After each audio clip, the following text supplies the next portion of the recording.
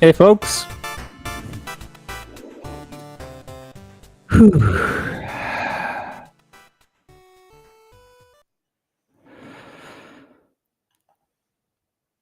Nice to see you out there in the chat. Welcome, one and all, to the anti-broadcast. KO in the chat says, "She drives me crazy." Morgan's song for Michelle.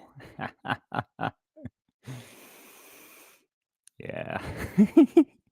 Oh, I can't wait to see Michelle pop up on the show at some later time. Does anyone know what's been going on for Michelle Keane lately?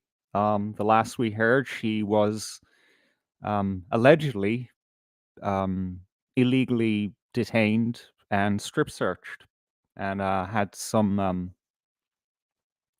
taken from her anyway. Um, you may have noticed at the start of last week's show that my flags fell, um, and I had to switch off my camera real quick and jerry rig them back up onto the nail on the wall. Didn't quite work out. I can't get the position right. It was just perfect, but I guess it didn't work out. All right, so this is a pre-show. We're expecting Morgan in 10 to 25 minutes. So once again, you're stuck with me for a while. Top of the night to you, Kevin YouTube says. How's it going? Simon Martin says the dominatrix Michelle. Michelle. Ken Mackwood says Michelle got a job as a prison officer. Oh, Jesus. Anyone who doesn't know our adventures with Michelle Keane will think that we're just fucking bizarre. Sirsha says, but Morgan would love to strip search Michelle. Yeah. We told that joke at the time. We covered that one, but it's still funny. We do love Michelle. I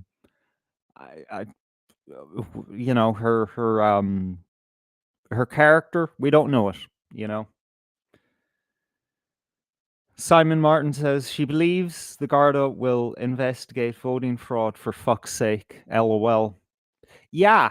I don't know if that speaks to naivete on her part, which I decided to pronounce like a feckin' G slur.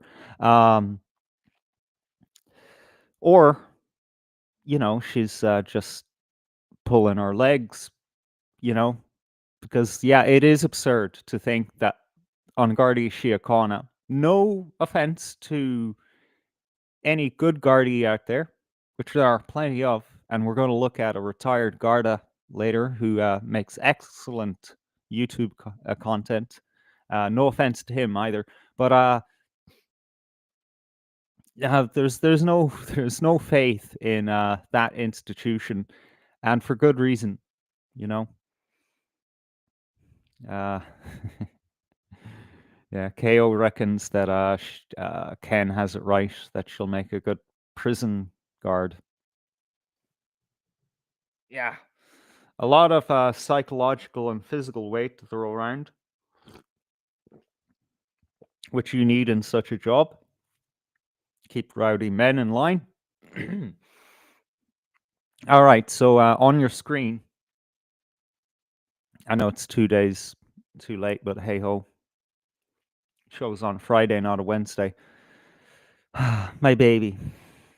The girlfriend that I didn't know I had until I sadly learned of her existence after she was taken from me and the world at the age of 29, was it? Yeah. Yeah, just 2 months from her 30th birthday. Daria Dugina, the daughter of the philosopher Alexander Dugin, um, a great thinker, both in the realms of philosophy and politics, because those things can intersect. They say that the car bomb that the Ukrainians planted was meant for her father. But I theorize that,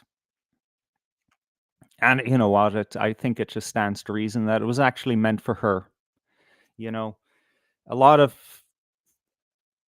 a lot of attention gets drawn to Alexander Dugin because he's, you know, the Western media like to call him, you know, Putin's Rasputin. You know, if you know that character, the mystic who was great help, I guess, or hindrance, depending on you know your reading of Rasputin, to the Romanov dynasty. He was a nutcase and a heretic, but I guess you know he did some miraculous healing, I suppose. It's so the comparison just doesn't fit. It's just the idea that a lot of the philosophy that comes out of Dugan about um, you know rethinking civilization, how that works, is reflected in the actions of Putin and the Kremlin. And, you know, that doesn't mean they're good friends, but, you know, maybe, you know, Putin is a well-read man, you know, so maybe he does read Dugin. Um, so there's a lot of attention put on Alexander Dugin. However, I do believe that Daria was a rising star. You know, an acute face, you know, a young, attractive woman who can handle her own and knows what she's talking about and has drive and vision during a war. You know, that's propaganda gold dust right there. So I think that she had to be taken out. Probably not even by the Ukrainians. That would be thinking too small. I think that they were kind of used as a patsy, kind of an excuse to get rid of such a strong woman because she had a lot to say about the world that we live in and how it can be so much better, and the dangers of the what she would call the liberal fascist Western regime, which we live under. We, you know, we see it every day. The, you know, the endless fucking parades for pride. The green agenda. You know, I'm all for the environment. I'm sure Daria and many Russians are for the environment because you know what, we all live in the environment. But this nonsense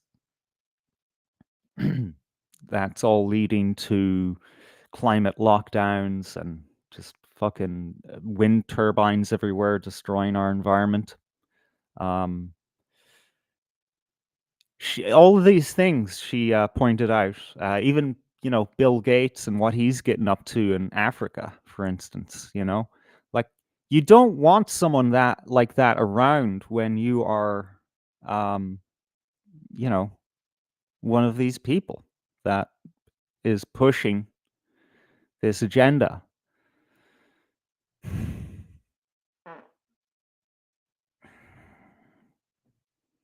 So, rest in peace, Daria. You were a martyr for the cause,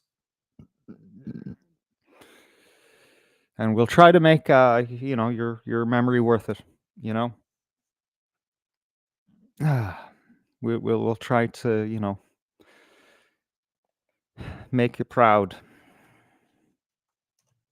Let's look at some of the news according to the mainstream media. The great way to do that is to go to Google News, the aggregate of the regime. Oh, a bus crash in New York. Multiple dead. Jesus Christ. Oh, lovely. Yeah, you know, there's evening 420. Nice to have you in the chat. Oh my God, we have royalty. And I say that, uh, you know, selfishly, I guess, egotistically, because 420, uh, he he uh, he did something I liked anyway. We'll address that later. That took balls, man. And thanks for the shout out. That was cool. Yeah, so there's a spate of oh dear, did that get on the microphone? I hope not. Um,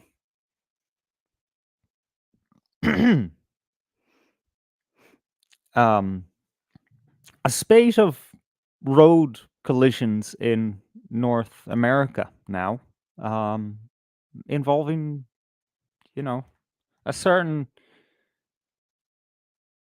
a certain Foxtrot Oscar Howard. Oh, for fuck's sake! D- Don't pretend like I don't know what that means.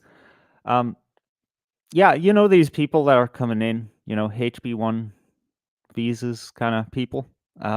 Yeah, they're driving long haul lorries. They're driving this. They're driving that, and they're causing fucking accidents.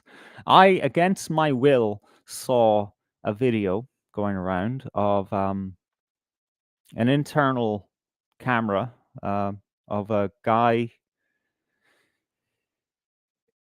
in a freight lorry deciding, yeah, I'm going to just do an illegal U-turn here on this.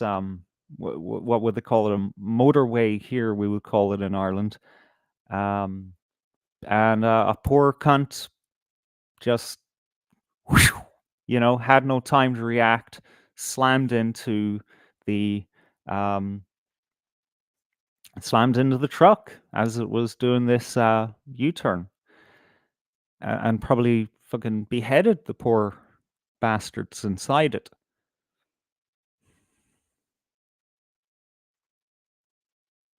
R.I.P. Who? Dr. Crispy.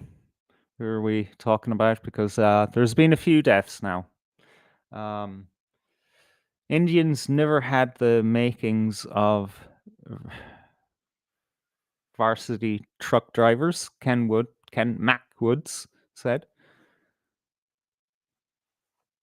KO asks, "Was that a short?" Yes, it was. It's going around. The things that you see on the internet, when you don't want to. A shart, a shart. No, fuck's sake. No, I fart dry. Thank you very much. I take good care of myself. All right, so okay, this has gone off the rails. Miss Pacina in the house. Uh, Morgan will be with us shortly, and we'll get stuck into the show. I'm just filling up space. Um, I was very angry. I've had a very bad week, and I was full of rage. And I was thinking, this is great energy to bring to the show. I hope that my dinner doesn't spoil it. I hope that the weekly episode of Dexter Resurrections doesn't spoil it. Excellent fucking show, by the way. But I made a nice spaghetti bolognese, and it was more than nice. It was absolutely fantastic. It blew my socks off, and I thought, okay, that's it. I won't be able to do a show, and that explains my flatulence. Um, I'm done. I'm done.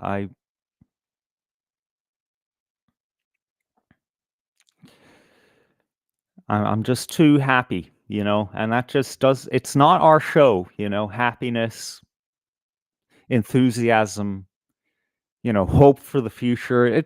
It's just not us. It's going to be a terrible show. I'm sorry. What am I going to tell you here? Uh, what do we have? This GIMP again in the news. Um, it is now the time for action. President Higgins calls on EU states to respond to Gaza. They're saying it's a famine now. What is there a legal international definition of what a famine is? You know, like I'd imagine that if most of Gaza is rubble, there's not a whole lot of food being grown there, and hasn't been grown there for a while. Why wasn't it a famine 2 years ago? You know, Dr. Crispy Rothschild says we didn't come here to be happy. Uh, what have I done with my life? I've become someone I don't enjoy. Ken Mackwood says I tried for a HGV license and I failed on not looking in mirrors enough. These Indians pass and they can't even pass the theory test. Um, yeah, yeah, I know. It's beyond ridiculous, really.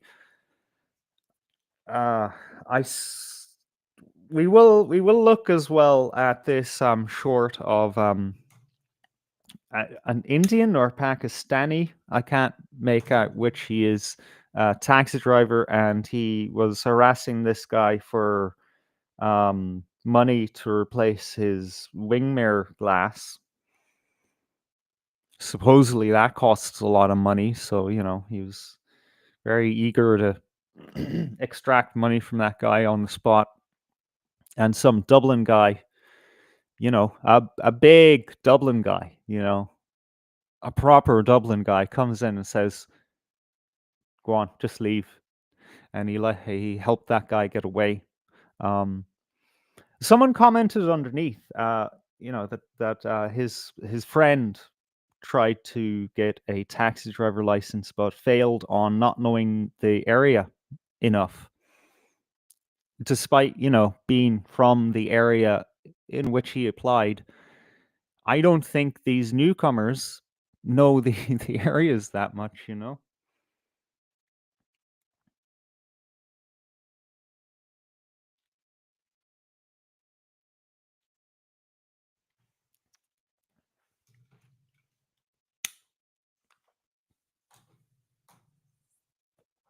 Saoirse Aaron says, I've seen plenty videos coming out of Gaza, food piling up, selling on the streets, a serious amount of propaganda. Yeah, which way is that propaganda going? I'm not saying that I know one way or another because I'm not there. I can't know. I just know that I just know how the other party in this uh, not war but conflict behaves. Um, like who controls that food really? And would you go and get food if it was given to you and you knew that you're probably going to be shot for it? How hungry do you have to be to take that risk? Ken Mackwood says wing mirror 9.99 in Halfords. Yep. Uh, he also says we have to pass 80% to test for a taxi. The migrants only have to pass 50%. That is true. What? Is this written down somewhere? Because we have this thing. Oh, I get it. RIP is someone in the chat. Okay. Okay, now it makes sense.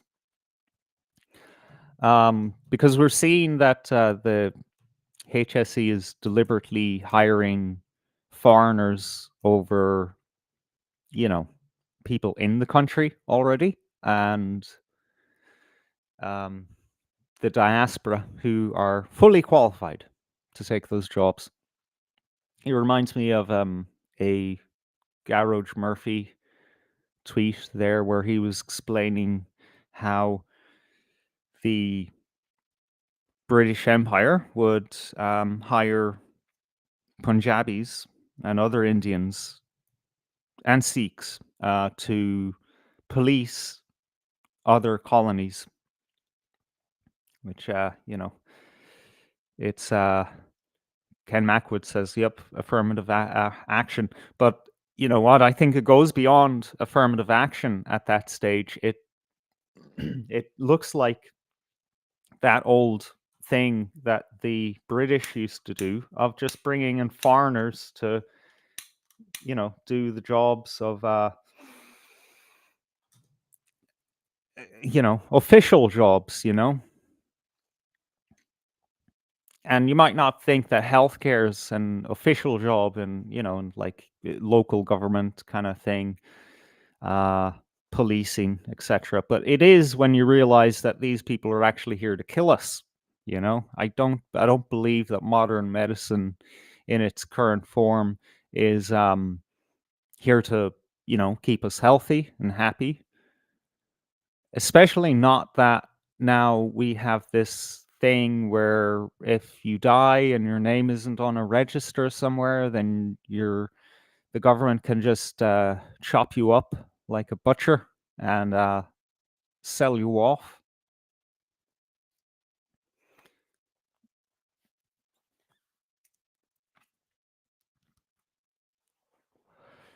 I think it was 2 weeks ago that um,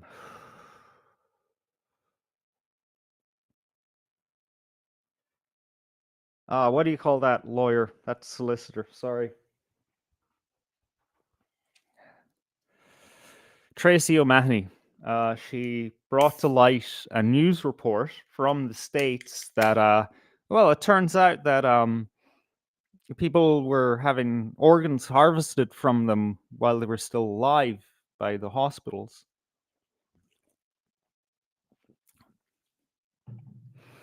Now, funny enough, my American wife back in 2012, 2013, maybe earlier, was telling me that this is happening.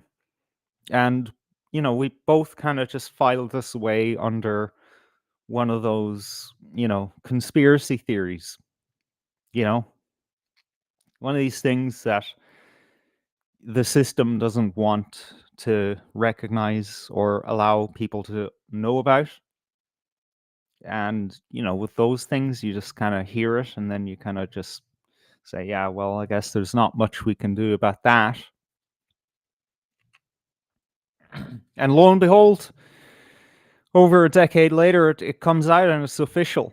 Yeah, in New York in particular, they were cutting up people who probably could have lived. And I guess they were just telling the relatives, if they had relatives, that, oh, I guess they just didn't make it. Sorry.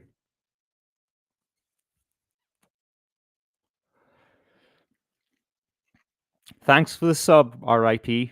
Nice to have a new face around. And he said, 420, you get a sub because I heard you have a good chat. Great. Good. We're sharing the love. Second wife? No. No, I've only been lucky once in my life.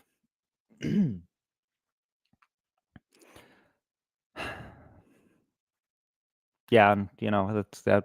She was a friend, and I'll never meet anyone like her ever again, which is sad. Um, sorry, still grieving. Um, what was I talking about? Oh yeah, yeah. So don't tell me that the medical system is here to fucking help us. That's ridiculous. We're resources to them. So of course the colonizers are bringing in, you know, middle managers from their other colonies to keep us in line. Because the thing is, as Garroch pointed out, if the police force don't look like you and aren't of your kin, they're not going to be, you know, they're not going to be with you. They're not going to be one of you. They're going to treat you like garbage if they have to or if they can.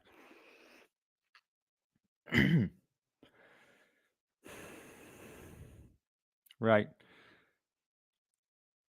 Well, let's look at the chat again because I got distracted thinking of the past. And a departed loved one. Big Tips lover is in the house, I hear. I haven't seen him. Phew.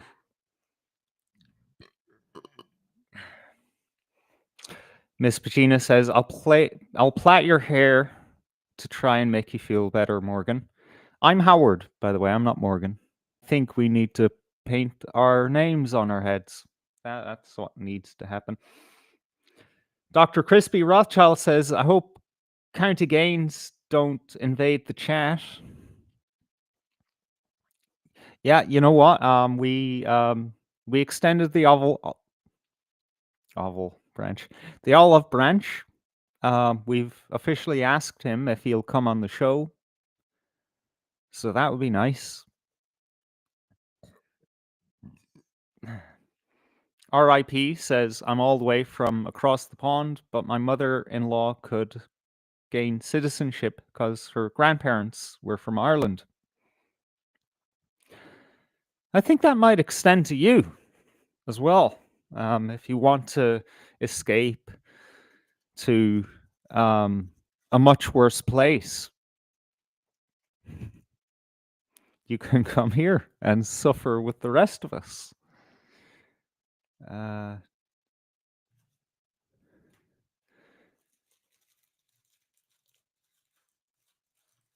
Liz Pepper says, do you tweet from Lanzarote? Okay. Wow. Not bad. Not bad at all. RIP says, no, not even my wife can get citizenship. Well, that's garbage. We need to change that.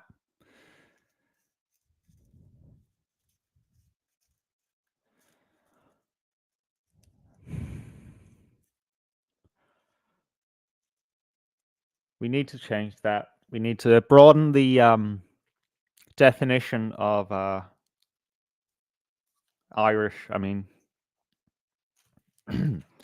so what? You might have a little bit of admixture from something else, but if you're Irish enough, I mean, and you actually want to be here, yeah, you should be allowed to be here. It should be at least easier for you than the average American citizen.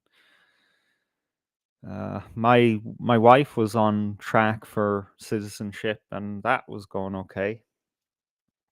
Um, not a drop of Irish blood in her. Maybe somewhere back then, one of her slave ancestors hooked up with an Irish indentured servant, and or maybe the family that owned her family, the Burgesses, which is Scottish. Maybe they were Irish. Who knows? But Darscape, my wife. I don't know what's that a reference to. Big Tips lover. My wife's curling iron has a warning tag for external use only. What crazy bitch made that necessary? Morgan's in the green room there. No better time than now to jump in if you want. Last week he was back there for 5 minutes thinking, when's the best time to jump in? Really, there wasn't any time to jump in. KO Howard, very sad to hear of your loss. Not easy. Make sure you let it out when need. Yeah, it's been a long and non-linear journey, as all grief is. Sometimes I think I'm over. Oh, you never really get over loss like that, do you? Over it enough, over it enough where I think, yeah, I can let someone in my life without having to tell them that I still care about my dead wife. I miss her as a friend, because that nobody wants to hear that. You get into a relationship and someone tells you, I still kind of love this person who's now dead. So what I think I might do is transfer um, my love and affection to another dead person, Daria Dugina, um, who I've never met and never been with. So then, nobody gets to be jealous about that. Doris K, yes, she died. Yes, I didn't want to say that word because it not because I'm uh, not because I'm afraid of the word. I just want to fucking sympathy mine you guys, trauma dump, as the kids say online.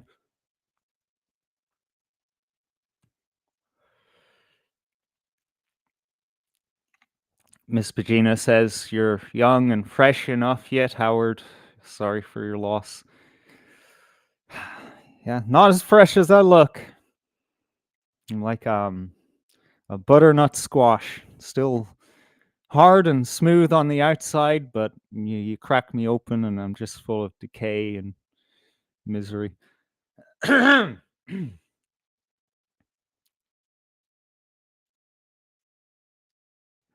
Chris Winter says it can turn people off a bit sometimes. It's hard to compete with someone who's dead and fondly remembered. Yep. Yeah, I wouldn't be able to fucking handle it myself, That's how I know that it's just not something that can be done. You just can't do that to someone because, why would you put someone through something that you wouldn't go through yourself if you had the choice?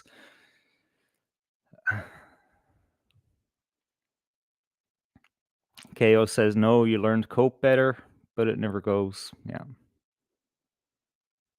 Miss Pacina says, you're fresher and younger than me. Yeah, we can all say that about someone.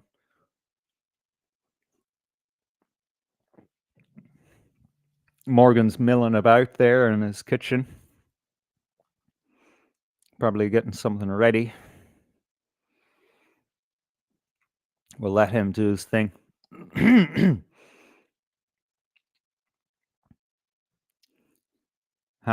10 students at Cork School achieve maximum 625 leaving cert points. Let's see what they look like. Uh, just out of curiosity, what do they look like? Huh. Wait, can we? That's a reassuring picture. All things considered, it's not perfect,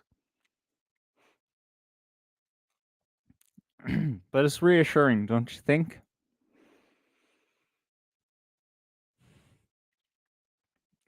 Thanks for 20. Uh,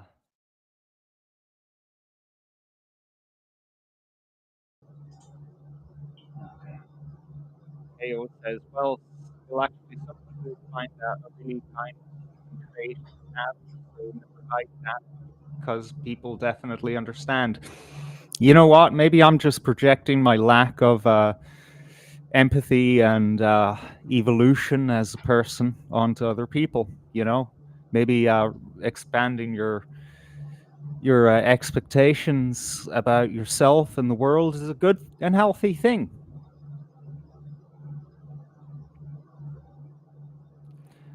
Chris Winter says, Aura, The Weight of Missing is a nice song on loss and how it evolves.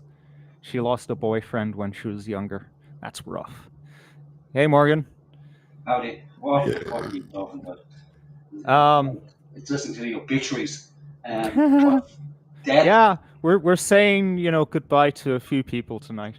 Can you Or, are you is your microphone far from your mouth or is no, maybe the I am having connection? issues though, because Okay.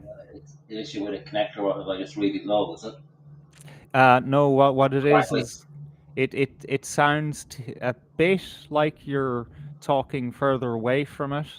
So it's not getting the whole spectrum of your voice, and also it sounds like there's a dryer running in the background. Okay, hang on. It might be connected to the microphone on the Oh, camera. it could be, yeah. Oh, there we go. Hello? Oh my.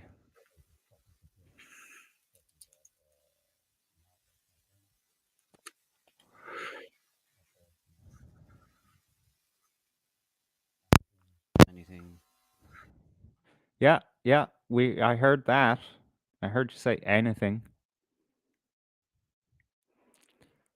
Jeez Louise. Darske says someone failed maths. There's only 8 of them.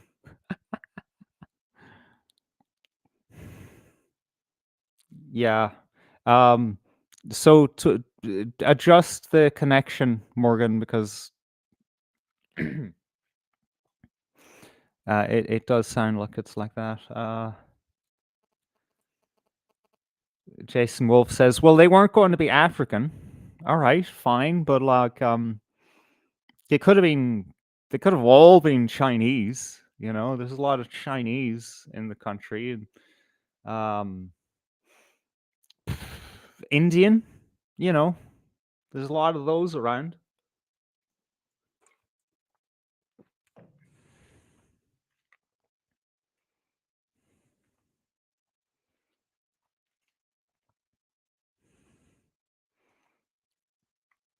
Big Sips Lover has some stellar advice. Fight like you're the last 2 monkeys queuing to get onto Noah's Ark and it's starting to rain. Darske says, "Spot the spy." Yeah, that's quite the haircut there, isn't it? You know what? It looks like a replacement for those hats they wear when they're tending to the rice paddies. You know? Oh God. You know, they missed that part of their culture, so they thought, yeah, we'll cut our hair like this.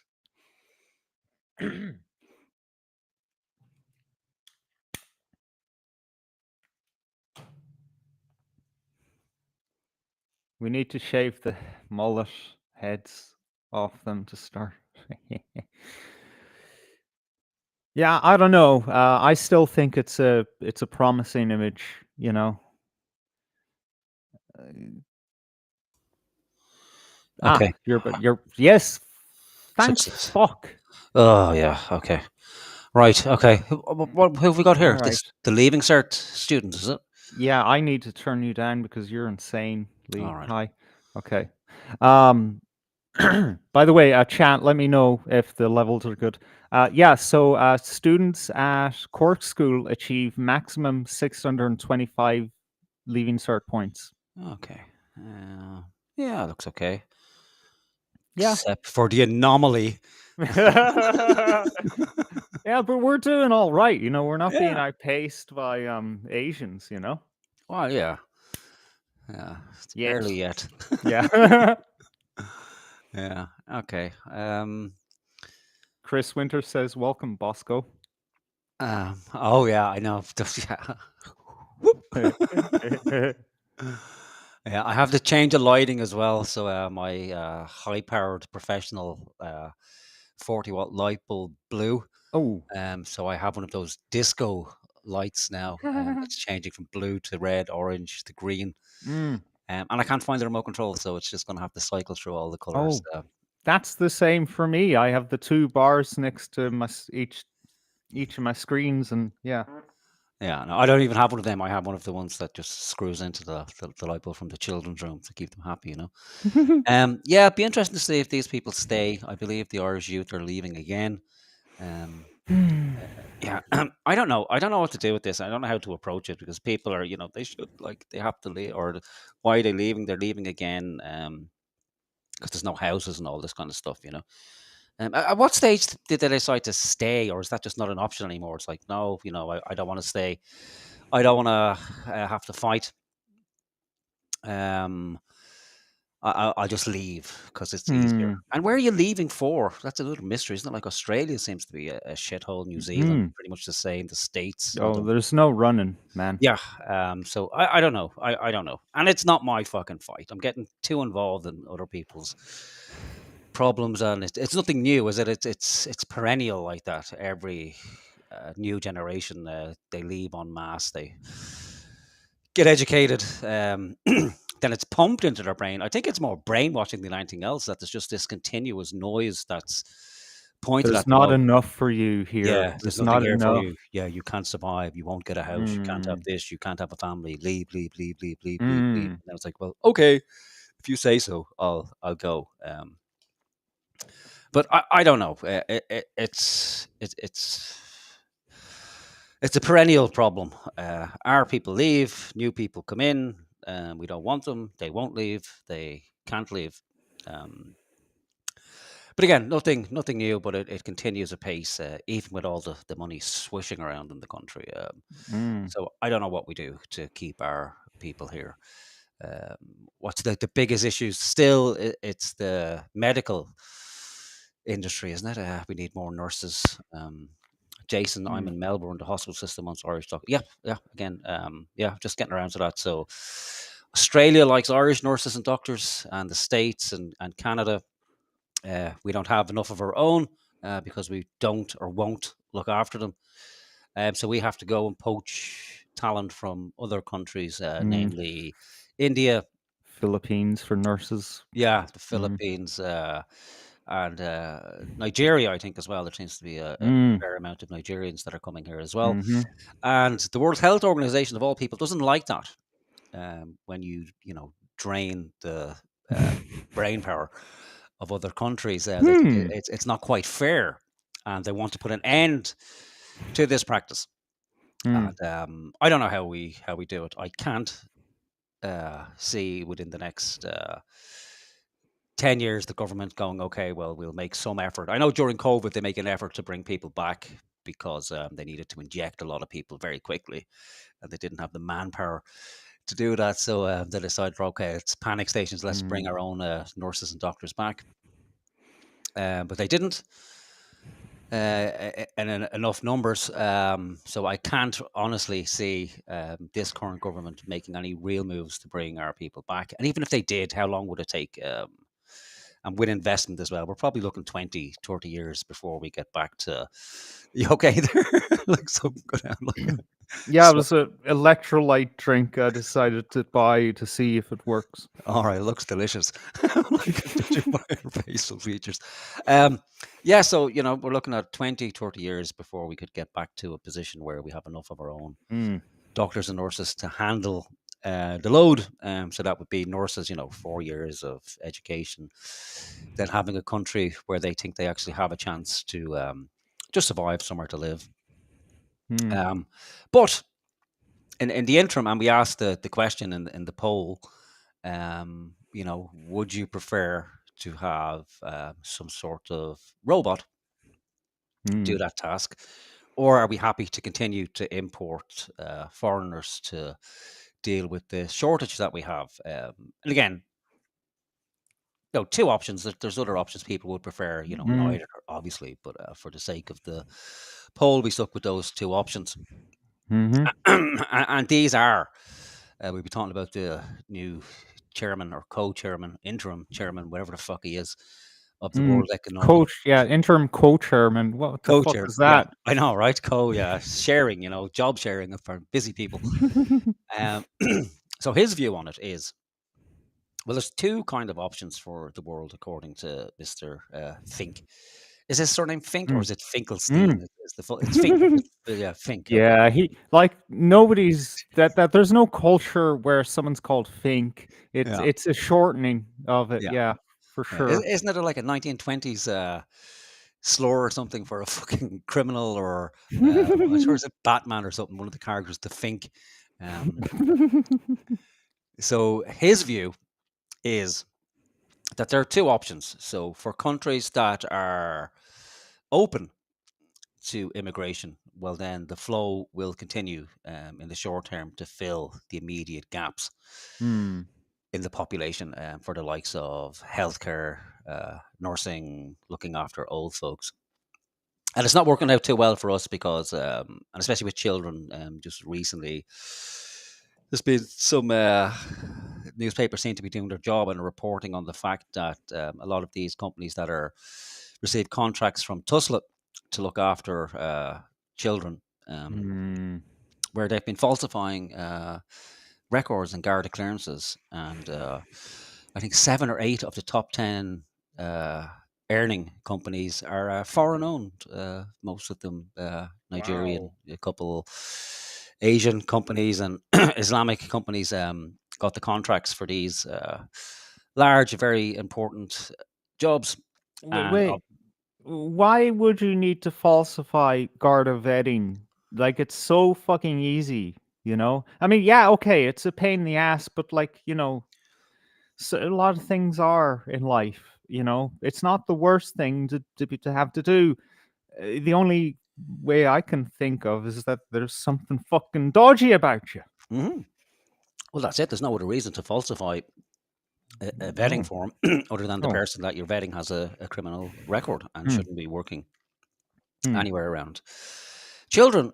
So Mr. Fink's answer for the likes of Ireland is we will continue to get more and more immigrants into the country. Mhm. And then for those countries that aren't too open to immigration, like likes of China, Japan, and other countries, well, then the option for those guys will indeed be robots. Mm. And I don't know. I keep track of all that shit. So it's like, day after day, these robots are becoming more and more advanced, especially in China, Japan. They recently had the robot Olympics. I know, they still look kind of ridiculous where you've got these, humanoid robots running around tracks. But the plan is to have those robots go into healthcare and be home care for elderly people. And I'm honestly not sure which is better. At least humans still have a conscience, I think. Mm. Robots don't. Robots are pretty much programmed to do what they're told. So if it's a matter of give Yeah. medicine or any type of medicine at this particular time, they will do it. But as things look, it's like we won't be getting the robots. We will continue Mm. to get more and more and more and more immigrants into the country, unless we can get our shit together in the next 20 or 30 years. And I think we can, but not with this particular shower of cunts. But we'll touch Mm. on that later because we will have a Yep. look at Mr. Fink and his Mm. co-chair, who I hadn't heard of Mm. until I kind of looked into who the co-chair was, but we'll have a look at him as well. But we have a few things to get through. So will we start? I know we've had a running order, but it's gone out of my head. So perhaps we'll start with county gains. Will we get county Mm. gains out of the way? Yeah. Yeah. I think that's the best thing to do.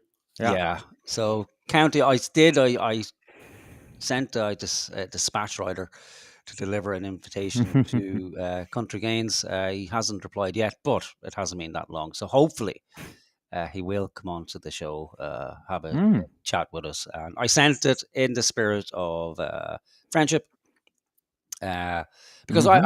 I don't know the man, like, and he doesn't know us. Now, No. whether he responds or not is a different story. He may well just tell us to, go fuck Mhm. off. But I'd like to think he has a sense of humor, and we'll come on Yeah. the show and we'll have a chat with him.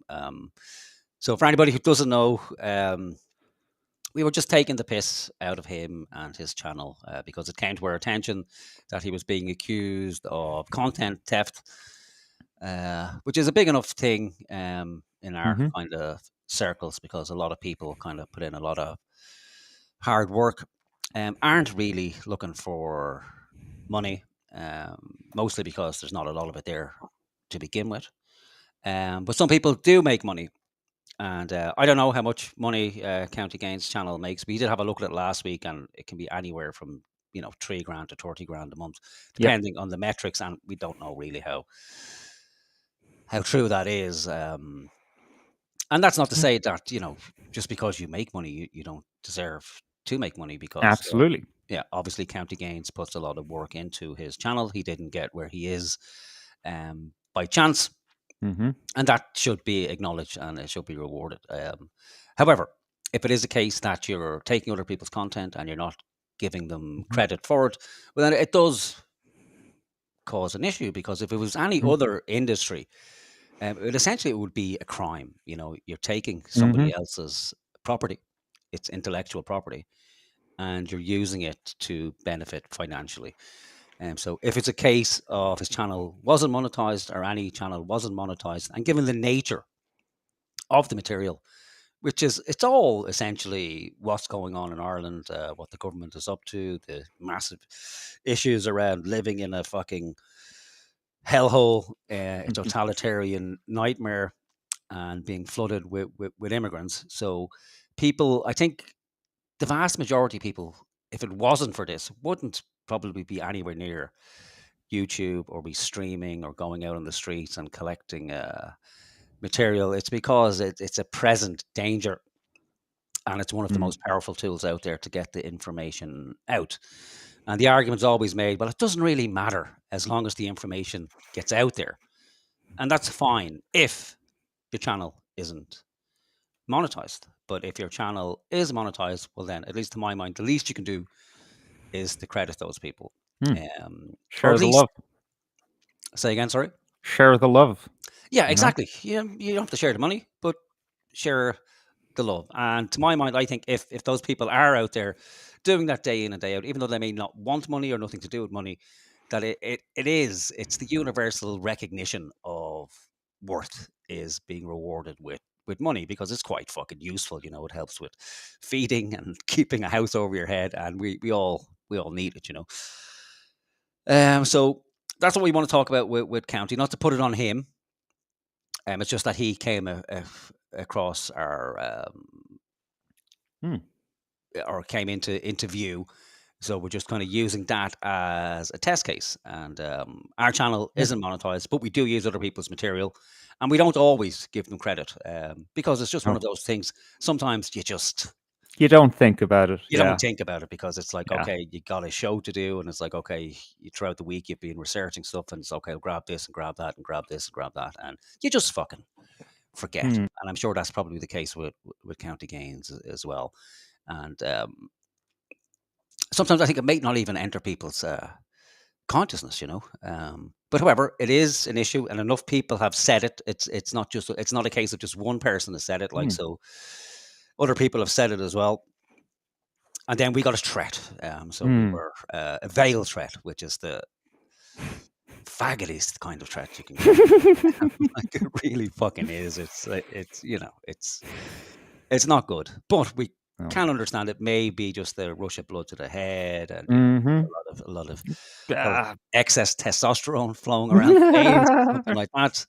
And we did insult somebody's friend, so his right hand man, his best friend, came to his aid, and essentially, threatened us with Violence. Yeah. violence, which isn't great. But again, I can hold my hands up. I've threatened people with violence in similar, not similar situations, but in other situations, and I never really meant it or tried to follow through. I think it's a lot of bravado, and it would be kind of a bit silly to get into a scrap over someone just ribbing you about your belly, asking questions, and just commenting on your channel, especially when your channel is in effect a reaction channel, or a large part of it is reaction videos. But times have changed, and now we're all kind of focused. I'm 6'10" and 800 pounds. Chris is 11 foot and 1.6 tons. Trained in capoeira. Yeah, I'm 6'9" and I weigh 280 pounds, so I'll be able to handle myself. I think. But when you're that big and that heavy, you get tired very easy. So it might just be a case of we need to run around for a bit, tire them out, and then when they're exhausted, me and Howard was bored them to death slowly. I just talked to them for 7 or 8 hours and slowly grind them down. But still, it's not the great thing to do, to threaten somebody with violence. But ultimately, unfortunately, we still live in the world where it pretty much boils down to that, where that threat is valid. and it can't be used. But if we get into that cycle, then it's okay. You might be able to beat me up physically because you're larger and stronger, but I can pick up a tool and I can, do something with that. And then it goes into all sorts of weird directions, and we don't want that, we really don't. But you can't just let the threat of violence go by and it's okay, well, let's not address this. What's this, the bread tube?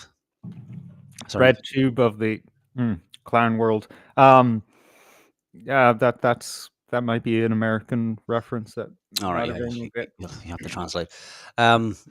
Yeah, so you can't just let the threat of violence go by easily, and it's silly. No. There's no need for it at all. Like, it's like, just calm fucking down, right? And then beyond that, our channel received a strike, or I don't know what the fuck it is, strike, a warning, Oh, whatever. it was a warning. Yeah. Yeah. So the video was taken down, and probably if you get another one, that's a strike, and then we get two more, we're done on this channel, which will probably happen eventually. But to have it happen like that would be fucking pathetic. I'd be Yeah. very disappointed. I'd rather have the guards kick the door in, confiscate all the fucking Mm. and all that kind of crack. So again, it was just very coincidental that the right hand man, loses his shit, and then within a couple of hours later, the video's taken down. So then we put it to Yeah. him. Did you do this? And then it's like, no, I didn't do this. And it may not be him, but it's very coincidental. But it may be one of the followers. And so all we were asking for is, okay, well, please say that you don't condone this kind of carry on. Because if we were the vindictive types, we could have your channel taken down in a day, really. All we'd have to do is go through your material, Oh, yeah. find something. Oh, yeah. And then it's done. But we don't want to engage in that, because that's pretty much what we're the antithesis of, is that type of carry on. And that's supposedly what we all get our knickers in a twist about with the so-called left, is that they use these tactics of, closing or shutting people down, and they're not in favor of free speech. Some topics are too dangerous to broach. And that's what we're against in relation to wokeism. But it goes both ways, because take woke out of the equation, and it's human behavior. It's shitty human behavior, but a lot of human behavior is. And again, I think maybe they felt a little bit threatened, and so okay, well, it's some sort of defense mechanism. So then recently, the guys, and part of the criticism around people who take content, especially around the protests, is that a lot of people who take the content then get it out there, and if they've got larger channels, one, they don't give credit, and two, they very rarely, if ever, show up and attend at the protests themselves for whatever reason it is. And that's something else that needs to be addressed as well. Like, should you have to, or is it okay just to comment on these videos and get the word out to a larger audience? So that was mentioned, and then another protest came up in Athlone, where County Gaines and his right hand man did indeed show up to make their own material. So again, I don't know if they have that planned already, or if it's just to counter the accusation that, how come you never turn up at these events? And I've been at a few of them, not an awful lot of them, for a couple of reasons. One, to show support. Two, to gather material for the show and other channels. And it's not the easiest thing to do, because it's it's a strange situation, and it's fraught with danger, and it takes a certain type of person to do it, and to do it regularly, and especially the people who are organising it and all that. And if you're on the outs, especially if you show up with a camera, you can be, seen as like, who the fuck is these people all of a sudden, and all that kind of crack, And so they turned up anyway, and luckily enough, our friend 420 was there, and so he came across them, and he bustled them, which is great. 420 is, I'm sure everyone knows, a unique individual, one of God's own creations, and it's only certain people. There's only one one type of person, and the mold is broken. We're very lucky to have 420. And so he came across the lads, and he put it up to them. So it was very kind to make a video of it. So I think we'll have a look at that, and we'll see what we can what we can garner from it. But we do want County Gaines to come on the show. I Mm, don't know. I don't know if he's listening. I don't know if he can be arsed. But please come on the show. yeah, If only yeah, just to talk, just to have a bit of crack and to talk these things yeah, out. And I want to talk to him as well because he seems like an interesting enough guy. Because yeah. he is Irish, he has American heritage, which is obvious by his accent. I think his father's American or something like that. And Oh, there's a big question in around because we're all kind of in this mad space of what is it to be Irish? Can you have an American mother, or can you be tanned or black or fucking Chinese and be Irish? So I mm, think that would be interesting as well. So we'll have a look anyway. mm-hmm. Uh, Probably Yeah. And look, hopefully won't too long anyway. it's this isn't. I want to say this because it's a possibility that might be in someone's mind in this situation, but this isn't going to be an ambush, Mm. where this isn't what you're walking into here at all. We're just guys, and we like to take the piss, man. Yeah, That's and there's this. Sorry to interrupt you. There is this Mhm. call for unity and everything like that. So, but part of camaraderie is the ability to be able to take the piss out of each other, like, and especially amongst friends and comrades. It's and it's traditionally it's a way to weed out people if you can't take a fucking joke. Now we're not going to put your Mm. jocks over your head or fuck you in a river or something like that. But yeah, just come on. And you're right, it's not an ambush at all. Right, sorry to interrupt you there. Right, where are you going, County Gaines? Yeah, no, that's all I was gonna say, really. We are who we are. What you see is what you get. Mm. Okay, yeah, I can't make this any bigger. It's just the way it was Yeah. edited. Right, so we'll have a listen and Hmm. we'll pause it throughout. I'll try not to drag it on for 2 hours. Okay. I'll do my best, I promise. Guess who was correct? County Gaines. That's why I stay the #1 non-biased independent streamer journalist in Ireland. Well, yeah, I'll have to stop it there. That's a bit hard to take, especially for an Irish palate. Um, or maybe I'm wrong, but that's very American. I'm Oh number yeah. one, the biggest, the best, the baddest. And I don't know for a younger audience if that's appealing or not, but for someone my age and my background, that immediately kind of puts my back up. It's like, who the fuck is this Well, guy? Like, and it's us for at least the last 5, 10 generations, because the thing is that if an Irishman ever did that, then he'd get shot, because you're not allowed to be a rebel or be a leader in any sense whatsoever. So you need to keep your head down. yeah, And I'm not saying that's a good thing, but if something gives you the ick, you can't change that about yourself. And it does signal this guy's different. He's not in our crew because he didn't get that memo, you know? So that's it. Maybe it's a cultural thing. I don't know. Maybe it's Mm, gone now. I don't know. I don't have yeah. a lot of contacts with younger people, which is why I think it'd be interesting for him to come on as well because he is a younger guy and you know he is Mm, Irish, classes himself as Irish, and I'd like to hear what yeah. younger Irish guys Yeah, and I'd have to like say. to hear him tell me what was this skibbity toilet thing. Right. Okay. Yeah. Maybe we can figure that out. Yeah. My kids like that shit. It's fucking toxic horseshit. But anyway, what wasn't, there was enough toxic horseshit when I was a kid as well. Mm, And just rose tinted glasses, looking back. Oh well, the mhm. cartoons in my day were higher grade. Yeah, Tom and Jimmy Jerry. Savile on the TV. Oh. Yeah. Please, mommy, can I write to Jimmy? No. Why? I don't know. It's just I get a weird vibe from him. Yeah, so that doesn't go down. And some people say, "Oh, it's begrudgery. That's why people don't like it." But I don't. I generally think Irish people Mm. still, on large, don't like the kind of braggadocious. And plus, it's not true. You Uh, know what actually, you know what? We don't, when Conor McGregor says something about himself, we don't say, "Ah, ugh, yuck, stop it, get off it, will you?" Even now that he's like outed as this right wing guy and all that, you don't even see the left say that, because he has earned his stripes. mm, I think this is a part of it as well. It just clicked with me now.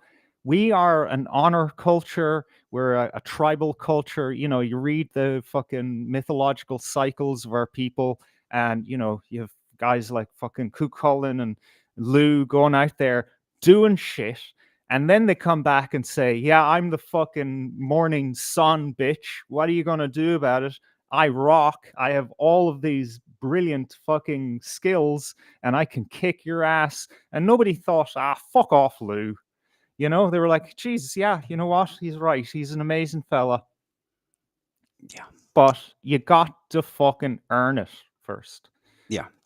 So you can't say that, you know, they're most, or how do we even measure the most independent journalist in Ireland? Then how are we classifying journalism as well? Like, so are we saying anyone who has Sure. with a camera and, you know, citizen journalists? I don't want to go down that route anyway. It's been Well, like so. independent. I mean, we're the most independent because we don't even make money.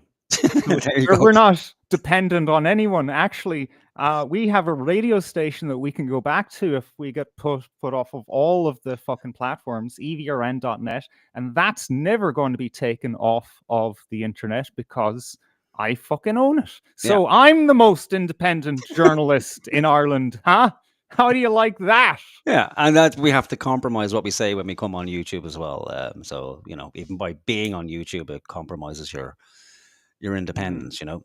Mm-hmm. And that's the danger with monetization. And we Yeah. you know, every now and again we have conversations about, well, you know, should we, shouldn't we, like, you know, I don't know, and it's all over the place. But again, once you take the money, well, then you can, not that you necessarily do, but you can. And you know, if you're making 30 grand a month, I'm not saying he is, but you know, certain people do. That can be very fucking difficult to give up. Like, and you know, it's very easy to be independent Mm-hmm. when you have nothing. But all of a sudden, if you're getting 30 grand a month, Mm. and then you know YouTube changes its terms and service, and you can say this and you can't talk about that, Yeah. and and you get those strikes and warnings, well, then it will shape the conversation around that, you know. And we even feel it, and we make fucking nothing. Mm-hmm. It's just the mere threat of, okay, we're going to take this medium away from you, can, and I'm sure it does, if not consciously, subconsciously, it's going to temper what you say and what you talk about. You know?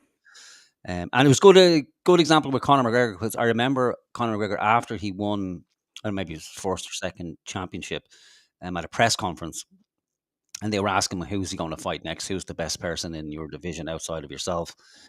And then there was somebody, another fighter in the background, and he started yelling at Conor McGregor, "I'm the best, you know, 170 pounder, blah blah blah blah blah blah blah blah." And he was a nobody. And the first thing McGregor said, "Who the fuck are you?" And I think that's Mm. a standard question when somebody Mm. who is, you know, unknown or doesn't really deserve the credit when they're saying, like, you know, I'm the shit, and then Mm. most people would naturally turn around, hang on a minute, who the fuck are you, you know? So again, that just rubs the wrong way. Maybe a cultural thing. Again, there has to be an element of entertainment to it as well. And Mm-hmm. for Yep. people a little bit too harsh. But still, from an Irish point of view, Irish people, they just in general, at least my generation, when they see something like that, it's like it's a turn off, unless you can actually back it up. And like you said about McGregor, that's why people don't pull him up on that, because he has indeed backed it up. He is the most successful Irish MMA fighter in history, very wealthy and all that kind of crack. Right, we'll carry on. Today we have a brand new video. Look, whose country? Look, it's our boys. It's our boys here, look. It's our boys. Yeah, so there's our boys there. I feel a little bit better having seen this, like, because it's very effeminate, I have to say. Like this kind of, are these ladies' clothes? Like I don't know. It's just this 3/4 length, and I think that is a boxing vest. Sure. Of some description, but this carry on, like, this has to stop. It really has to stop. And the shorts as well. If you're over 12, you can't wear it. That's how people used to know when someone was a child. You know, they would still wear fucking Right. shorts, like, and Yeah. then when you started becoming a man, you stopped wearing shorts. And I've seen guys in their 50s walking around wearing these shorts and 3/4 length Mm. shorts. It has to be stopped. It's an outrage. Like, I don't know if it's like 40 degrees, you get a pass, But maybe, it's an overcast day there, it's not boiling like. yeah, maybe I'm being too harsh. Yeah, or maybe I'm not comfortable with my own legs or something like that. Actually, you know what? I remember, not that I went to Spain very often or any hot country very often, but the one time I did go to Spain, it was, hot enough where it was dangerous to be outside in midday. Mm, Like it was a health hazard to leave the house. Um, but nobody was walking around in shorts. yeah, I don't remember seeing shorts. So yeah. yeah, I don't know. And like, what the fuck is actually going on here? Like, it's like I, he's he doing point for County Games. He's yeah, protecting them. They're filming each other's phones at this stage. yeah, Like, so, that's very weird, isn't it? yeah, Yeah, they're almost holding hands when you look at it. Yeah, yeah, and that's weird, man. embrace for a hug and a kiss. Now, we just have to say, please don't get so upset. If anyone's listening who's a County Games fan, please don't report us to YouTube for, you know, hate crime of some description because they said it looks like they may hug or kiss. But it is very, very strange. So I suppose 420 he is questioning, so maybe they feel Mm, threatened. I don't know. But it's an odd way to be kind of roaming around. It reminds me of like mm, if a politician, very important politicians arrive mm. on the scene and then they have a bodyguard, and the Yeah, bodyguard's kind of Secret Service. Yeah. scouting around, making sure there's nobody hiding in the Mm, bushes or a sneak attack. No one's got a weapon. mm. Here's our boys.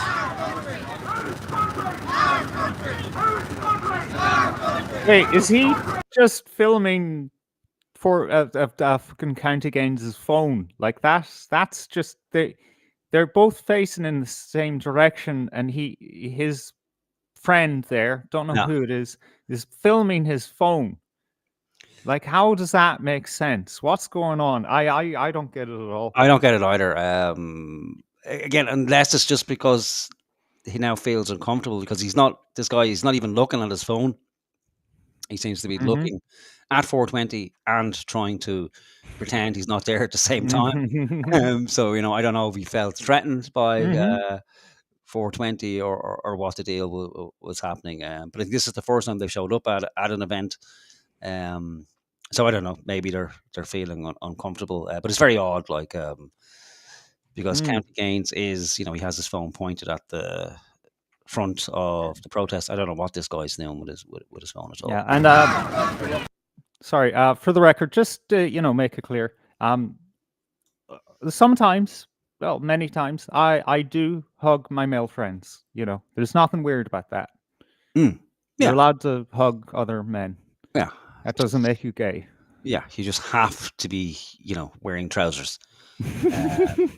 Yeah, Short, otherwise it gets weird. yeah, skin. Like, come on. Yeah, no skin, no. Right, you have to be fully clothed, 3-piece suit, top hat, Yeah. and thick woolly gloves on. So Like, there's I remember one day I hugged my male friend and our head skin touched, and it took me weeks to get over it. yeah. All right. Ew. Some soft music start playing. Your eyes locked.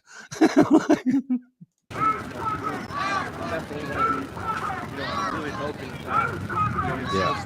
Look at that. That's not good form right there. He needs to be behind him, guiding him. Because I watched Yeah, this a few times, and he's going to walk into that fucking lamppost. yeah.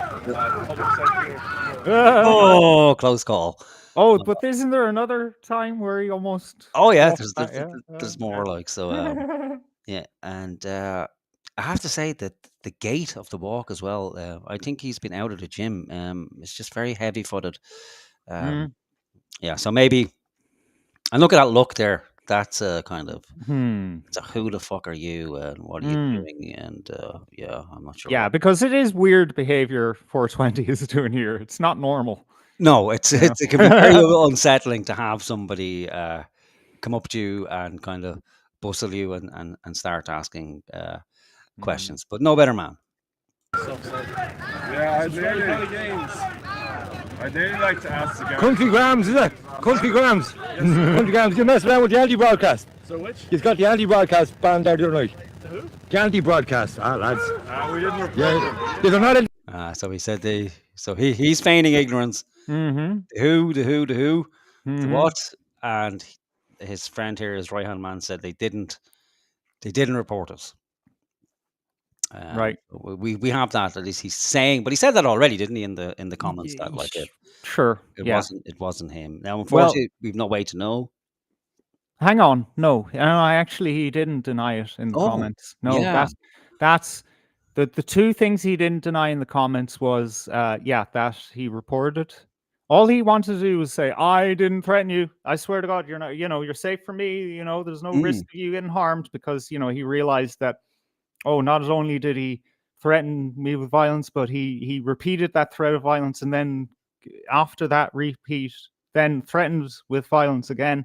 So I think he knew he was fucked there. So the only two things that he didn't deny from me is that he reported the video and that he's actually county gains himself. Some people think that was a sock puppet account, but no, that's actually that dude's account. Yeah. And I'm thinking that maybe he gave County Gains his phone to reply to me because it was in that chat, YouTube comment thread. I direct my comment to him in a conciliatory way, and then this dude's account replies to me. So, Okay. Yeah. The free speech. Lads are not into free speech. We didn't report them. I swear on my life. Come on out of that, buddy. Go on out of that, will you? Come on, Joe. Come on, you're boy for trade. You're stealing my content as well. Come on. County Games. You got Country Grams here. He's going to say if you got the lads banned or not. This is his mate who was threatening. You were the lad who was getting in the chat with you. I didn't get him banned. I didn't report his channel. That's good to hear that, because we all believe in free speech. We're free chat. We all believe in free speech. Absolutely. Good man yourself. Good man. Okay. The free speech. Free speech, absolutist. Absolutists. Okay. All right. Okay, we'll find out about that. Yeah. Okay. Sorry, that flag of Jesus has me thrown there. That's a massive flag of Jesus. Yeah, it's a proper fucking icon. Yeah. Yeah. Yeah. So okay. Well, then he's saying they're free speech absolutists. That's good to hear. A lot of people say that, but when put to the test, it's there's normally caveats somewhere along the fucking line. I've listened to Niall Boylan long enough to hear many people say they're free speech absolutists, except for excluding this, that, and the other. So right, we know free speech absolutists. That's good. Yeah, look, I'm seeing comments like only in it for the money in the chat. And look, we don't know that. We really don't know that. People can make mistakes and do funny things because they don't know what to do. This is a brave new world. This is new for us, even for a younger man like him. Yeah. So withhold judgment here, guys. Yeah, and I would be at that as well. Like, so I get very kind of skittish around money, almost allergic to it. Maybe it's an Irish thing as well. That if somebody is making any money from something like this, well, then to me, it's a red flag. It's like you shouldn't be making any money, and if you are making money, you should be giving it to the movement. But movements do need money. Unfortunately, they do. But whether county is involved in the movement, I don't even know what the movement fucking is, because there's no one unified movement, and everybody asks for money in some way, shape, or form. Through their own channels, donate to the cause. Then you have other people like Niall McConnell, buy his annual membership for €40 and get a flag and a proclamation and all this kind of shit. So a lot of people are at it, and you can argue either way. Okay, well, people do need money if they're going to grow it. But some people will see it purely as, okay, this is an opportunity to grift, and I can make money from it.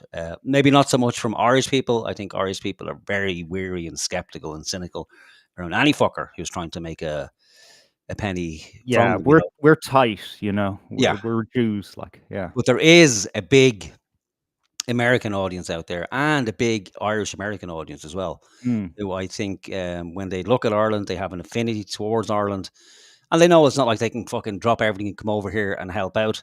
So the easiest thing they can do is to donate money. And I don't know if he accepts donations. We haven't looked at Patreon or Buy Me a Coffee or any of that kind of shit. But YouTube, you kind of, I don't know. I haven't really looked at much of his videos, so I don't even know if his channel is if there's adverts on there or not. I don't really know, you know. But I think there's maybe very few people out there who aren't monetized in some way from YouTube, you know, and that's kind of part of the deal, that YouTube, you know, they make more money than anybody fucking else. So in that sense, we're all a bit dopey, really. We're all working we're all YouTube slaves, you know. We're out there breaking our balls. Yeah. Of them making absolute fortune. But it is what it is. It's the largest platform out there. If you want the message to get out there, well, then there's nowhere. There's other places you can go, but the reach is tiny by comparison. Nothing You know? compared to it. Yeah. Yeah, by the way, now to bring up the subject of money, I'm thinking of e-begging tonight because I need help. On next Friday, there won't be a show unless Morgan decides to do it. My cousin is getting married, and I need help buying pints. If I post my Buy Me a Coffee link in the chat, will anyone throw me money? Buy me a pint. Yeah, buy me a pint. Yeah, here we are, bemoaning the fact that people are begging. Begging. Yeah, and I don't think Jesus. Is there anything in the Bible about Jesus begging? I don't think he ever asked for any. But he, you know, had fucking. It's God you're dealing with, like, so you can turn water into wine, you can turn leaves into money. But most people need money, and again, it is a career, content creation. So, you know, people will make money from it and will continue to make money from it. But the big issue is when you mix it with something as important as the future of a country. Well, it can cloud everything, you know, like if you're seen to be making a penny. And so where does your loyalty really lie? Especially if you're not, you know, turning up at these protests on a regular basis. And to my mind, I don't think you should have to, but it does raise questions, you know. Right, we'll carry on. Okay. So there could be peace here between County Games and the lads. But maybe we'll have a think about it. You might go on his podcast next week and explain. We'll put a link in the chat next week. You might go on his podcast and explain. Yeah, good man. Okay, so that was an agreement there. Absolutely, he's agreed to come on the podcast. I didn't really catch that the first time I watched it. So 420 put the invite out there for us. He said absolutely twice. He said yes, so I think that's a legal contract in my mind. This is a Christian guy as well. So okay, so we can say that they should be good for their word. And the invitation has gone out personally from ourselves as well, so there's no reason why they shouldn't come on the show. I did invite County, but that invitation obviously extends to his friend / workout partner to come on as well. That's nice to know. What I want to say as well is the divisiveness. We should all be on the same team here, guys. There you go now, brother. There you go now. Okay, so about divisiveness, we should all be on the same team. I get that. You know, I think we are. But I think kind of what gets confused in that is that everybody should, you know, have a hive mind, and nobody should be able to, you know, say anything about other people because, you know, it causes division. But there's no real unity to fucking begin with. It's not like there was this amorphous nationalist movement at the start and there's been, you know, 100 break-offs. It's just a bunch of fucking random people, mostly, who find themselves in dire straits. There's no leadership out there that at least that I can fucking see. You know, there's no great charismatic leader that everybody can get behind, or no great party. So people have said, fuck it. In the absence of anybody else being there, we're going to have to do it ourselves. And then there's some people, again, there's accusations. Well, you know, when somebody does get popular, well, then, you know, they're a shill or they're a plant. And, you know, there's plenty of that. And there always will be. And there should be, because it's very difficult to trust anybody, especially when your country's essentially been a political cesspit for the last, 1,000 years? Probably since fucking existence. So it's understandable that people would have questions and doubts, you know. But with this, it's kind of, you know, the nationalist movement, the fight for Ireland and the recovery of the country will continue, irrespective of, you know, if County Gains makes money, if we, you know, take the piss out of him, if he takes content of other people's content gets taken and they get their nose put out a joint. But these are simple things. And if you want unity, and if you want to get rid of divisiveness, well, to my mind, the only way to do that is to fucking talk about it. Because these are issues. They're not the greatest issues in the world by any stretch of the imagination. And, you know, people would be right to say they're mere childish distractions. But, you know, we're all fucking children, you know, really. And these are the things that do distract us and do cause strife. So really, come on, let's talk about it, not just as it relates to you, but to every fucking body. Because then we can get it out in the open. We can talk about it. Maybe we can put together some simplistic charter about content use and what's the best way to go around it. And then we can just, you know, put it all behind us. And then you can show up at this protest, that protest, whatever protest you want. I'm not saying you can't. Like, it's not like I'm in charge of where you can and can't fucking go. But then we can just put it to bed, and we can get on with it, you know. Because there's a lot of people out there, and especially if you are taking their material, because it has to be stated again, without it, you've got nothing. You know what I mean? If it wasn't for this handful of maybe 20 or 30 people who've been doing it, you know, for the last couple of years, and people who've been doing it more recently, there is nothing to react to. There's essentially radio fucking silence. You've got the Irish Times, you know, the mainstream media to look at. Beyond that, nothing. You've got maybe 2-3 independent journalists, grip media, and that's it. And most of their stuff, again, and most of the bigger accounts on X as well, it's because of the legwork of smaller fucking people who will never get any, you know, real recognition. And there's a snobbishness around it as well. Because a lot of the guys that are doing it come from working class areas, and they're rougher than the average middle class person, and they don't put up with shit. So what you're getting is kind of raw, unfiltered footage of what's happening, especially in Dublin and other areas around the country. And if it wasn't for that, nobody would be any the wiser, really, and we'd still be kind of trundling along at a very fucking slow pace, you know. And the flip side of that is it might be over-egged, whereas, you know, it's the same material that's being regurgitated all the time, and it can give an impression that things are actually worse than they are. But still, it has to be recognised. And that's all it takes, just every now and again, you know, a shout-out or a recognition of the people, and that's it. It's that fucking it's that simple, you know.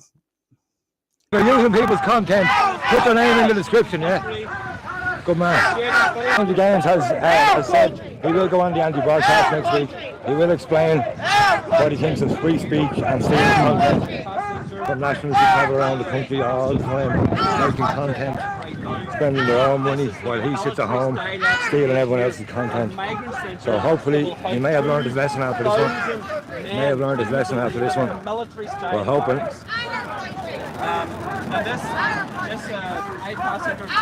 And guys, country grounds is the gone.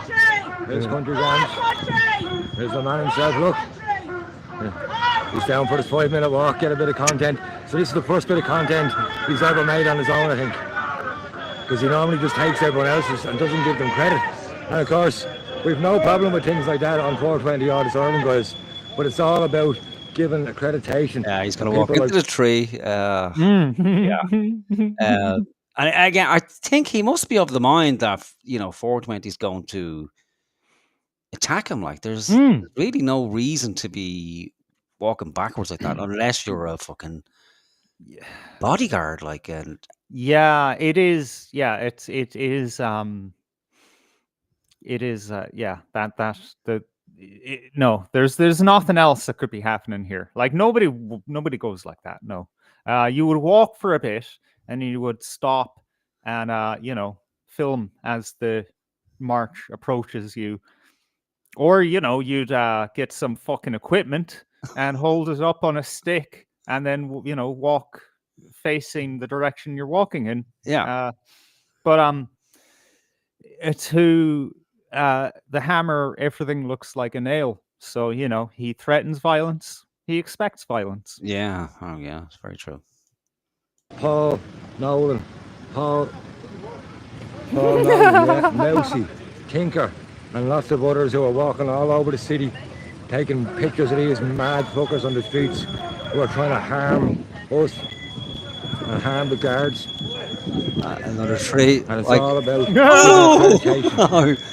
He must have It's all busted it about up. giving accreditation. That's what it is, lads. We don't mind that all this stuff gets shared about by monetised channels like County Gains and Marcus and others. But all we ask for is that they put a little bit of credit in the description. This video was shot by this person. This video was shot by that person. Sorry. Excuse me. I'm disappointed in Mark Yush.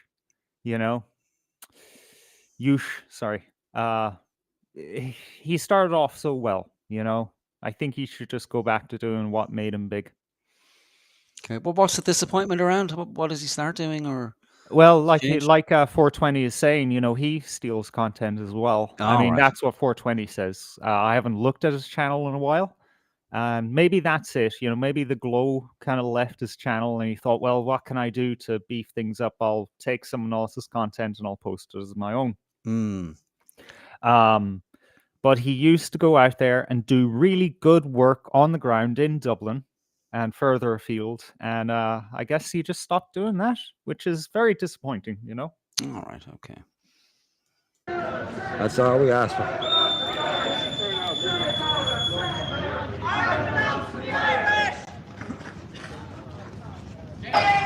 So here's County Gains and his boy again. There's the two boys. There's the two boys again.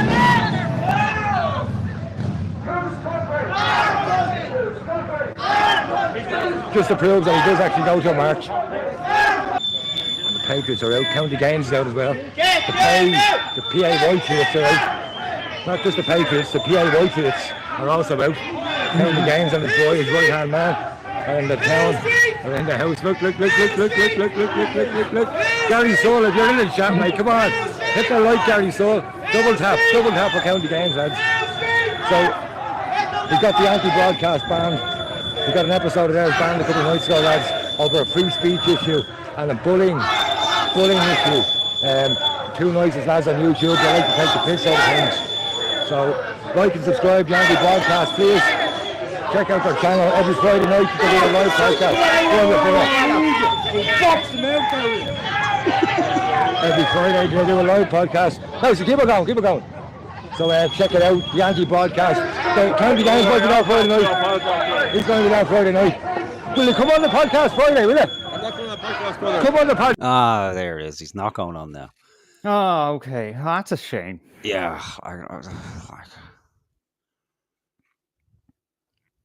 That's disappointing. Yeah. Because we're not going to bite, I suppose, well, no, I don't suppose. I was going to make an excuse saying, yeah, well, I can understand, like most people wouldn't, because it's kind of it's strange territory, and then you've got people looking at you, and it's quite nervy, and it's not natural, and it's uncomfortable. What the fuck is a YouTuber like? So he's sitting there. Granted, it's pre-recorded. I don't know if he does. But he's done live streams, Yeah. Yeah. So you can't do that really.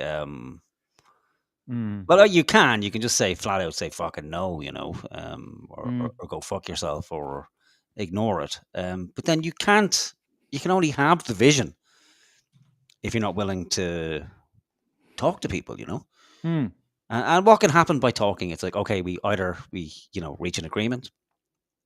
We have some terrible blow up, which I can't really see happening, because we've only got really, two issues. One, do you actually support free speech, and will you dissuade your subscribers and viewers from doing something silly like reporting a channel because whatever? And then, do you acknowledge the work of the other people whose material you're using? And it may be the case where he'll come on and say, look, I do. And here's, example X, Y, and Z, and it's an oversight that he hasn't done it. But there are enough people saying it, and really, I should do more due diligence and look through his channel at length to see exactly what's going on there. But again, they're small enough issues. But if you're going to have unity or camaraderie between differing movements or segments or cells, whatever the fuck you want to, whatever you want to call it, well, then there has to be dialogue, But you don't have to talk. But if somebody fucking called me out for, listen, you got my channel banned, you got that video taken down, or I have this issue with you, or whatever, I would go on. Even if I did it and I was denying it, I would still fucking go on to defend myself, or to try and clear it up, if you truly believed in what you're doing, in the cause, because you're on the mission. Yeah. You're singularly focused on that. But, if your plan is to make money, best not draw attention to the thing that is making you money that maybe on the up and up. Yeah, I see. Yeah, but you see, I think if he's going to do that, he's looking at it wrong, because really, especially in an Irish context, honor means a lot. And if that's brought into the question, well, then you may as well be fucking done, And granted, we're a very small channel, but with some influential viewers and subscribers, And his channel, it's more successful than ours, especially subscriber wise, but the numbers aren't spectacular, and that's not a slower on him. That's just an objective fact. They're not. They're really fucking not. And if you are interested in the kind of broader movement of things, well, then I think it would be wise to come on, just have a chat, so we can get to kind of know each other. And they're into fitness as well, which is very fucking important, because it's one of the things I've neglected horribly in my life, and I think a lot of Irish people do, is fitness. And if we're going to get ourselves out of this, and especially for younger lads, well, then they need to be fucking fit, So you should really, to my mind, if you have that skill out there, make that available to people. Obviously, make some money from it too. Yep, but, absolutely. Push that message that yes, young lads have to get fit. It's a very important part of manhood and womanhood, for that matter. But to be able to be fit and to be able to defend yourself, and especially your mate who's a fucking boxer as well, like so. And especially if you're going to, go straight to threats of violence as well. So maybe we can do that. Maybe we can have a scrap if you want. But before that, we'll do tiddlywinks first, then maybe a spelling test, some sort of intellectual challenge, and then finally, man on man, naked, oiled up wrestling. Go Greek style, old style Greek wrestling. Can I please have a favor, Morgan? Sure. I need to pee, because I've just drank a load of caffeine, including drinks. So, you run away there. I'll carry on with this. Guys, but come on, sort it all out. Come on, we sort it all out. Come on. He won't come on the podcast now. He says he won't come on the podcast. Yeah, that's so disappointing that he won't come on. But maybe he'll change his mind again with the invitation having gone out, and it was made clear to him in the invitation that it's not a hit job, it's not some sort of setup. I just want to talk to the guy. So we'll see. We'll see. If there's some response, that'll be something. If there's no response, that would be terribly disappointing. And I'm not going to chase the fucker up either. So if he doesn't respond in his own time, I'm not going to chase and harass him about it. Oh well. I have the local media press. This guy here. Local newspaper, yeah. Local newspaper, yeah. Yeah. No. No, I don't work for newspaper.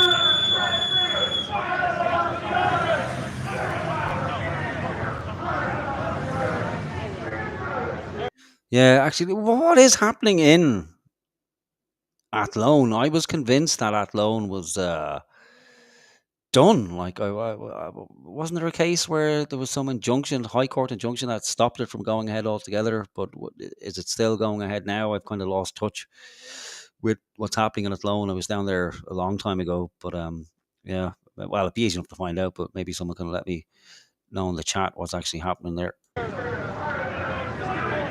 Come on, County Kid, come on, keep going, lads, come on. We're marching here. Come on, we're not just making content to get monetized.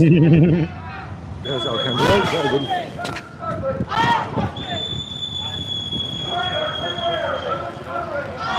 Help for change. 420 orders in the house. You know it, boy. You know it. You know it. Like and subscribe. Don't be taking my stuff. Guess who was All right, we're out of there now. Okay, so the invitation has gone out. Big thanks to 420 for doing that for us. It's very much appreciated, and he's been a very big supporter of the channel, so we'll always be very thankful for that. But we need to hear from County fucking Gaines. And like, I don't know if you heard, so I said the invitation went out. If he doesn't respond, we're not going to chase and harass him. No. Be very disappointing if he doesn't respond. Well, then, to my mind, it's a nail in the coffin, you know. And, you know, there's worse things than being talked about, as Oscar Wilde said, and that's not being fucking talked about. But it'd be very disappointing if you don't address it, because there's a lot of people who are disgruntled, and a lot of creators, and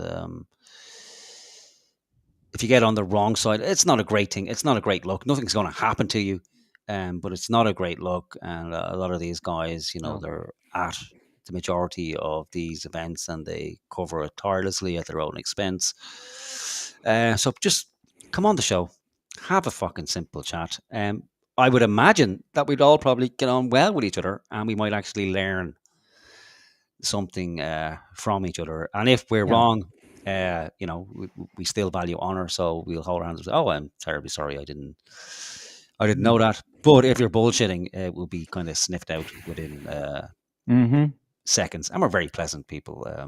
We've had many a guest on. We've never really harassed anybody as a guest. I think if anything, we've been far too cordial and nice to guests. We kind of just let them talk and. Yeah, we need to work on that, man. Yeah, I know. We need to get more adversarial, like, but we won't do that with County. We'll do that with no.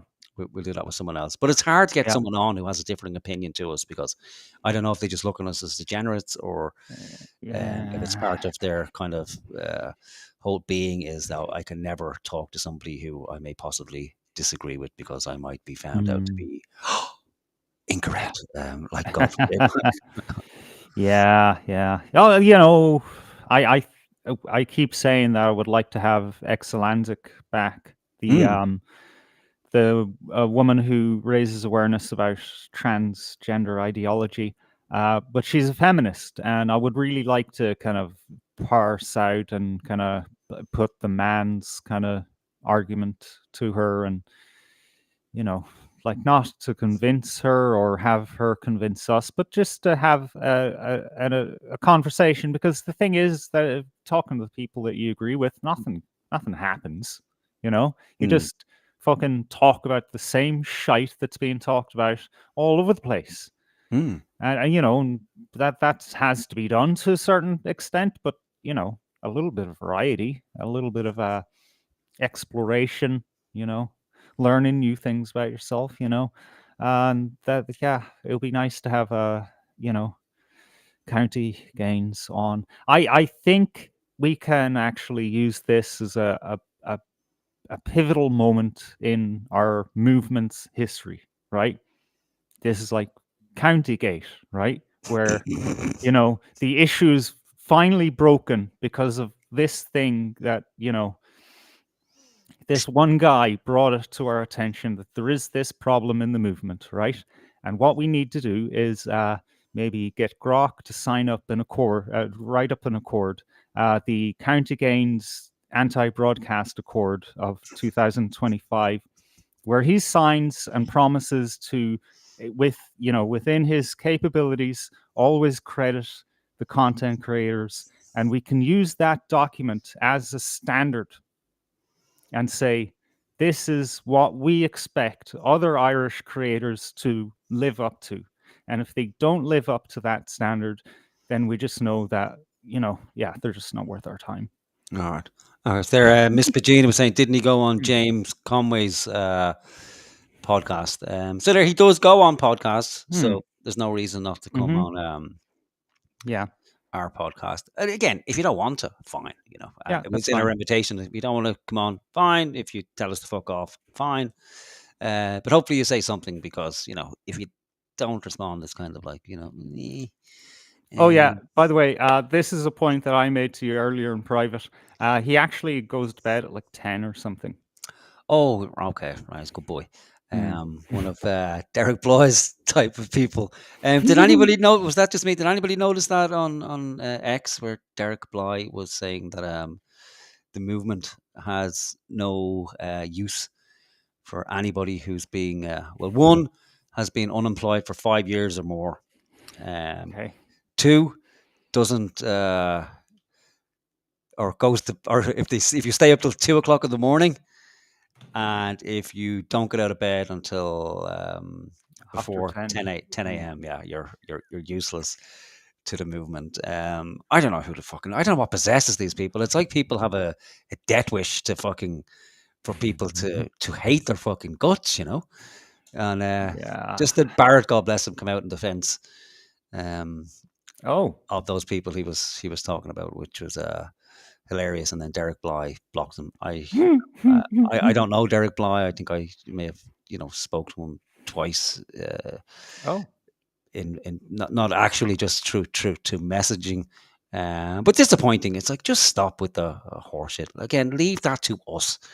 We are the fucking court, just the clowns. Okay, I don't think people understand the importance of clowns. Really, people do clown face. But when you have clowns, it frees other people up to do more important things, and so they don't get dragged into these silly fucking arguments about oh, you're a shill, you're a fucking Jewish agent, you're this, you're that, this is the wrong direction for the movement, blah blah blah blah blah. You let the clowns sort that out by addressing those issues independent, so those people don't have to fight with each other. We do it by proxy, so we can work that shit out. Maybe people will take notice, hopefully. But yeah, so County Gains, if you're listening, if you're a boy, if you're right hand man, if he's managed to wipe the Vaseline off his right hand and he's listening, come on the fucking show. Don't be a dry shite. Come on, let's get a feel for each other. If you don't like us after that, fine, fuck off. If we don't like you, fine.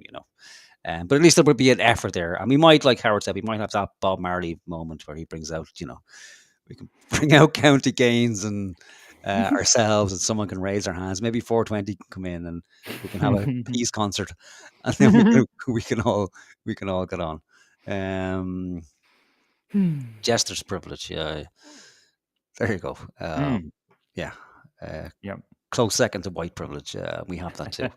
Although I do look like some sort of fucking Bosco demon. Whatever's going on with the lighting tonight. Right. I need to take a piss and have a smoke. Are you okay to talk, or do you want me to throw something on in the interim? Yeah, I'm okay. All right. Yeah.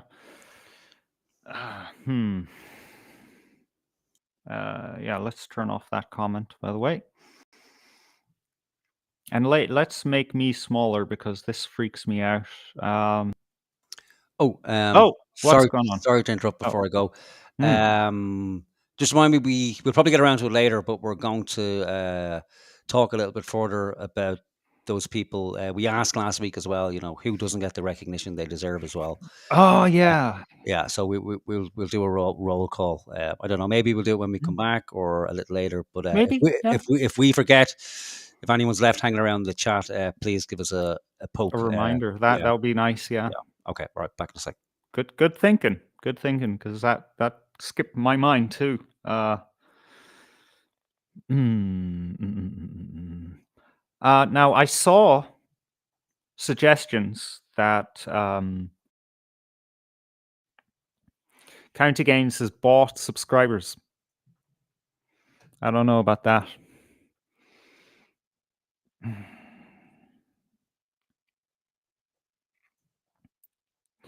I don't know. Supposedly he went from 30K to 131K in no time, and so this is the live subscriber count. Okay, so this is weird, right? This is weird. This is very weird. Hang on a minute. That's a 24-hour clock, right? So if we put up a video, right, we're tiny, right? We are a tiny channel, insignificant, with 425 subscribers. Now that we've gone live, we've earned 5 subscribers, and thank you for everyone who's subscribed. Let's look at County Gains. Like, what's the exact subscriber count? Does it show? No, it doesn't. It just shows static 131K. I don't know, man. There should be some movement in that graph because he posts videos like 3 times a day. You know? I wonder where Social Blade gets its statistics from, because it could only be public information, like the YouTube channel page, which when it goes above certain amount of subscribers, like say a few thousand, it'll only show thousands. So yeah, how would it show any more than that? Yeah. Yeah, that's weird. Because we would post a video and we'd get at least 1 subscriber. Is it a dead channel?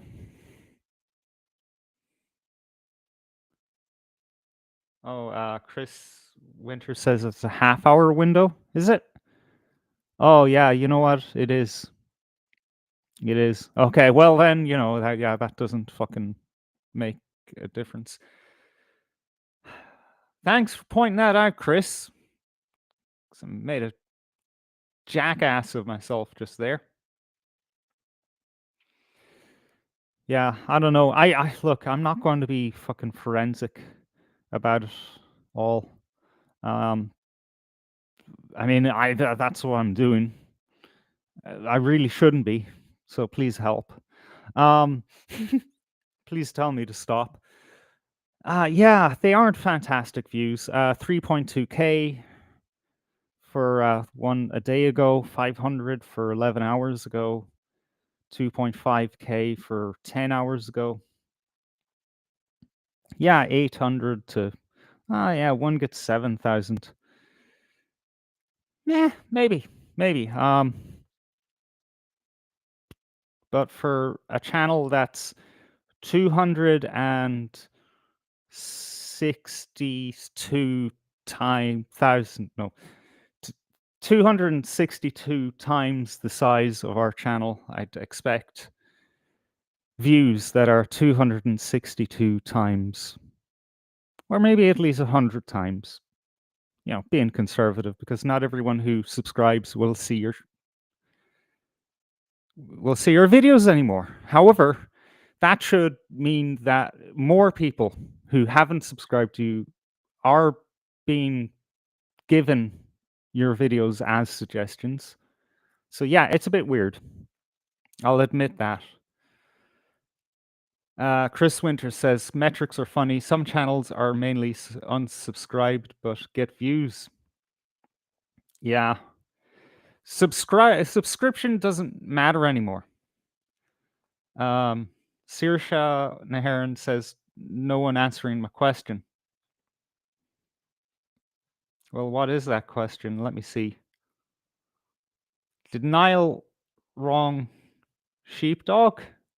Is that the question?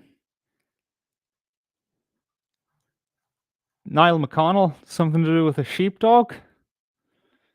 Now, let's not fucking make crazy accusations here. You know, that's a bit far. It's a bit much now.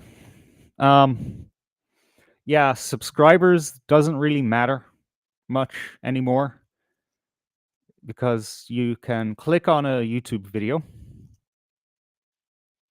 and then like it because you watched it and you enjoyed it. And then maybe you might get, well, you will definitely get another video in your recommendations from that channel.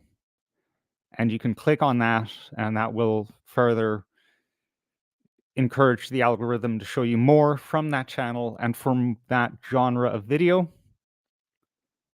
And if you stop clicking on those things, then they'll revert back to the general trend of your interests in the algorithm. And then maybe those videos will pop up every now and again to test, oh, are you interested in this right now? That doesn't change if you subscribe to the channel. The algorithm doesn't think, well, you know, they're more inclined to watch the video. No, that's no longer a factor. The only real reason to have subscribers is to look good. You know, it's a social proof thing. We had a friend of the show there way before we went to video, when we were just on EV radio, and he came on. He talked about his thing, and we uploaded his interview to the channel, and you'll be able to find it yourself, right? And we had like, what, 10 subscribers at the time. And then the view count, just out of nowhere, I didn't look at the channel for weeks on end. And I looked at the channel and whoa, 300,000 views on that video. And 4 likes. Asshole bought views for the video. And I swear to God, that probably tanked our channel's potential, because YouTube knows this. They're watching, you know, they have ways of detecting that. Because if you're getting a few 100,000 views and you're not getting any likes or comments, well, first of all, that's going to look stupid to people with eyes. You're going to think, what's wrong here? Second of all, I'm pretty sure that a website or a business that is focused on getting people to interact with their service are going to dissuade fake interaction.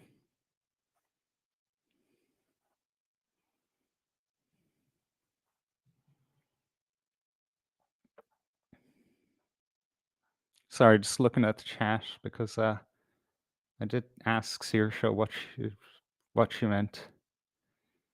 And she said yes.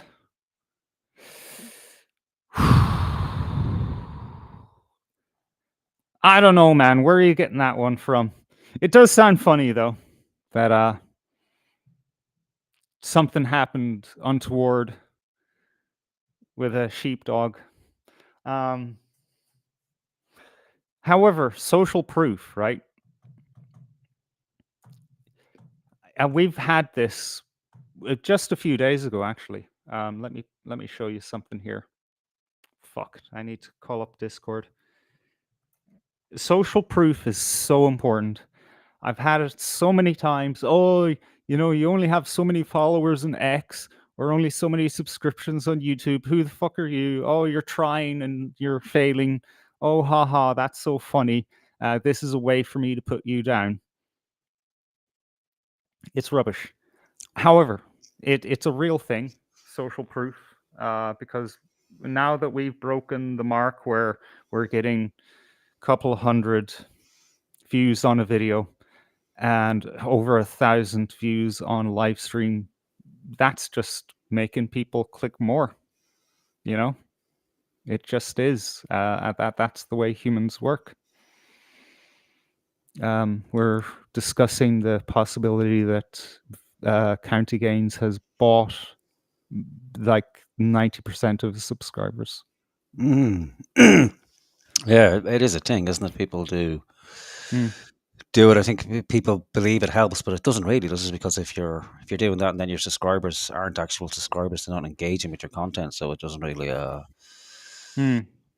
I don't know. Well, when's he been doing this since 2013? Okay, that's a long time. It is, but it's not a guarantee that you're gonna. Because I have a channel from fucking 2007, and I have hovering around 800 subscribers forever, really. And not that I've been doing anything with it for the last 12 or 13 years, but still, it depends what you do with it. So if all you're doing for the first 7 years is, posting fucking workout videos, you're not going to get much, Yeah, that's a very good point from Paul. Mhm. So clicks and likes give the impression we're achieving more. Clicks and likes isn't saving error. When we put Mhm. phones away and man up, we might get some. That's true. Yeah. That's very fucking true. And it's something that's always on my mind, especially recently. I've been questioning myself, like, what's the point Mm.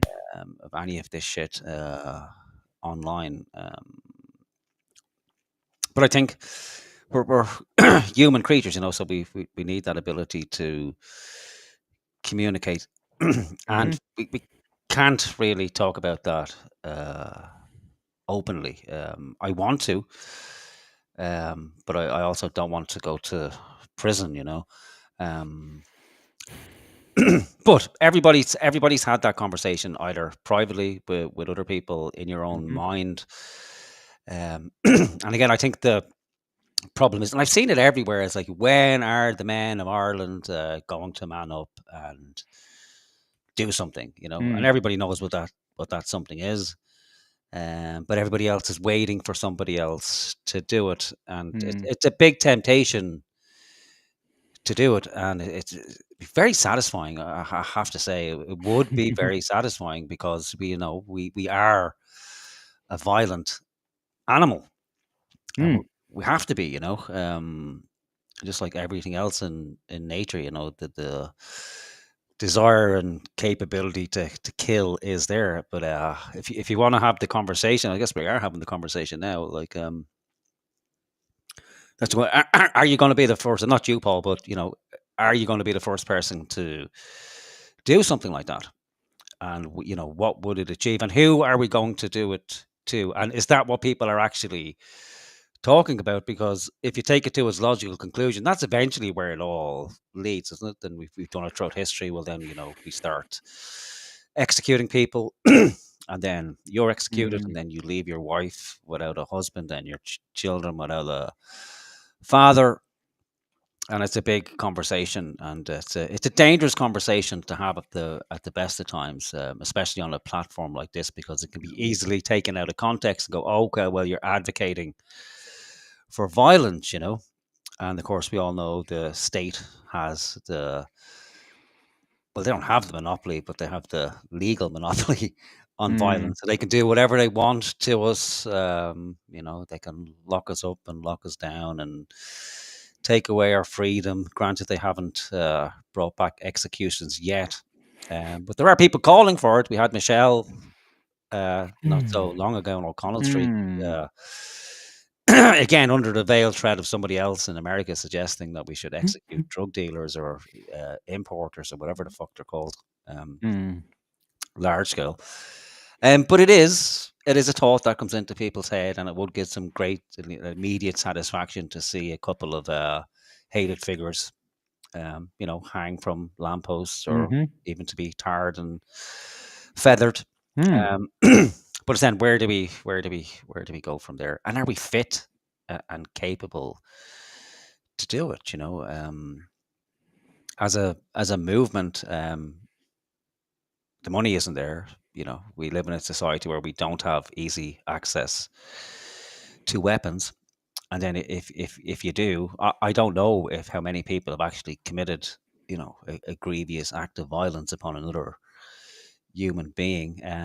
But I imagine it's quite easy to do, especially in a rage, or then to actually go and take somebody's life. But then after that, it's like, how do you deal with that? I'm sure you can rationalize it 1,000 ways, but I've watched enough interviews of people who have done that, like soldiers who've come back after being in battle, be it World War One, World War Two, Vietnam, Iraq War, and they're crushed, like they're destroyed, like it does something terrible to the person's soul once you've done that. But the alternative is to do nothing, or to do this, to talk about it endlessly and to intellectualize it. And so it is an option. To my mind, it should always be the last option. But as the days go on, we get closer and closer to that happening, and we have to recognize who it is we're up against. So it's not like we're just up against a bunch of retards, and they may well be retards, but the apparatus isn't retarded. They've all the weapons and all the force behind them. But yeah, maybe it's obviously not really a conversation for YouTube. It's not a conversation for anywhere really. It's a conversation for an underground fucking bunker somewhere. But it is it is out there, and it's on the tip of everybody's fucking tongue. More so than yesterday and the day before and the day before. There's a tightrope being walked here where, I mean, I'm surprised nothing's happened yet, I think that's actually a good thing. The thing is that, like you said, the over intellectualizing, the navel gazing, constantly reporting on this, that, or the other online, like Paul there in the chat said, it's digital crack. But we need that to a certain extent. So we're walking this tightrope, waiting for the right time.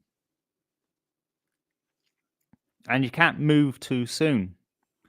And if you move too late, well, then that's just as bad in a different way. But,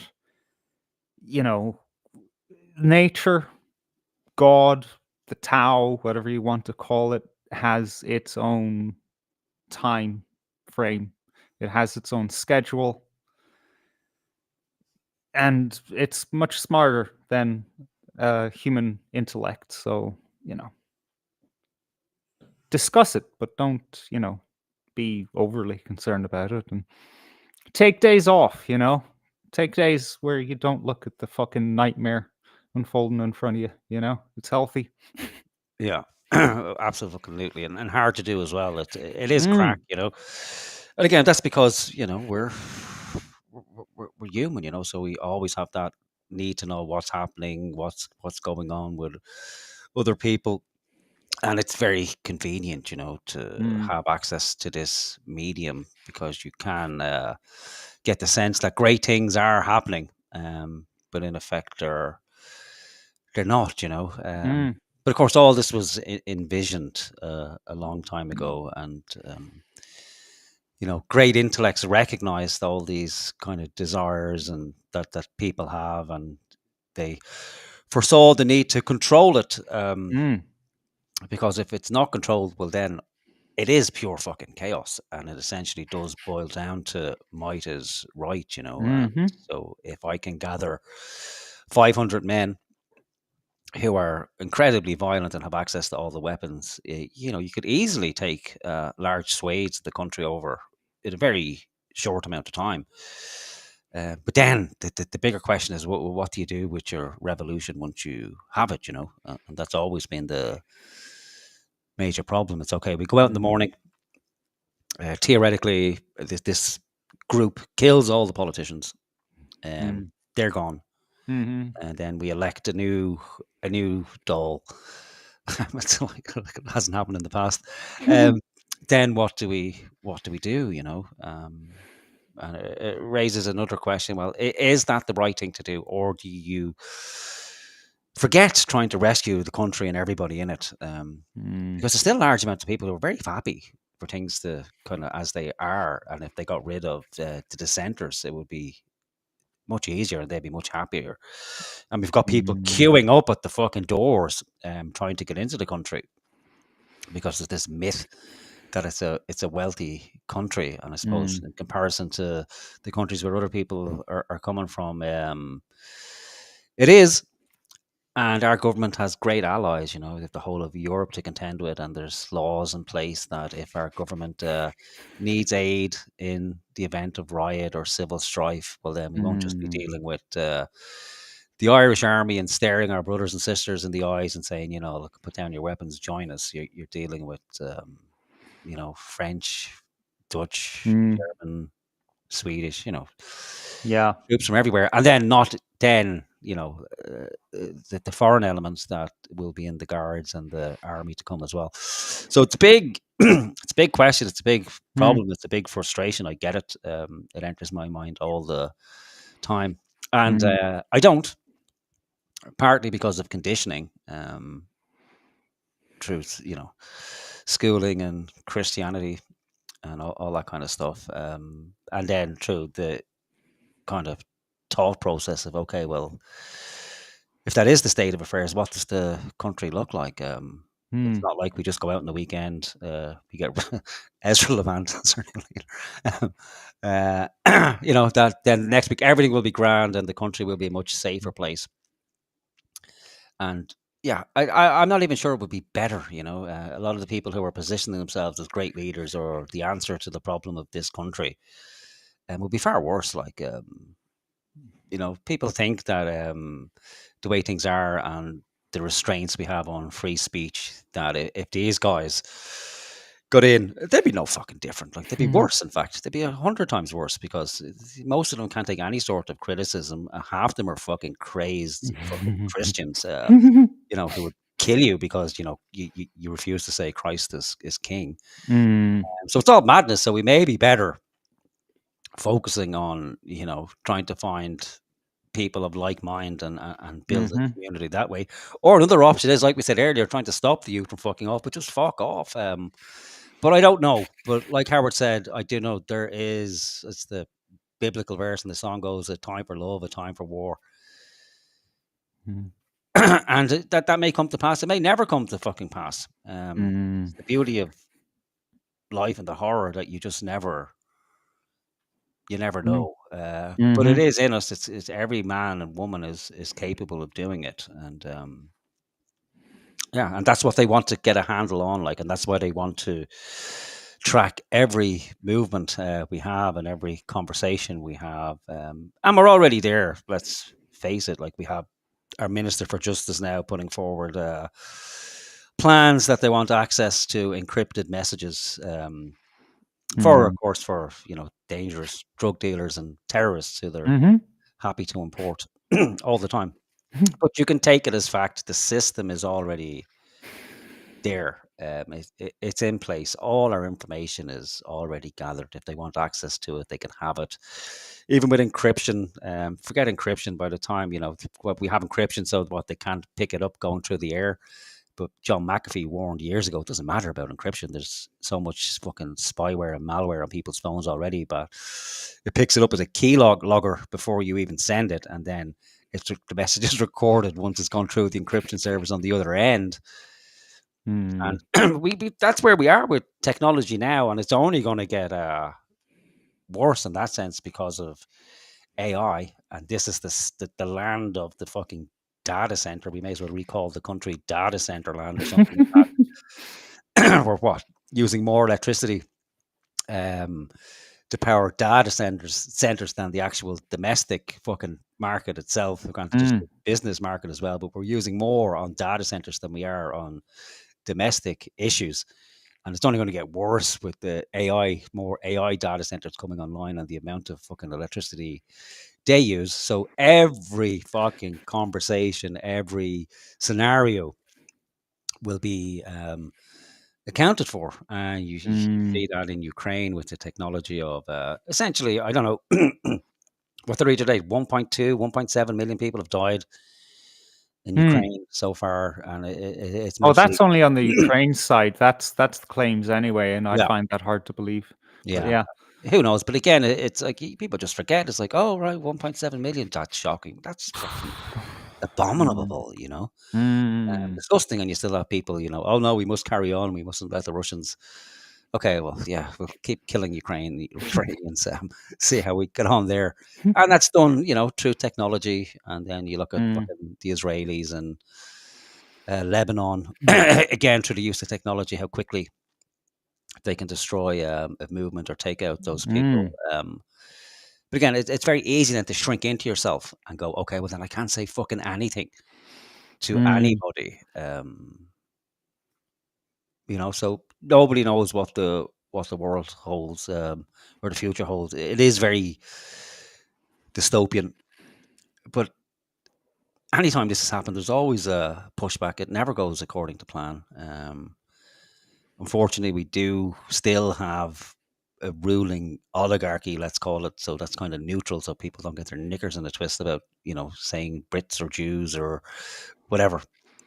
They've been at this for a long fucking time, and it's the control of the planet and to make sure that civilization remains, because unfortunately, without that ruling class, the civilization we live in collapses.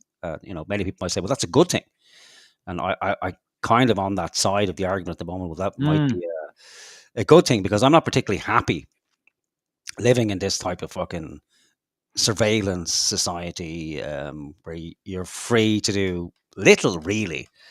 You know, you're free to purchase goods, and that's really it. There's doesn't seem to be a lot of satisfaction outside of that. But then again, I've never actually lived outside of that, so I might find that if I do go down the road, it might be fucking horrifying, you know. But people lived for the longest time, you know, subsistence, even 100 years ago. What, looking to the States, maybe 80-90% of people were self-employed. They didn't work for somebody else. They didn't have an owner. But those days are gone, unfortunately. Whether we can return to that type of society, I don't know. I don't think so. I'm certainly not capable of bringing about that society. But on a smaller level, maybe. I don't fucking know. It's very difficult to get along with strangers. Let's be honest. If 400 or 500, okay, we're going to start our own kibbutz or something like that in the middle of Kerry. Would it last? Who knows? Who fucking knows? But back to Howard's point, probably don't fucking stress yourself out needlessly, and remember to kind of look after yourself, really, and your own family first. It's really not your responsibility to, you know, look after the welfare of an entire nation or try to bring about some sort of utopian vision. But if you do have to protect your family and your fellow countrymen, just know that there's enough people out there of the same mind. And it's probably best that we do it in the fashion of, you know, earlier times. Do it in small numbers with trusted, and I don't mean trust as in like, oh, I like these two guys here in front of me, or you know, I met these guys on the internet and I trust them. People you know and trust from childhood, Mm. Do that.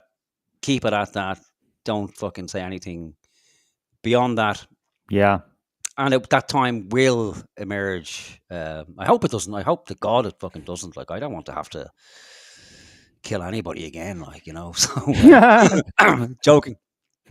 Joking. But I don't think anybody really wants that. But I understand it. I understand the bloodlust and the desire. And to be honest, there's been times where I think, right, fuck it. Yeah, something needs to be done. Nobody else is going to do it, so it may as well be me. But you don't, because it can just be a flight of fancy. That can be enough. Or you just think, okay, well, if, like I said, if I do that, what about my wife? What about my family? What do I deprive them of? And that's because I have a wife and family. Other people don't, and so they don't have to worry about that. But the future will come and the future will go. What happens? I don't know. But again, just know I think there's enough people out there who are willing to do that if needs be. How? I don't fucking know. But a dangerous conversation. Yeah, I was going to say maybe there's somewhere else we can have it, but I don't know what more there is to say, because you can't really start going into operational plans and shit like that, No. because it's the height of stupidity, and there will be people out there trying to inject that into the conversation. I'm not saying anything about Paul, but there will be people, and there always has been agents who will try to, find people who are of that mind and bring them in. And that's why, again, if that scenario ever was to arise, well then, don't follow some fucking leader. Be your own leader in that regard, and do what thou wilt, I suppose. But just be very careful, and Yeah. just for the record, I'm not, advocating for it. I'm not going to condemn it. It's an academic conversation. Yeah, that we're having here, pretty and much. we can look to the movement, as it's called, up in the north in the late 60s and 70s, where the IRA basically reformed to protect the people of the Bogside and other parts of Belfast and further afield in the north. And whatever you want to say about their politics or socialists, blah blah blah, they were people who wanted to protect their communities, their families, their faith, and they had an idea of what the world or what the country should be, and wanted peace amongst all men. That's pretty simple to get your head around.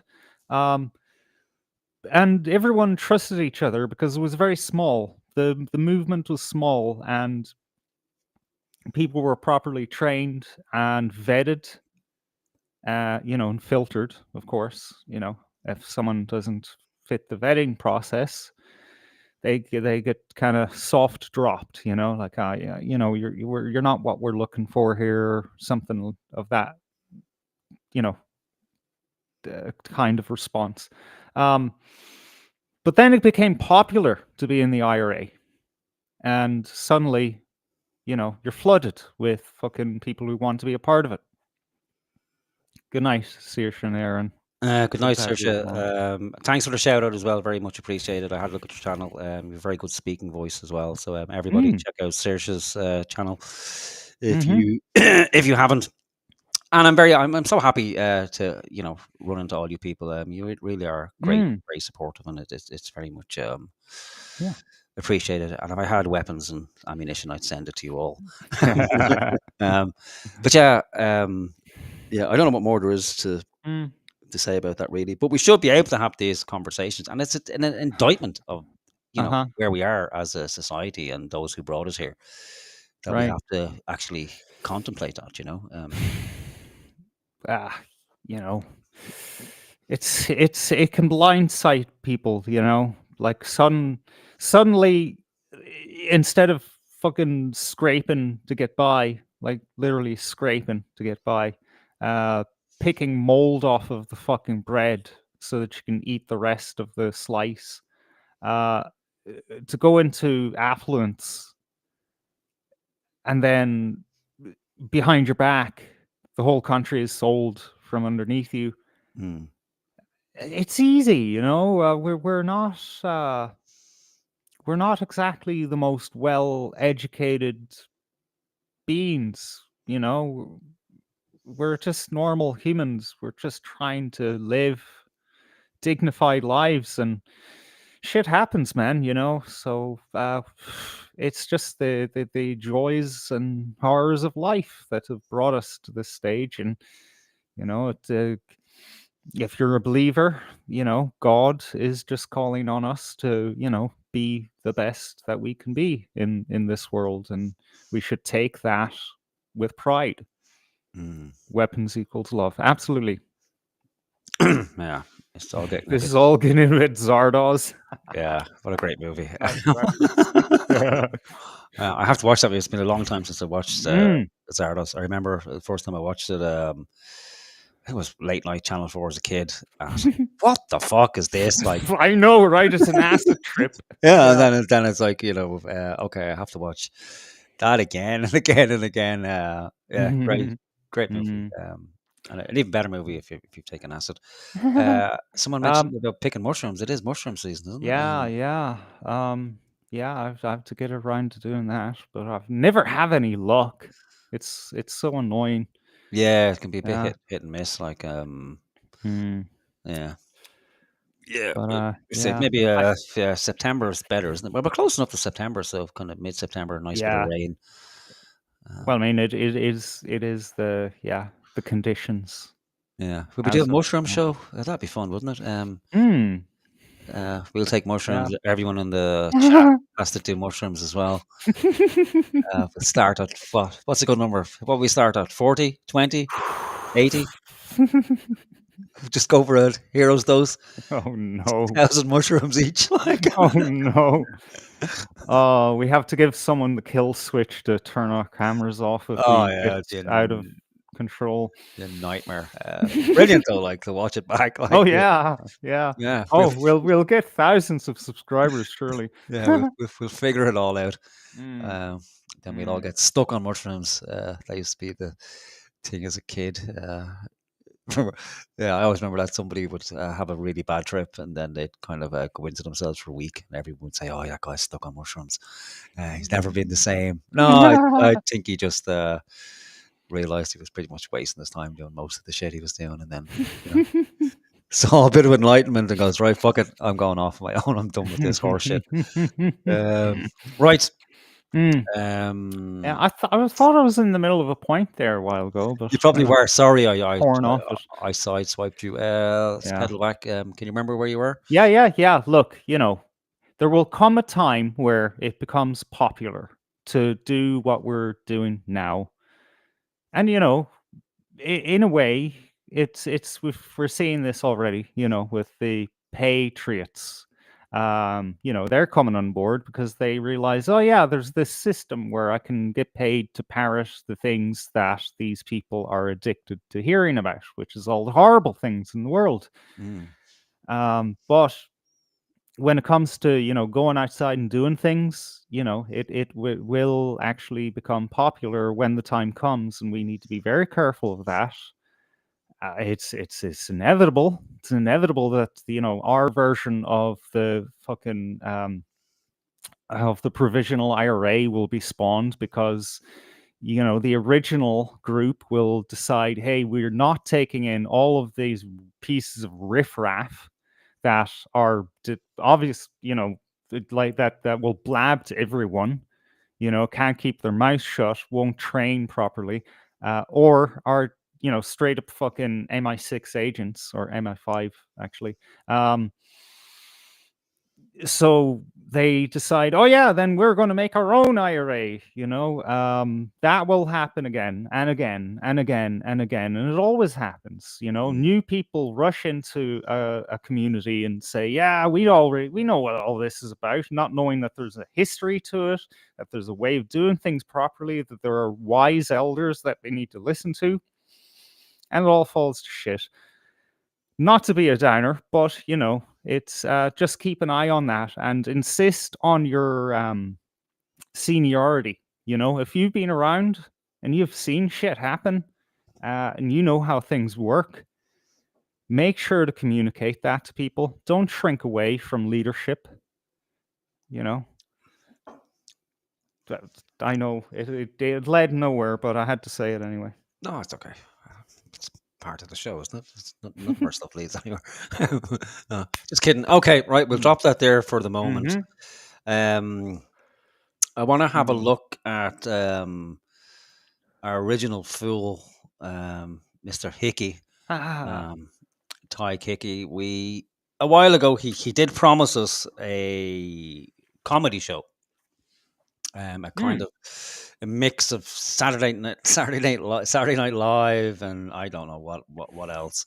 I had no faith in him, so I have to give him his due. He has managed to pull it off somehow. So around September, we have. September, we can look forward to the new comedy series going live on YouTube. So he has 5 series or episodes in the bag, and then another 5 to follow that. So he released the video on Patreon, which is a rare enough event, I have to fucking say, to let people know. So he's given us an update. So we'll have a look at the video, and I like looking at his videos, because I don't know why it is. Maybe it's just me, but this guy just inspires fucking almost real hatred in me. Like, it's just one of those guys who, the minute I see him, I just, I could, if it was a violent man, I could happily punch him in the head. There's very few redeeming features about this guy, but maybe it's just me. Maybe I'm just using him as a way to vent on my problems. So we'll have a look at him. Where is he gone? Where are you hiding, Tig? Okay, so for people who don't have a clue who we're talking about, he's one of our lol cows in our stable. He's pro-Palestine and hates the right wing, and he's a dry alcoholic, or an active alcoholic, not sure. He's always full of fucking promises. He has Patreon subscribers who for some reason don't give up on him, and every month for a while he posted the same video saying, I'm sorry guys, didn't make much content, but I'm talking to people, we're doing things. And lo and behold, something happened. Okay. Okay, it helps if you name the files properly. That's always a good fucking starting point. Tig. There we go. Okay, there he is. Look at the fucking. Oh yeah, and he looks like a penis. Yeah, that doesn't help. And again, another guy who nothing's happening in Ireland. Nothing that needs to be addressed in Ireland. As much sympathy as I have for the people in Palestine, it just crushes my heart when Irish men want to give their all to Palestine, and not just Palestine, but whichever fucking Middle Eastern country happens to be in the news at a particular moment. Because if it wasn't Palestine, whatever was put in front of this guy, unfortunately, he's going to support it. It could be Palestine one day and Yemen. Fuck's sake. I had Lebanon and Yemen in my head. Lebanon. There we go. Whatever it is, it's like he's going to support it because it's safe. Now, he does more than most, I have to say. He's willing to actually go on a flotilla, which he will tell us about, which is great news for me because I believe he gets terribly seasick. So he may have to be airlifted from the boat. Oh my god! Yeah, I don't know. I have a great idea. Sorry. This is a great idea. I'll sign up to go on the flotilla. Yeah, and then I'll record him. Oh, that'd be great. Like, Yeah. 'cause they are looking for people, especially if you have boat skills. Oh, Which you'd kind of want to get that down first, wouldn't you? Before you yeah, that decide to would be fuck the off. first thing. Yeah. Yeah, yeah. We're going to sail from the UK to Gaza, or Whew. yeah, a bit of a long journey, and I don't think he understands how kind of serious, seasickness can get, where you can actually die. Mm. Like, you get completely dehydrated. Mm. Your Yeah. body goes into paralysis, and then you die. Jesus. You know. Fuck, man. Yeah. So anybody who's watched The Deadliest Catch Mm. will know that. So he's going to tell us, give us a little update. But before he Mm. does, um, given that he's so anti-Israeli, which is okay in and of itself, but I just like to point out a little bit of a hypocrisy, because they do like to kind of rub it in people's faces how everybody should be behind what he's behind and fully on board with Mm. everything that they're on board. So first of all, Huggies. He's a new Mm. child, so Huggies is to be expected, or some sort of wipes. Um, Huge links to Israel. Oh. Yeah, Benjamin Netanyahu gave the company the most prestigious award that could be given to a company within Israel. They operate factories in the occupied territories as well. So what the fuck Tig is doing using Huggies? Oh, shit, nigga. Yeah, on his newborn child, like Whew. in league with the occupier, supporting the occupier. And I've so many kids, like the amount of fucking Huggies I've born Mm. through, like I used to put a yarmulke on when I was wiping the baby's ass with the Huggies, just to rub it in people like Ty's face. But yeah, Huggies, man, you can't be fucking supporting the occupier and then Mm. telling people to boycott Israel. Television, LG, again, massive investment in Israel. Why are you buying a Mm. television that has that goes again to enrich the occupier? And beyond that, well, what's this about? What are those handprints about? What are you doing up against the teletype? They're not children's handprints. They are adult fucking handprints. Oh, no. I mean, Yes, how would a child get up that high anyway? exactly. Yeah. Exactly. So what are you doing? You're supposed to wait 14 weeks or something after the birth of a new child, so you don't, Yeah. But no, Ty couldn't fucking control himself. He has his missus. I assume it's his missus. Maybe it's him. Like, maybe he's getting pegged or something up against the television. Like, but I would like to. Maybe we'll hire an investigator to break in to the house, get those Mm. handprints off the television, and see if we can match them. Um, Adidas. Again, all the underwear, Oh. all of Adidas's underwear is made in Israel. Oh. Why, in the name of God, are you supporting Adidas? The fuck? This guy is Hypocrite. surface level, man. Yeah. And that's not the worst of it. Fucking DJI, drone company. Now, I have one, but I don't give a fuck about Muslims. I'm like, I care about humans, but I couldn't give a flying fuck about what's happening in, Israel or Palestine or Lebanon, or I have enough going on in my own country that I need to fucking deal with, that Yeah. I'm not actually dealing with anyway. And everything is made by slave or child labor anyway, so Yeah. I mean, DJI, they basically, Israel uses their drones and their software to oh. essentially bomb the living shit out of Palestinians and the Lebanese. Without DJI, couldn't do it. Same in Ukraine as well. All the stuff. But again, I don't think Ty gives a flying fuck about Russians. Does he? He's kind of, they're not really humans, are they? It's only Palestinians, Ukrainians that are Mm. actually human.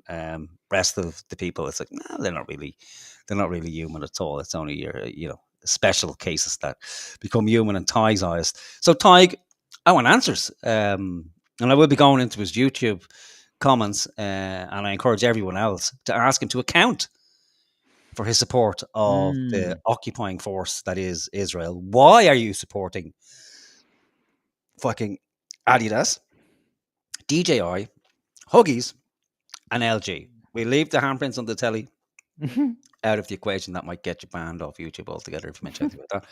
But I want answers around your support for LG, Huggies, DJI, and Adidas. Fucking hypocrite. If you're going to basically be a shining light and a moral superstar, well then you have to be very, very careful, Ty. You can't have it both ways, And we would be the first fucking person to pull anybody up if they showed any support for Israel, even financially, if they were buying an Israeli product. This would be the first guy on the fucking lines screaming for your arrest and detention and possibly send you off to a gulag for for buying a fucking Israeli lemon. This guy would be screaming from the rooftops. Otherwise, look around him, like in that short space, like covered in the blood of Palestinians by his support for four. And I wonder who made those hampers behind him, or that one. It's actually one hamper, isn't it? Yeah, who made that? Exactly. And again, I'm sure we can go through his entire fucking house and find links to Israel. And it's bad enough like that, he's supporting Israel, but a company that has factories in the occupied fucking territories. This is the guy and the likes who are asking the Irish government to basically support the occupied territories bill, and he's financially supporting a company that operates in the occupied territories. And it's not good enough to say you didn't know, Ty, is it? As you would lecture the rest of the fucking world. It's not good enough to say you just didn't know. So anyway, we'll have a listen to the man now, the hypocrite that he is. Hi guys, welcome back to Patreon exclusive videos where you hear my unfiltered, unedited, pure raw maish, as they say in Irish, pure rubbish, nonsense, absolute guff. At least he's self-aware. Yeah, you would hope so. Like I think he's kind of saying ironically with that body language. That tells it all. Yeah, he knows it's the truth. But I promise, guff with a little bit of heart, I would at least say. What heart? Where's the heart for the fucking Palestinians? With fucking your support for Huggies. Well, where's the heart? My heart. Of myself. So the two big bits of news that are just for Patreons for the moment are a more detailed explanation of what we were doing in London. So I went to London. I have a partner in crime for this new satire show. You probably will already know her. If you don't, get on it and her. If that. What the fuck is that about? Like, oh man. Oh, and the look on his face is like, what the fuck did I just say? What? Get on it. Her. And her. Was it get on her or get on her and it? Let's have a listen back. Oh my God. This dude just had a fucking newborn child recently, like. And we've looked at previous videos, and like his relationship with his wife didn't look very close at all. Like there was no love, wasn't mentioned once.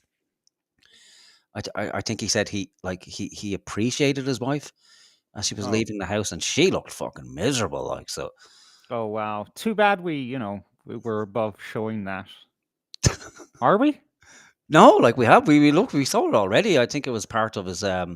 We looked at the first part of the documentary he made for Press TV, the Arab news station. Him and the Northern Irish guy, where remember they went over to Palestine, and he was or Lebanon. They went over to cover the funeral of I think it was Nasrallah. Yeah. And then every 6 minutes he's screaming "Death to Israel! Death to Israel!" And then he tried to play it off that he didn't know what he was actually saying. Which you can get away with that if you say it once. Yeah. Well, if you're saying it 4 or 5 times in each episode, and there's 4 episodes, we never got around to episode 2, 3, and 4. We just, you have to take time away from Tig, just because otherwise you actually might pick up a weapon. Actually, this might be perfect propaganda to actually get people to pick up weapons and fucking cause a revolution. Just 8 hours a day watching videos of Tig. So he was talking about he was going through his history and how he became famous through his viral videos. I don't remember this, man. Are you sure we watched it? I'm sure. I'm sure. I have a perfect memory for horseshit like that. I need a head doctor. All right. Yeah, you're fucking short to midterm memory is shot, man. Shot, like I'd say 3 hours after this is over, you won't remember this either. Right, so let's listen to him. So what would they say? They say in her, on her, or in it, in her, on her, On it, but then he said on her. on her. Okay. Yeah. London, I have a partner in crime for this new satire show. You probably will already know her. If you don't, get on it and her, if that's Yeah. Oh, the dirty fucker. Like, I mean, that's unmistakable. yeah. Like you can't. No. Yeah, you can't. And he's just spent a couple of weeks in London with this woman. Now, if I was his wife, I would be fucking furious. Like, and this has to be deliberate. Like, this just isn't a slip of the tongue, so to speak. Like, when I saw him in her company initially, I thought like there's something going on there. Like, Right. and it's a temptation because she's a very attractive woman. It has to be said. Yeah. At the very least, he's putting himself in a position he shouldn't. Yeah. Yeah, like so how he could do this is a mystery to me. Like, you've just had a newborn child. Mm-hmm. And your first thought is to fuck off, leave your wife by herself, go to London to arse around with somebody who is, 10 to 15 times better looking than his own wife. Yeah. I mean, I'd be divorced in a fucking week. Like, there'd be no way. Like, it's not happening. Oh, listen, darling, I'm just going over to London for 2 weeks to make this YouTube video thing that might or might not take off. Oh, and by the way, I'll be making it and spending 2 weeks with this really attractive woman who's 10 years younger than you. But listen, don't worry about it. You have the kids to worry about. You'll be absolutely fucking grand. Like, so how he got away with it, I don't know. What kind of torture he's putting his wife under, what kind of hold he has on her, I don't know. Maybe they're just very progressive and they've an open relationship or something like that going. I don't know. But it's very fucking odd. And to say that publicly, for everybody to fucking see, like for your Patreons, like I'd hit stop and delete and start again. Yeah, like that's bad, man. That's really so bad. That's an insult to your wife. Like it is. Yeah, just you may as well say, listen, I fucked her in the ass. So he's obviously been thinking about it, as you would, because even in passing, you see an attractive woman and the thought might float into your head. But 2 weeks, man. And you're putting it out on the video that you might want to get on it or on her and then make a quiff. Does that even sound right? Yeah, like we know what you're saying. Like we know the innuendo there.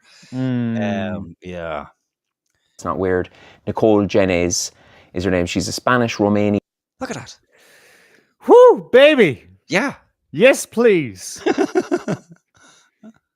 Like, why did he pick that? I know, right?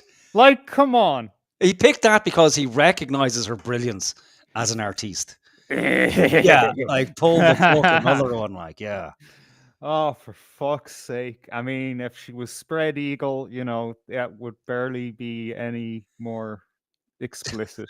Yeah. Jesus Christ, man. What is she holding? What is that? That's some sort of dog. Or weapon. I don't know which arm you're referring to. Oh, that fur thing. That furry thing is a dog of some description. Yeah. What the fuck, man? Yeah, that dirty fucker just went over there sniffing after this one. Now I can't imagine her having anything to do with Tig whatsoever. Is she doing the duck lip thing? Maybe. I don't know if we just caught her in an awkward pose. Let's have a look. In satirical powerhouse. Yes, maybe she's just naturally pouty. She actually has her own Patreon. Oh yeah. That I told her to start while we were away, so check it out if you're. Yeah, well, that's if she was in it for the money, OnlyFans would be the way to do it. But Tig turned her on to the Patreon money. I can imagine that conversation. Listen, girl, like I do fucking nothing on Patreon. I put a video once a fucking month. I put a video out, and these cabbages keep giving me money because I just say Palestine. They never even notice I'm wiping the baby's ass with huggies. They're giving money, throwing fivers at me because they support Palestine and I support Palestine. Right, the accent's gone a bit fucking sideways there. But yeah, so this is it. He's turned her on to the Right. easy Patreon money, so she has her own Mm. Patreon now. I haven't looked at that. I'm not going to. I can only afford to support Tig through Patreon, and it's the same horseshit. It's the same comedy. It's just Palestine, Palestine, Palestine, Palestine, Palestine, progressive issue, progressive issue, progressive issue, Palestine, Palestine, Palestine. And she's a Spanish Romanian. So where the Palestine issue comes in, well, I do know where it comes in. This again, Spain has a pretty fucking socialist Mm. history as well, and I have to remember that people who actually care about people when they're being butchered and murdered, but it just gets my goat that it only ever seems to be one group. It's never as like, okay, as a species we have to stop fucking doing this, and where they Yeah. can have sympathy for these people, but somehow neglect to mention, oh well, we don't care about these other fucking people over here. Yeah. Like, Like the Armenians, for instance. yeah, Long-suffering people. yeah, the Armenians, the Christians in fucking Africa, and Russian people who were killed, and it's like it's very selective. We like to, not we, but some people just like to. Oh well, it's terrible. You can't kill. Why are you killing brown people? Please, would you just kill white people? Stick to killing white people. Everybody can agree that nobody really likes white people anymore. But stop killing the brown people who would happily fucking kill us all in an instant because we insulted their fucking child-loving prophet. Fuck off. Or in the mood to help another satirist out. We're not helping, you're supporting. She's not on the street yet. Yeah, so he's begging on her behalf, like, so, and again trying to be Like witty. not Yeah. even necessary. You've already showed her tits. That's all that's needed. Yeah, and the way she's holding that microphone, suggests she's okay. Trust me, like, female privilege, right fucking there. That's all she needs to get through life is that right there. And granted, it will fade over time like a loaf of old fucking moldy bread, but she'll get there. So I think, is she even engaged? Like, what's this guy doing? Even fantasizing about an engaged woman. But that would be a terrible distraction. I would never put myself, as I move the mouse suggestively over a particular area, I would never put myself in that compromising position. To spend 2 weeks, hour upon hour with something like that, because at some stage the thoughts coming into your mind, it's definitely coming into my mind. It's like, she'd be talking away there, and I wouldn't be hearing a word. I'd be just thinking to myself, I wonder what her The thought came to my mind before the fucking light particles met my iris. That's how quickly it occurred to me that maybe me and her. Yeah, But exactly. There's there's the vest or the blouse is coming off. The fucking stonewashed jeans are gone. Her ankles are up by her ears. And I beg you, sorry, I lost myself there. What were we saying? Sorry, Palestine, was it? Yes. Would you like to spend some time on a boat? Yeah, fucking absolutely. Like, wherever you want. Like, yeah, don't you get seasick? Yeah, but I can take a couple of tablets. It'll be grand. Like, what about your wife? Oh, she'll be grand. Like, sure. It's all about the Palestinians. He's fallen in love with the woman. Let's face it. The only reason this fucker's going to Palestine is because she's on the boat with him. Yeah. No, she's absolutely amazing. Not only is she an extraordinary talent and amazing on camera and all that kind of stuff, I mean, like, how much do you need to big up someone? I mean, really, like, I have nice things to say about you, and you are actually a fantastic whatever the fuck it is you are. But I wouldn't fucking do what he's doing. Yeah, he's over egging it, like, and she doesn't need it, like, No. And let's face it, it's not like this guy is so fucking popular that he's going to give her the magic rub, Oh yeah, she was nothing before Tig plucked her out of obscurity, and brought her to the attention of the Arab world or whatever. Like, so, Tig, she'll be fine.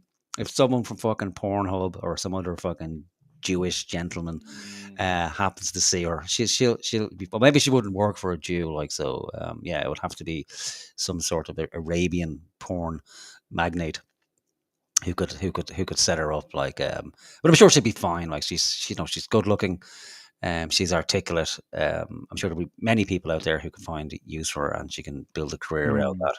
And even maybe she's very intelligent as well. Who fucking knows? But just let's be honest, women do have that privilege. If you're good looking, you can make a living in many ways that men just can't. At least straight men, you know. He is just a good human being, just a really good human being. And I've kind of been sussing her out for a while in terms of would she be interested in kind of pestering. That's called pestering. Sussing her out. I've been stalking her. Grooming her, you know, subtly dropping hints. Yeah.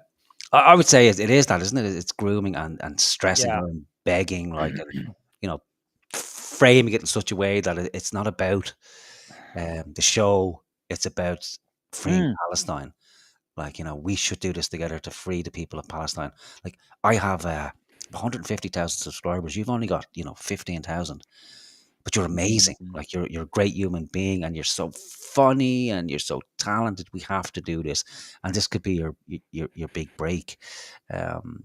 All because he's fallen in love with her. I think that's what's happened. He's stressed at home. The wife's had the new baby. He's probably been looking at this woman for, you know, weeks, possibly months. And then it's come. The wife has had the new baby. Wife is fully focused on the new child. Ty probably doesn't even exist in her world now anymore at all. Like, she's just hyper focused on the baby. He's getting in the way, more of a hindrance than a help. So he's saying, "I'm going over. Yeah, whatever. Yeah, whatever. Fuck off." And he's got what he wanted now, is to spend 2 weeks with the woman that he's been fantasizing about and idolizing for fucking months, if not years. What a dirtbag. Combining forces. There are satirists in the world that I respect, and that, or maybe I respected, and that I thought... Yeah, he's talking about Ricky Gervais here. He won't mention it explicitly, but he's talking about Ricky Gervais because Ricky Gervais hasn't been as vocal as Ty would like him to be about the genocide in Gaza. Right. And Ricky Gervais is also... he's not entirely happy about the direction of the UK with the immigrants, so he's making jokes about immigrants, that it's only male immigrants who happen to come in. And again, Ty has anything to do with that. So he's lost faith in who was previous his idol. It was his biggest influence was Ricky Gervais. His whole shtick, I know it'd be hard to figure it out based on what Ty does, but his whole shtick is based around Ricky Gervais's style of cringe comedy. But Ty is just missing the comedy part. Ty is just pure cringe, like. Yeah, he's missing a lot of things about Ricky Gervais, because Ricky Gervais actually has something to tell us about life and deeper meanings of things. And no, that there's nothing deep going on in that fucking bald head noggin. Yeah, I think Ty just watched The Office and thought, "Oh, I can do that." And then, because a lot of his sketches are kind of, it's like Aldi. But not even, you would never know if there was any influence from Ricky Gervais, let's be honest. You just wouldn't. It's just like, because it came as a shock to me when I heard initially when he said that Ricky Gervais was his biggest influence. I was like, really?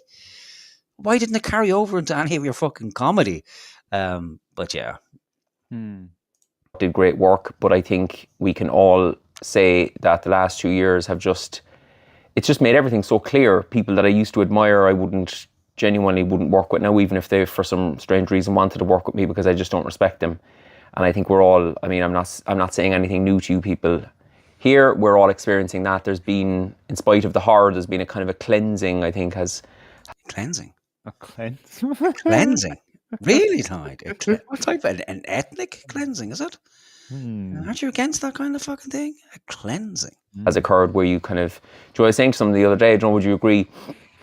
When you just don't like somebody and you can't quite put your finger on it. I do. And it could be going on for years. They'd just be like on the outskirts of your kind of circle or whatever. And you're just like, I just don't like that dude for some reason. And now finally you can put a name to it, like, oh, he's the kind of guy that would deny a Holocaust. Yeah, he's the type of guy who would deny it. Therefore, is what type? Therefore, it's okay to what? Kill them, isn't it? Maybe Holocaust them? Would that be okay? He's just the kind of guy that would just be like, no, I don't think that's happening. Or if it is happening, I just don't care. That's why you didn't like him. all these years. Everything's kind of making sense in a really weird, dark, dystopian way. So anyway, so myself and Nicole, we went to London with hope in our hearts. We ended up kind of calling in favours from the pro-Palestine community. We were in this wonderful studio, which I recommend, called Ravener. Begging is what it's called. Like, because this was to be fully independent, self-funded, I believe. But that's not how Tig operates. Tig operates on calling in favours. Previously, we learned that again. The videos he's making, he managed to call in a favour for someone with a camera, someone with microphones, someone to plan out the sketches for him. His fans were providing the material for the sketches. And then in the next breath, he completely dismissed all of that, saying that that's what the most important thing is, the writing. After getting all that fucking help from dedicated people, he gives them no fucking credit and puts it all down to his writing. So he's back to the same shtick again, calling in favors, asking people, can I use your studio? Can you come in and write the material for him, because he's got fucking nothing. Farms studio run by a beautiful man called Mehdi, and I just recommend getting there, because every day we were there, some other stalwart of the pro-Palestine scene would just be... What is that? What is he fucking doing? Like, That is the lowest form of comedy. yeah, he's only short of like it's Joe Rogan type comedy. He's like humping a fucking stool. Yeah, physical comedy.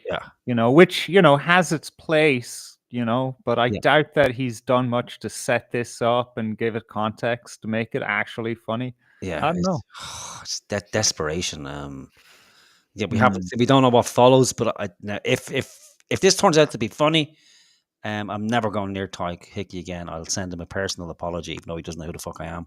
I will write him a letter in blood apologizing for everything, but I can't. I just can't see it happening at all. Like, be pottering around the corridors, Yvonne Ridley, Low-Key, Chris Williamson, like just every day there was people passing. No idea who any of those people are. Have you any idea who those people are? Should we know who those people are? Or I forgot their names as soon as he said them. yeah, Low-Key, Chris Williamson. Yeah. It's like he's just kind of throwing things out there, and this and that, and this person and that person. Like, what? Okay, why do I care? Name dropping. Yeah, exactly. And tell us a fucking story. It's like a movie or a book or something. It's like you can't introduce a character in the first page and they get murdered and then expect the reader to like give a shit. Give it a bit of background. Why do we care? What's going on here? Tell us about it first, and then maybe I'd be like, oh, so this person is involved in that. Right now, all I'm hearing is this person is involved with the thing that you're doing. Yeah, this person, that person, could be fucking anybody. Like, yeah, you'd be kind of grabbing people for interviews, and they'd be grabbing you and stuff. And it was just a really beautiful place to work. There's a parrot as well called Gizmo, who's a major fixture in the. Oh, Jesus Christ! It's a terrible storyteller. Like, it's just that fucking parrot. Yeah, it's like someone's come back from fucking Mallorca or something, isn't it? Like, we had a great fucking time. Like, all you could eat buffet every day of the week. The entertainment was amazing. Low-Key was there. Julia Bravo. Yeah. Oh, and the fucking parrot. Wait till I tell you about the parrot. You know what? Real life example, right? My grandmother was with other family members, just spending a week in a chalet in fucking somewhere in Portugal, and while there, sent to our group chat, our family group chat, a picture of a pig that just wandered onto the premises from a local farm. And I was like, wow, that's cool. I thought it was a wild boar. Yeah. I don't know Portugal. But no, that was fascinating, because it happened to my grandmother. I don't care about his fucking parrot, man. Yeah, I know. Yeah. To make something up, like, go back to talking about the bitch. Like, tell us how you banged her in the toilet or something like that. He's got really drunk and she forgot where she was and who you were. And he started off on a peak, right? Now he's spiraling down into random nonsense. Yeah, I want to hear more about the sexy revolutionary lady. Place, I think I might have showed you a little clip of him. So we are really now, we've recorded the first 5 episodes of a season, and then for season 2 we actually have a lot of interest now from people, and we're looking for investment with kind of no strings attached, because we have a few people who have been interested. This is the country said that he wasn't going to take any money. When he announced this initially, it's like we're not going to ask anybody for any money. Maybe people will approach us. And he did say some interest from East Asia or something like that. Like I don't believe that when I fucking see it. But again, like, who in the right mind is going to just throw a lump of money at the cunt, and then have no say, like, other than who fucking Hamas or someone like that, some sort of terrorist organization, and even they wouldn't do it because they'd be like, this is a waste of our fucking money. Like, this is not even like £100. Like, that's fucking 4 Kalashnikovs in Pakistan. Like, why would anyone give this guy fucking money? Is a mystery to fucking me. And let's not forget, the guy can barely eat because he's so broke because the whole establishment has turned their back on him and nobody will hire him because of his edgy views. Maybe he told us he was starving, like if it wasn't for the Patriot money, he would be starving. And the cunt's fucked off to the UK, to London for 2 weeks with his mistress. And I can't imagine he slept in his fucking car. So he's staying in a hotel, and I can't imagine it's paid for, or if it is paid for, by who? Or whom? I'm never sure if it's who or whom. But who's bankrolling you, Tig, and why would they bother? But you'd have to have some class of an editorial, I think. Maybe if it's not even spoken, it's kind of unspoken, that you would have to say, not say, but like, yourself, don't go after this guy or don't go after that government or whatever, but we're completely independent, which is brilliant. And so the first season's self-funded. It's being edited as we speak. It'll probably be out in about a month. And some of the guest appearances and whatnot, you're just going to be, I think. Oh, sorry, I have to stop for a second. I think somebody wants to come into the kitchen, but they're a bit hesitant. Yeah. Turn off the camera. Turn it off. 1 second. Sorry to stop the flow. Back in a second. Yeah. Oh, this guy is just gas. Someone, I forget who, I think it was Miss Pagina, said he looks like Paul, what's his name? Whatever the fuck his name is. Paul Murphy. Yeah, and there's another one, right, from People Before Profit. I confuse him with Paul Murphy as well. Fuck. What's this? Oh, yeah, Richard Boyd Barrett. I don't know. There's, of course,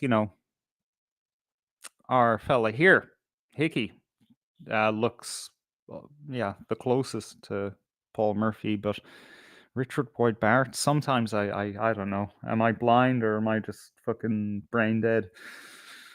They do have I mean, you could switch one after the other, If Tag Hickey had any more enthusiasm for, doing things than he does currently, he would probably be in the doll for People Before Profit. Sorry about that. It was my daughter. She left a bag of chips in the door for me. That was very nice of her. Oh. Right, back to our man Tig. Where's he gone? Okay, where were we? Let's go back a second or two so we can see what he was saying. We'll be out in about a month, and some of the guest appearances and whatnot, you're just going to be, I think you're going to really love it, actually, if I do say so myself. I had, in the end, not that much to do with it at all, really. It kind of... Oh, that was glorious. Did you hear what he said there? Wow. One thing I love about Tag Hickey is that he has this brilliant talent for fucking snitching on himself. I know, right? It's just fucking, it's incredible, isn't it? Like, most people would just be, have some level of awareness or shame. just to skip over, not even mention it, and address it after the fact, but not Tig. Because I think, Tig's whole thing that just depends on letting people know, listen, I'm not doing a fucking thing. I still want your money. Keep giving me the money, but I'm just putting it out there. I'm not doing anything. I'm not even going to pretend that I'm going to produce material anymore. But yeah, so if you want to stay. If you don't, fuck off. He's a pimp. That's what he is. He's a pimp. Like, he's a magical pimp. Who's just getting all these like Spanish Romanian birds to work for him. He's out of the picture now. Doesn't have to do nothing to do with the show, but gets accredited. Maybe I don't know if he'd make money from it. But I think what actually happened is he got there. The people saw what he could actually produce, and they had a meeting and said, "This is dog shit. This is absolute dog shit. We can't how are we going to fucking get it? Like, I can't put my name to this. Like, we can't produce this. Like, it'll die in its arse. Like, okay, here's what we do. Like, we bring in some guests. We need filler here. We need to bring in Alexi Sale. He was nice enough to have Tyg on his podcast, and the whole studio. It's a left wing fucking studio. It's essentially a political setup. Yeah. I think it's run by. You mentioned the guy's name. I can't remember his name offhand, but he used to. I think he used to be a news presenter on Channel 4 and CNN and stuff like that, and he has his own kind of organization now. So the words obviously come down like that. This is pure dog shit. We need to rescue this. So it's like, okay, we'll put Tyg in one sketch, maybe two, and then pad it out with the good-looking fucking Spanish chick, and we'll call in a few favors to pad the show out. See how it goes. If it hits well, we'll stick with it. And they'll just have to, I don't know, Ty can become an executive producer or something like that. Or I don't know what they're going to do with him because, anyone who looks at Ty's stuff objectively, now I know comedy is subjective anyway, but I can't imagine anybody laughing at his material ever, Maybe I'm wrong, but I just, it's difficult for me to find anything he does, other than just be himself. Like, that's what I find the most. Yeah. Oh, yeah. The unintentional hilarity, absolutely. However, when it comes to his fans or whatever the hell they are, their patrons, his patrons, I think it's clapter. That thing where they clap for the joke instead of laugh. Yeah. Because it's you're making a good point, and it's it looks like comedy. Yeah. Let's say if it wasn't, politically based, it wouldn't be classed as comedy at all. Like, and that's not just to him. That's a lot of stuff, really. In today's world, It's after taking on a life of its own. a life of its own. Like, that means a life without you. You've been divorced. Yeah. You've been divorced from your own project, Tyg, is what's happened. Like, what doesn't have a life of its own? You know? I mean, if and it can't by definition, because then it would be like a spooky bucket, just out of nowhere, a VHS tape drops on a fucking TV producer's desk, and it's a complete show. Where did that come out of? Yeah, that's the language of cope right there. It's taken on a life of its own. So we'll translate that for the uninitiated. He's been dropped from his own project. Like, imagine being dropped from your own fucking project, God. your own independent production, which obviously isn't independent because it's entirely dependent on the goodwill of others. And he's been dropped, and that face there, that says it all. Like, that's quiet desperation. Yeah, I'm amazed his wife actually let him back in the fucking house. Like, after these 2 weeks, I'm giving his marriage 6 months. And I'd say 6 months, and he's done. Miss Jean asks, did he go to Trinity? Possibly. I'd imagine maybe. Is there a university in Cork? He what did he say in the past? He studied, I think it was philosophy or something like that. He's got a degree in philosophy. I forget what else, but yeah. Yeah. Yeah. So I don't know Trinity, but I don't know, but yeah, some degree somewhere or other.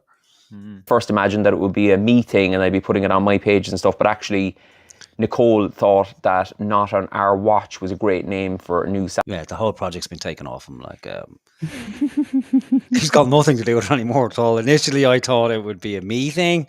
So maybe he's lying from the get-go that I don't know how he got involved at all. Like, maybe this isn't a thing that he started at all, and he just got involved because he has brand recognition, and then they figured out, actually, no, he doesn't have anything to contribute except look silly. Yeah, they've stole his audience. He's essentially he's had his audience Hmm. stolen from him. Hmm. Because how can it be your project, and then how can you be talked out of posting it on your own fucking channel? You know, unless you've called in the favors, and that's your payment. Because he just wanted the recognition. Hmm. So okay, well, you know, Tyke, if we were to actually charge you for use of the studio, the producers, the editors, the sound engineers, the lighting crew, Hmm. the editing, not to mention marketing and promotion, you know, you'd be 40,000-50,000 sterling Hmm. in the hole. Now we don't want to put that pressure on you, and because we understand you're almost malnourished as things stand, and if it wasn't for the chips and the fivers from Patreon, you'd be fucking, you'd be dead already. Like you make Gaz and children look fat. You're so emaciated. So they said, right, here's what's going to happen. We now own it. We're not putting it out on your channel. So what we're going to do is we're going to, put it under. We're giving it to whatever the fuck her name is, Spanish, good-looking chick. She now owns it. She's fronting the show. We're going to phase you out gradually. And we have a new project in mind for you. Actually, here's what we're going to do. We've this great documentary, Flotilla. It's a document of Flotilla, Palestine. Boat leaves in 2 weeks.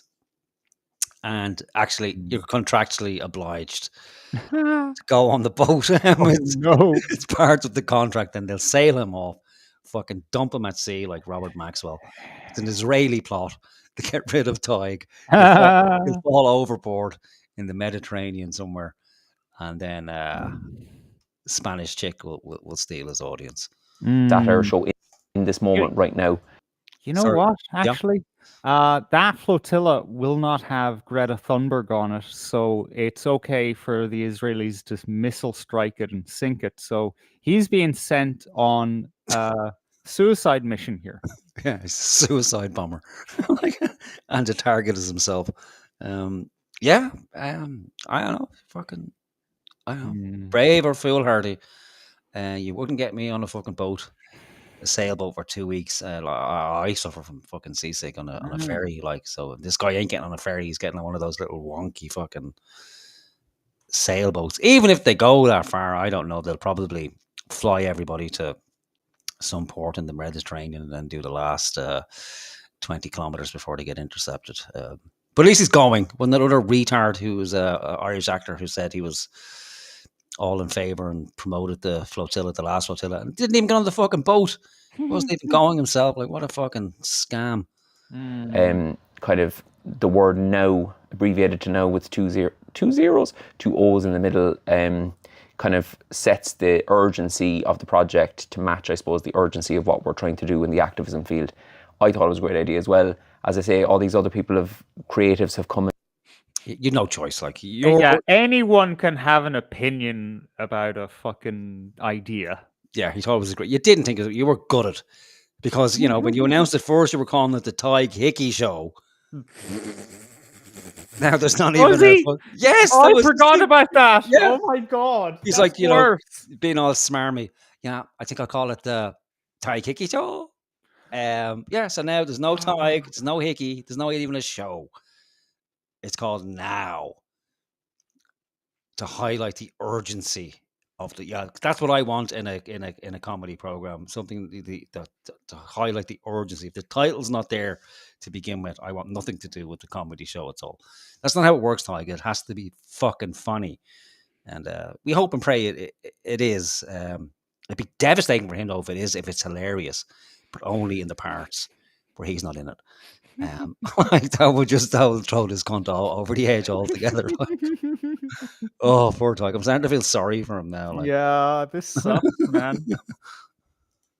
On board, and it's become a thing in itself. So we're going to have new pages for it and new YouTube channels, and actually maybe even just create our own platform altogether. Like, I'm very. There's the alcohol thing coming in again. Like, that's the dry alcoholic, isn't it? You were saying before, it's just this fantasy land, like new platform. He's now a YouTube fucking magnate. Yeah.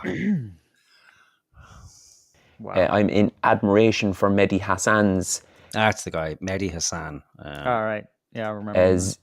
ZTO platform, where I mean nobody can kind of fire him anymore now because he's just got his own platform. I think that's actually the way to go. So that's what we're trying to do behind the scenes. The first iteration of this will be out in a month. Oh my God, 4.5 minutes. Now, secondly, I just want to let everyone know that I am going to be going on the flotilla, the Samud flotilla, which is going to be... Ugh. Ugh, why did you curse us, Tag? Jesus. Yeah, I know. Is she on hormone blockers? Like, is she fucking? Is that an old She's thing or? always looking like she's fucking 15 Yeah. or earlier. I remember fucking Thomas Sheridan made some accusations about people who, get behind this young woman. She's not a teenager. She's a fucking adult and she looks like a child. There might be something going on there. Mm. Yeah, It's certainly weird, isn't it? Like, she does look fucking 15. Like, she doesn't seem to age Yeah. at all. How old? Yeah. She's got to be like mid-20s now, is it, or something like that? Actually, yeah, let's look that up real quick. How old is Greta Thunberg? 22. That's not ancient, but No. she should be more full. Yeah.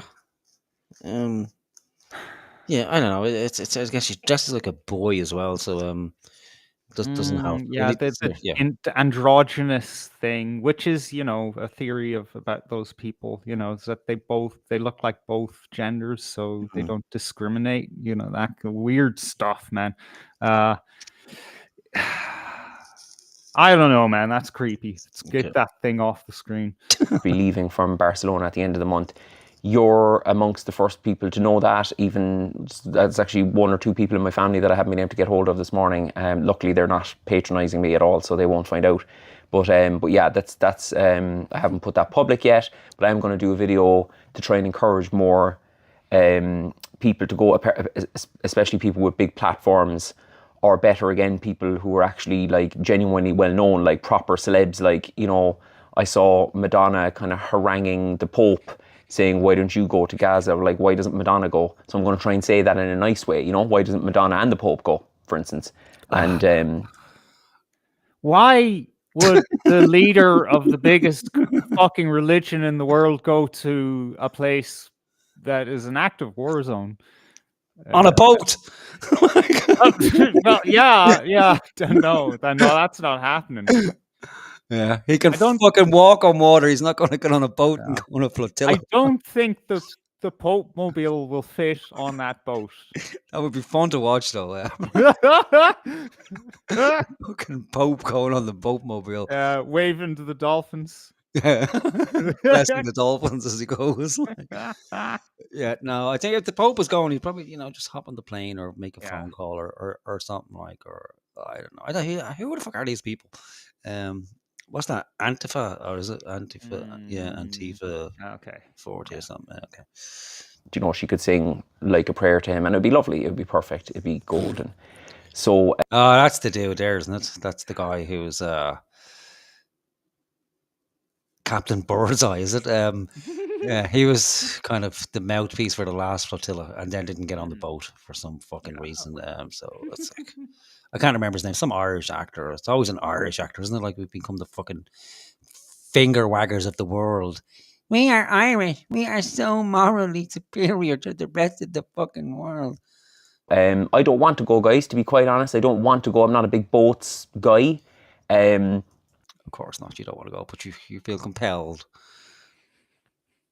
to go. Look at that fucking smug cunt of a face. Like that. Every time you press pause, it's either a look of confusion or smugness. Yeah, it's just... It can't be coincidence. No. This is a Cork face as well. I've just realized now there is a Cork fucking look, because if I guarantee you, if we put a picture of Derek Bly up next to this guy, bar the hair missing, we must do that the next show. We'll see if we can overlay their faces, but there must be a particular look to Corkonians.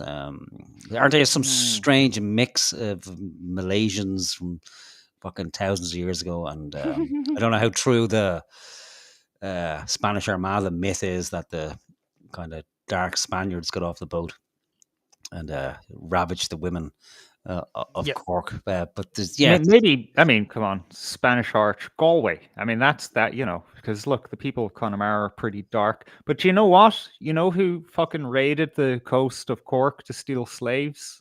oh yeah, the fucking The Barbary, Moroccans. yeah, Yeah. dirty Moroccans. Yeah, Yeah. we never learned, did we? Never fucking learned. Now we're paying passage for them to come over. Like, for fuck's sake. Ah. I have 2 kids, barely I've got almost 2 kids under 2, if you get me. My 2-year-old is like, No, could you explain further? 2 kids under 2. What does that mean in real terms? So I can old money. What's that mean? Like, I don't comprehend. And who's this fucking guy wagging his finger like he's some fucking Muslim cleric? Like, just gone, she's 2 and 2 months, and I have a 14-week-old. The last thing I want. do you not like your family, Ty? Like, Jesus Christ, like you're. Yeah. Like, there are other people who can do that, Yeah. You don't have to do that. Yeah, relax, stay at fucking home. Like, the child's only 14 weeks old. You spent the last 3 weeks in London. Now you're fucking off on a boating expedition. And why are you bringing a fucking caveman with you? Look at this fucking. What is that? Like, what in the name of God is going on with that fucking brow ridge there? Like, holy fuck. I don't know. I mean, let's not make assumptions based off of one appearance. You probably got stung in the forehead. I don't know. Maybe that cap's been on too tight for quite a long fucking time, and it's shrunk the top of his fucking head. Like, Jesus Christ. Want to do is be going away for 3 weeks, contrary to kind of the Piers Morgan mentality. It's definitely not to get selfies either. I was just going back over my kind of back catalogue there. I don't think I've ever taken a selfie. Dude, you fucking every one of your videos is essentially us looking at you. Yeah. Yeah.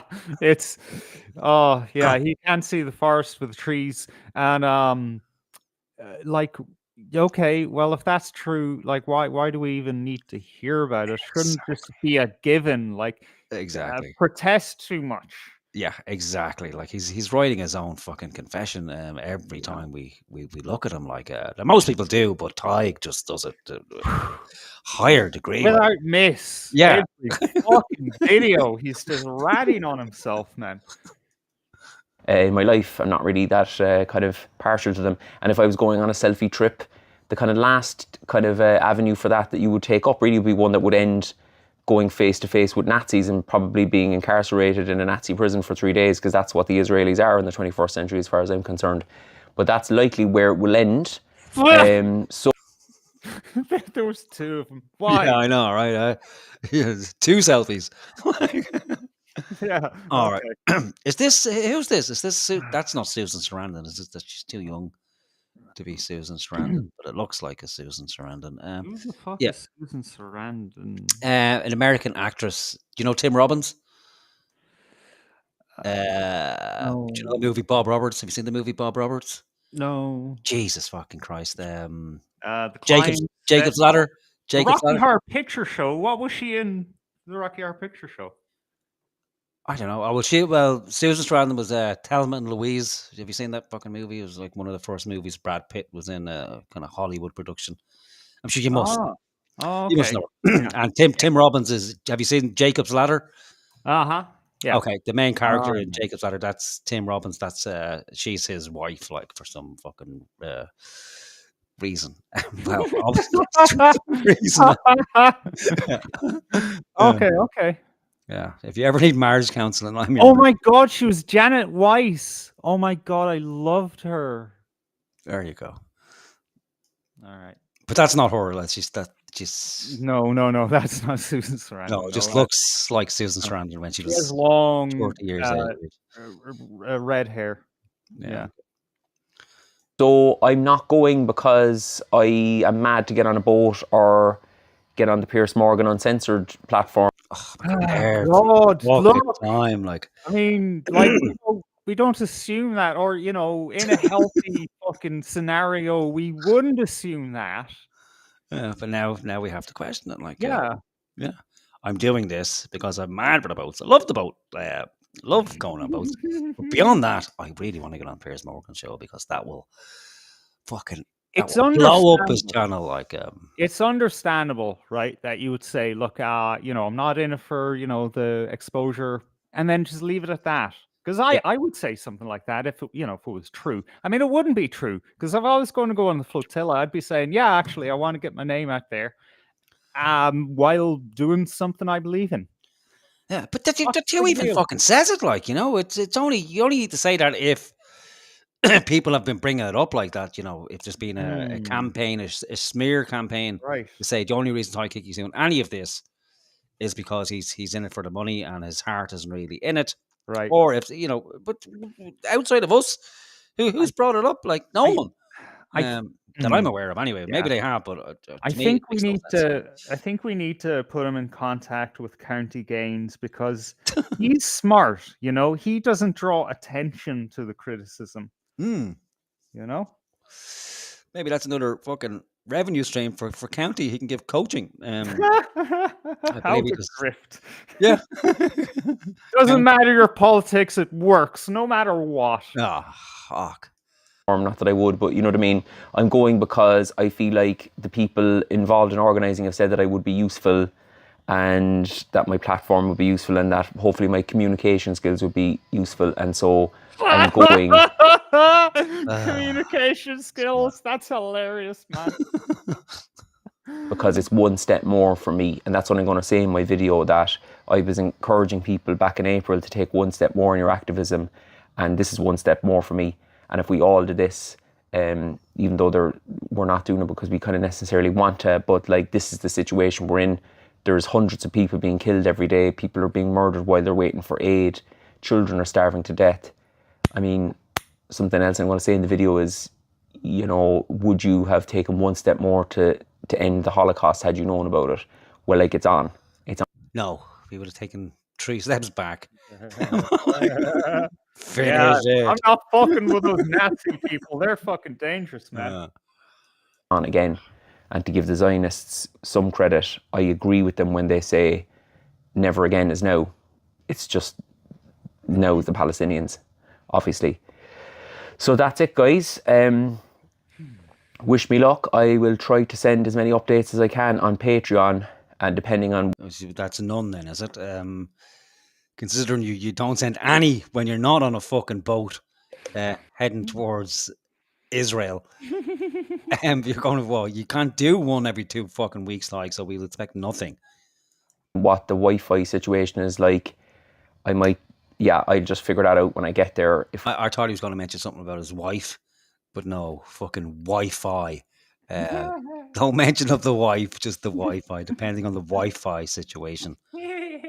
I can't imagine the Wi-Fi is great in the middle of the med, but who knows? I suppose Tesla or X, whatever the fuck his satellite company's called. But I don't know. It's where's Musk on the Israel thing? Is it okay to use? Does Musk have interest in Israel? Never heard him mention it. Yeah. All right. I'm sure he must, like, his money doesn't care about politics, really.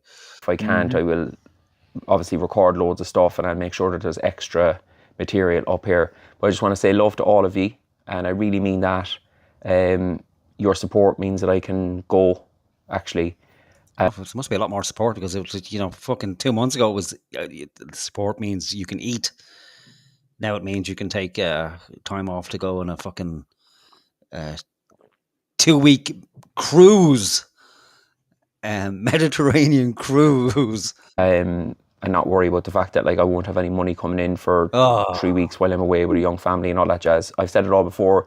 You know that I mean it from the bottom of my heart. Is there money coming in? Anyway? Where? Didn't he say it beforehand? There was nothing coming in other than the Patreon money. Yeah, so and that he can't get a job because he's blackballed. But you know what? I don't know what it's like on his side of the country. Is he still in Cork or is he in Dublin? Oh, I think he's in Cork.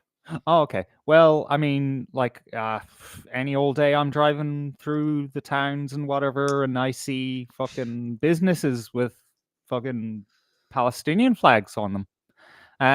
Maybe he could take a walk through Cork. Oh, there's a Palestinian flag. They won't, shy away from hiring me. Get Yeah. a job, wash some fucking dishes if you have to. Exactly, sure. His best mate is the fucking the Palestinian crowd who owned the restaurant in Cork. That's been funded up the ass, like to keep fucking middle class tits. Like, I'm not sure he is middle class. Sorry, middle class people. Tits. I'll just leave it at tits like this, fed in fucking hummus. Because where would we be in Ireland if we didn't have the foreign food? Like, come on. That's the main benefit of all this mass immigration, isn't it? Hummus, because we were missing that, and curries. But, nobody realized, well, just look on the internet for the fucking ingredients. Or is that what they're called? What's it called? Recipes, sorry. Recipe. And that would do. Like, so, yeah, how he's going to lose money for 3 weeks, considering he puts nothing on Patreon anyway, is a mystery to me. So he must have something. There must be something he's up to on the side. He should really save money for a chinectomy. Where's his chin gone is a fucking mystery. It's vanished, like, dear Lord. Lastly, I would encourage anyone here who's interested in coming with me to check it. Just as well you put the with me on that. Yeah, it was very punctuated sentence there. Yeah, we'll edit that. We'll put that woman's name after the coming. We'll put it and on. Splice in that what is it? Romanian Spanish chick? Yeah, whatever her fucking name is. Who cares what her name is? We'd have to give her a fitting name, some sort of porno name or something like that. Get out. I'm going to attach the link underneath. They are looking for celebs, but they're looking for people with skills as well. Like, I've no skills whatsoever. I'm not a boatman at all. If you have boat-related skills, particularly, they're interested in hearing from everyone. So I'll put the link on the bottom. Yeah, you you have to contact them. Tell them you're an ex-fisherman or something with 15 years experience captaining boats or something like that. Just don't even go. Just crash the fucking boat into the dock. Destroy the engine, like sabotage the whole mission. That's fucked, man.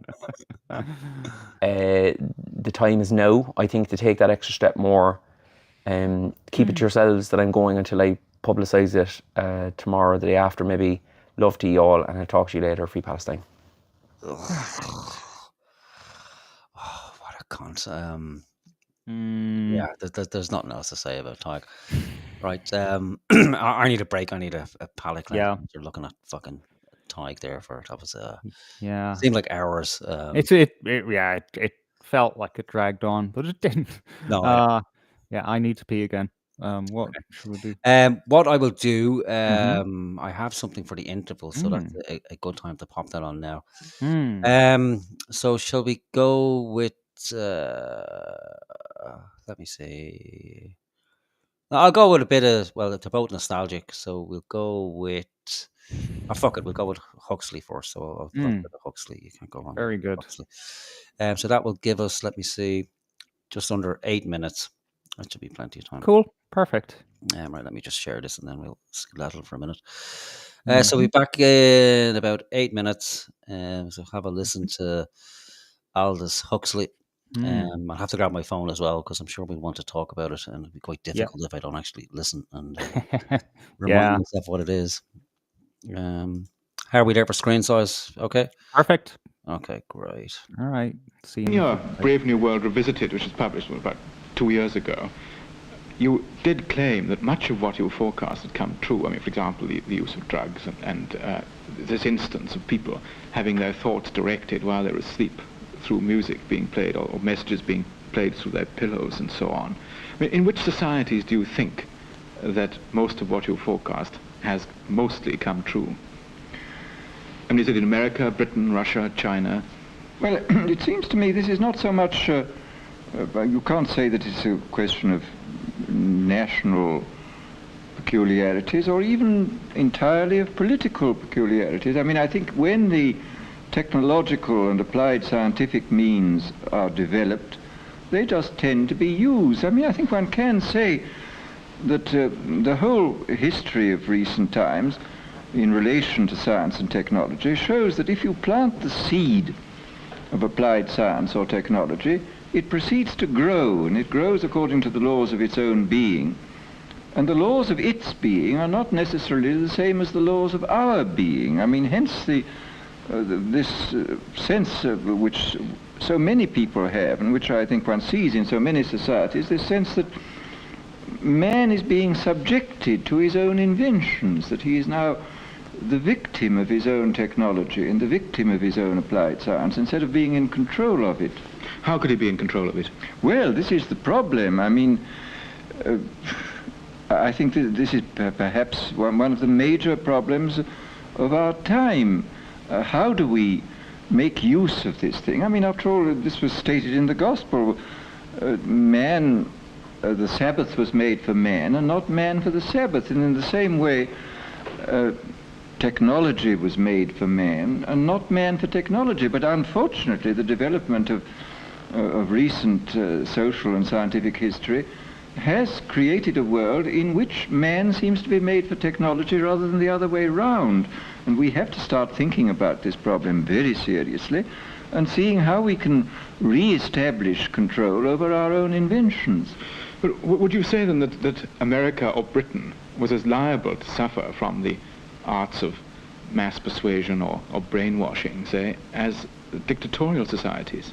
Well, at the moment, fortunately, we have in both these countries a considerable constitutional tradition which puts a brake on these kind of activities. I mean, for example, one of the ablest writers, it seems to me, on sociological problems is the French writer Professor Ellul, who views the difference between the the Russian totalitarian and the Western civilizations as being essentially a difference in the readiness to make use of technology immediately and to the limit. I mean, Engels from the first asserted that socialism would come through the use of technology to the limit. And the Russian regime has always been prepared to follow out the logic of technology, whereas in the West we still remember John Stuart Mill, James Mill, Jefferson and so on. We still remember vaguely the precepts of Christianity, and we are a little reluctant to embark upon technology, to allow technology to take over. In the long run we generally succumb. I mean, I'm reminded in this context of the line in Byron's Don Juan about this lady who, vowing she would ne'er consent, consented.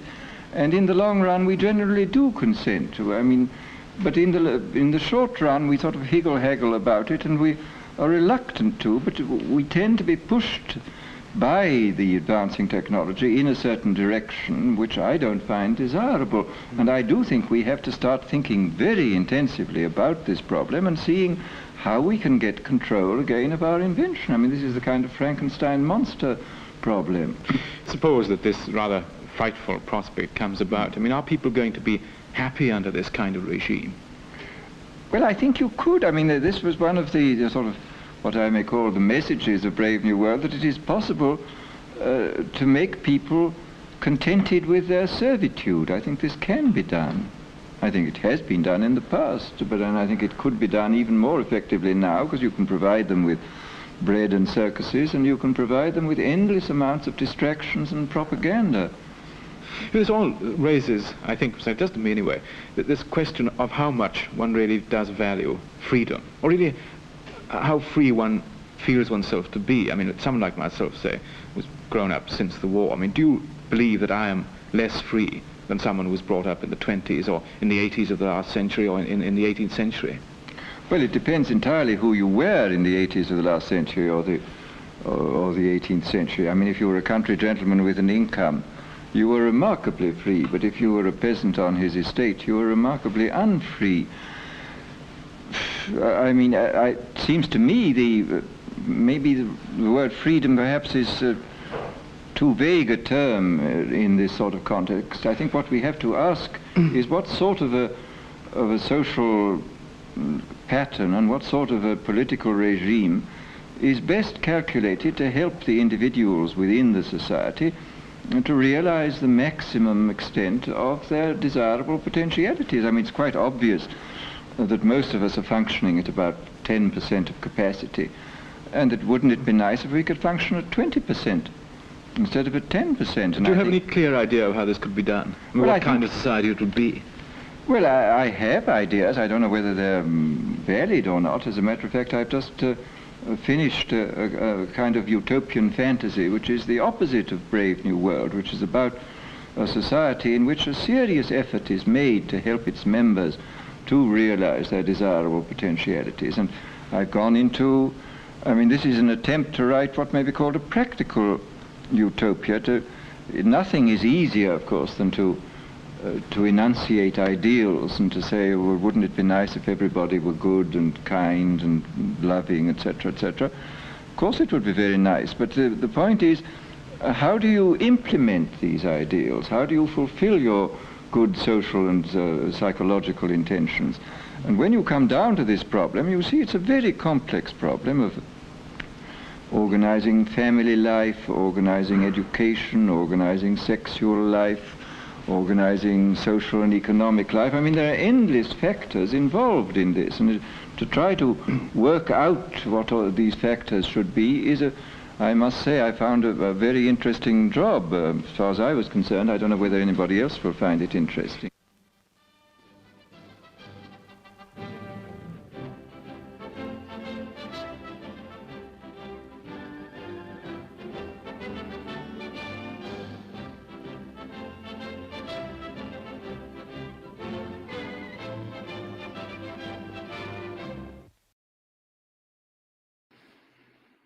All right, that was Aldous Huxley, a very famous segment from a TV interview. I don't know what channel and what year.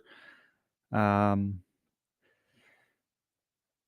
think the opposite of A Brave New World, which he wrote,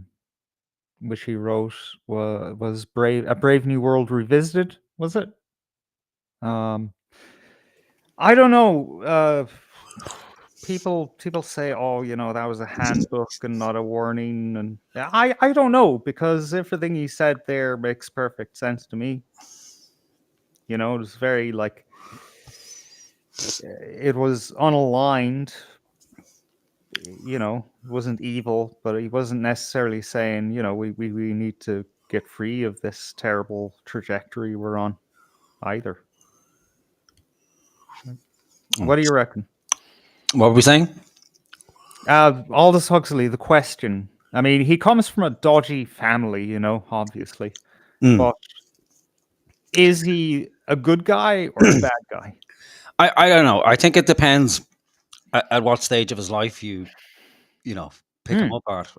So his father or his grandfather. His grandfather is very, very prominent. So his grandfather was known as Darwin's bulldog. So Darwin's biggest promoter and proponent was Huxley's grandfather, and Huxley was very influenced by his grandfather, and much of the world was as well.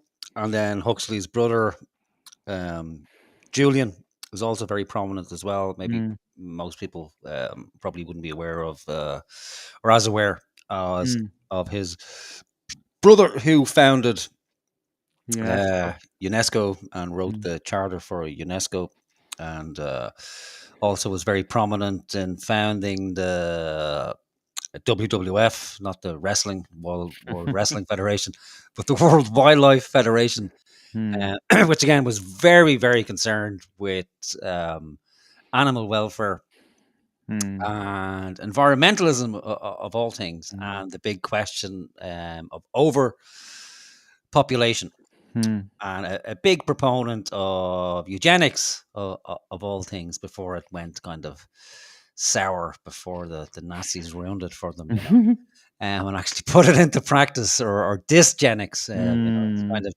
I think initially they called it something before it was eugenics. It was something around genetics or something like that. I don't know if anyone's heard that term. Is it genetics? But yeah.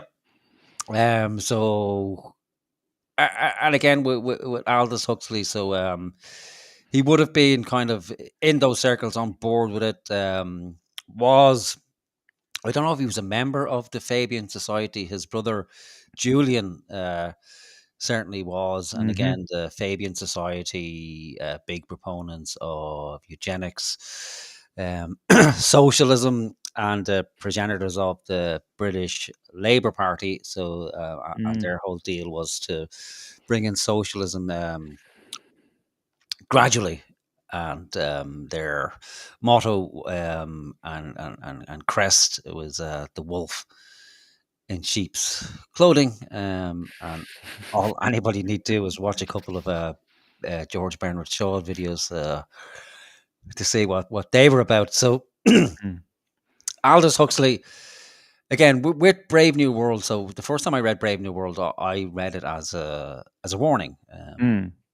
And I took it that Huxley was indeed against such a society. But then I watched some lectures of Huxley, or I don't know if I watched them or listened to them. It's besides the point anyway. Mhm. Where he's giving lectures in Berkeley, and Mm. then it comes across as, hang on a fucking minute, this guy doesn't really seem to be against this type of society, but rather is advocating for it, and much of what he Mhm. says in it aligns with the views of the Eugenics Society, and previous to him, H.G. Wells. Huxley, again, very influenced by H.G. Wells, and H.G. Wells, it's the whole open conspiracy around the plan for the world, which would be eugenics, and they terrible ideas about what to do with undesirables. If much like Derek Bly, maybe he should. Mm. If somebody Derek is more tame, they're just of no use if Derek was to be taken into the fold of the Fabian Society. If you're unemployed for 5 years or longer, sterilization is the answer. Like, so you're of no use to society, so therefore you must be sterilized, or beyond that, just done away with altogether. The old and infirm, again, not really needed. So the best thing to do with them would be to, offer them a nice cheap way out for society, and that's just to euthanize them. And then we would, the betterhood of man would be done through selective breeding. So I'm not sure where most of us would make it on that front if we'd be allowed to breed, but thankfully the Nazis fucked it up, apparently, Mm. and the Nazis the Germans in particular get a terrible time around eugenics. They just happen to be the ones who put it into practice. It originates from America, and Yeah. and from these guys, and they're all fucking linked. So your Margaret Sanger and all these people, they all Mm. come from the same circle. It's the same intellectual circle. Mm. Um, so in relation to Huxley, then Huxley, he kind of leaves the UK and makes his name in America and becomes very prominent in the States. But over time, um, to my mind, anyway, it becomes more and more apparent that he's not actually in favor of this. And sometimes I still um, kind of switch and flip between, okay, well, he was just kind of letting the people know in simplistic terms to his novels what the plan was, and to kind of soften people up for it. But then he got into the kind of use of LSD, and he wrote Mm. a lot of books, The Doors of Perception, and his use of mescaline, and was very big into Eastern philosophy, Buddhism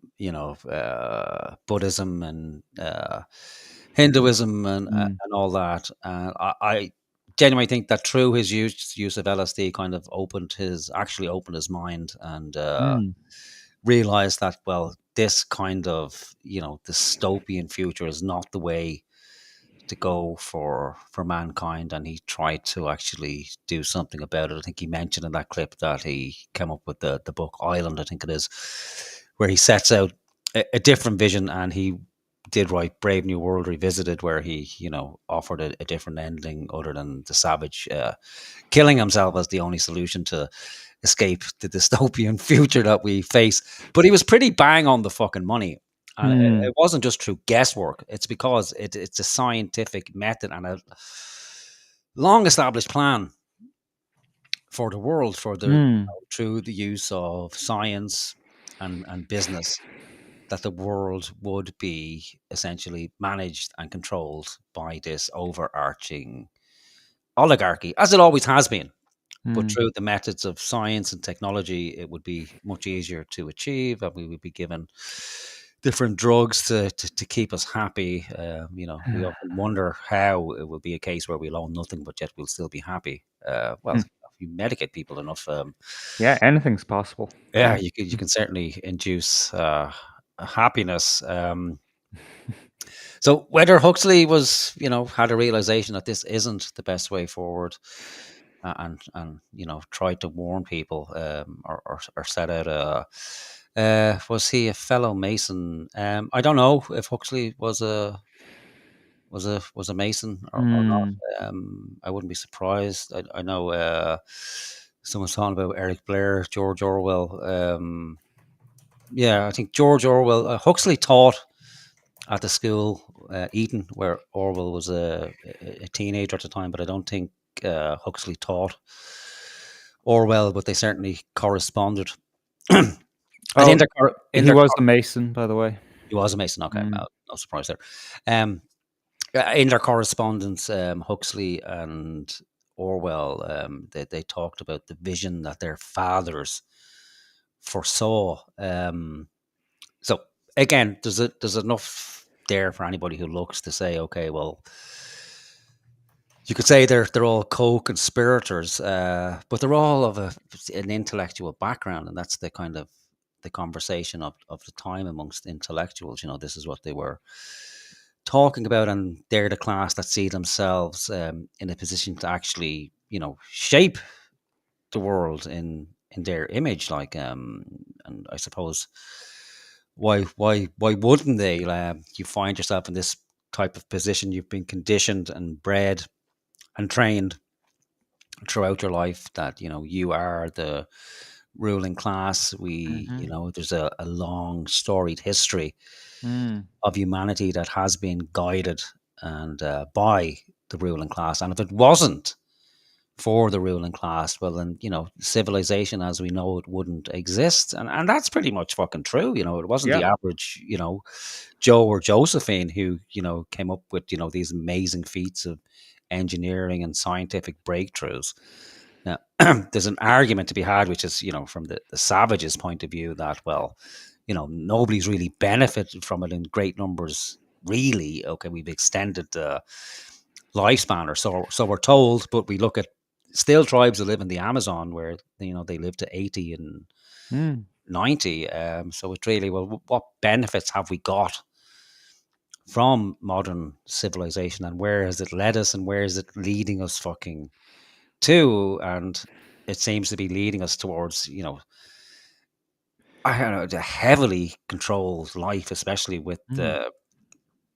the advent of AI, which I don't really think Huxley foresaw. I think he Mm. understood the power of technology and media, for that matter, but I don't think anyone could have really envisioned, social media, and especially Mm. AI, that would, we'd essentially have a controlled, guided tour through life. And that's my fear with AI, is that that's what it will be. And I already see it. You see it on X in a microcosm.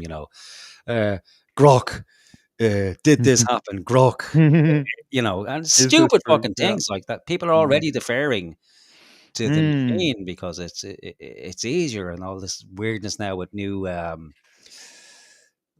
Meta or Facebook's new fucking eye goggles, where some other company has managed to hack that, Mm. and that it can immediately recognize a face, and then it will scour the internet and the large language database to bring up details instantly, like that episode in Black Mirror where you look at Mm. somebody, you see their name, their details, their occupation, phone number, and all contact details like that. And their plan is to market this to the um, population as a way to be instantly smart. So when you're looking at somebody and talking to them, it records every conversation you have, brings up answers to the question that's happening. So in effect, people are walking fucking zombies. Like, so you just have You a know what? I remember this. This is a dream that's existed since fucking computers, right? I saw, one of those, future technology will be amazing shows where like fucking 15 years ago. Oh yeah, you'll be able to walk around with these glasses and then, like you'll see someone that, and they recognize you, but you forget their name. But don't worry because it'll pop up. yeah. It's shocking. Like, I did think of it like from even I was I don't know where I was looking at. Maybe it was Facebook or something or YouTube, something anyway. Mm, But one of the comments was like obviously for a lot of people it's like, oh, this is fucking dystopian. This is a nightmare. Like, and then someone mentions about grooming for mm, fucking kids. Like, so can you imagine you got some 8-year-old, and then you got somebody who, like, say, a fucking groomer who's wearing those glasses, sees the child, mhm. looks at the child, it brings up details about the child's name, Yeah. all that kind of contact, and then they can Mm, say, "Oh, hi, oh, yeah, I know your mother, X, Y, and Z," and it's just a mm. fucking a total shit show, and it's being Yeah. presented to everyone like it's the greatest thing on the fucking planet. And then the question arises, well, why would you need people at all?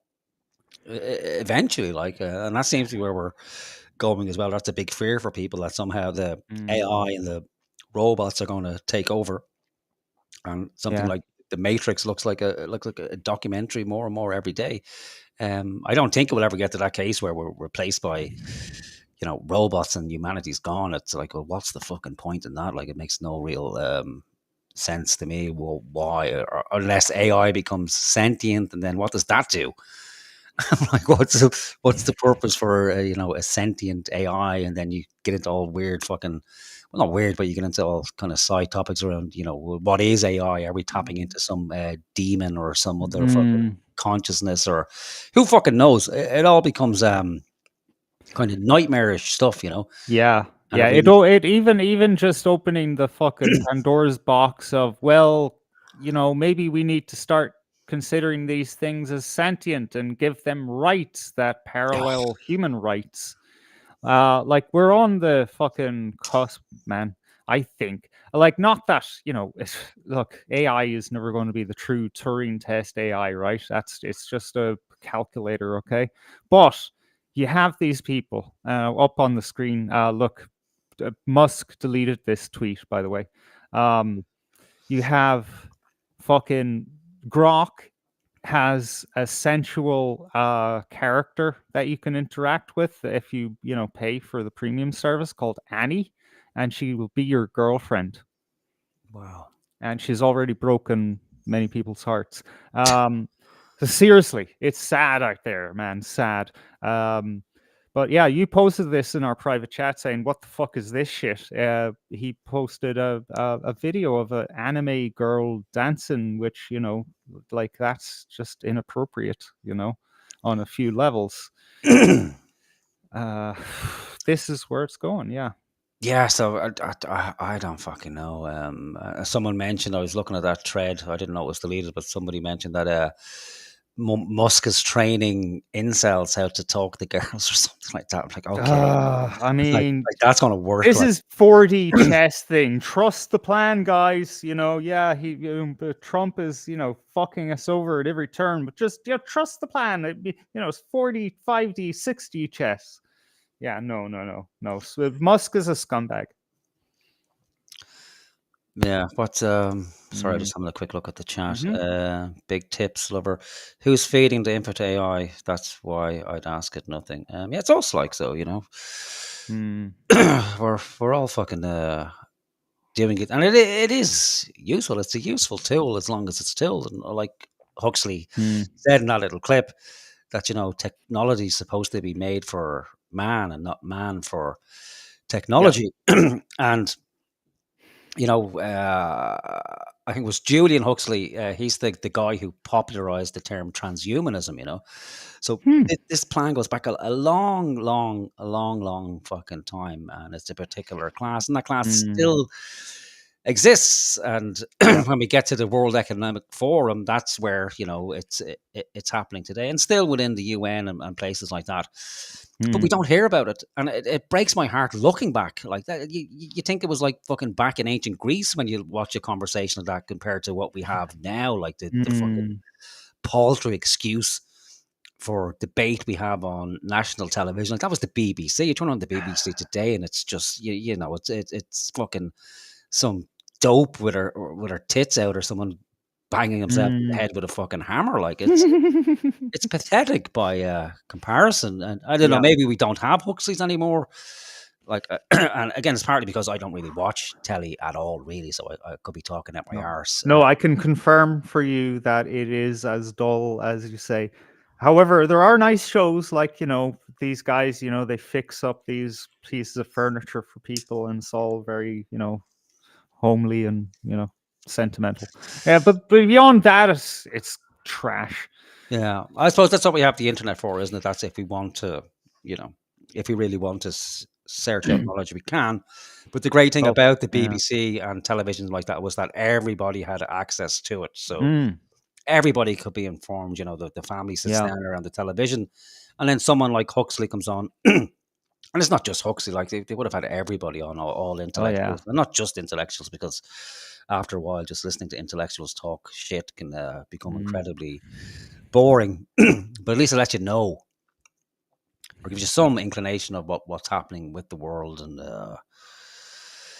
again, it's the same class. It's always the same class, and the general population is never included because, to coin a phrase, we are looked upon by and large as useless eaters, like, because we can easily be replaced, and the whole nonsense around it's all down to genetics. It's not, because you see some of their progeny, and they're nothing by comparison, and it's not every Huxley who's a genius. It's not every Darwin. It's not every Royal.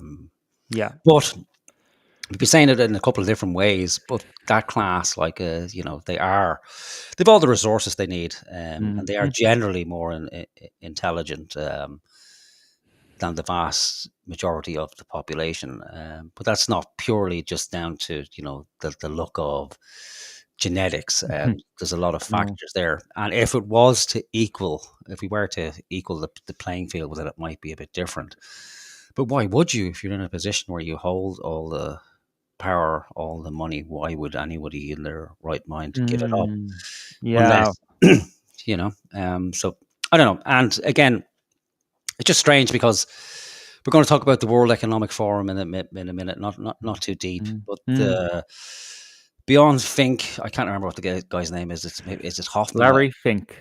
Yeah, and the other guy, the other co-founder, I can't remember his name offhand. But again, his father was also the other player in founding the WWF, and it comes from an aristocratic family, and is the founder of the pharmaceutical company Roche. I'm not sure if it's Roche or Roche, but Irish people are probably Roche.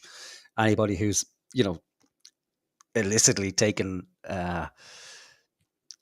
prescription pills in the past has probably become across a purple diamond, like, made by Roche. So they're antidepressants that used to be very cheap to buy and great fun to take, in large amounts that cause you no end of trouble and complete memory loss the following day. Oh no!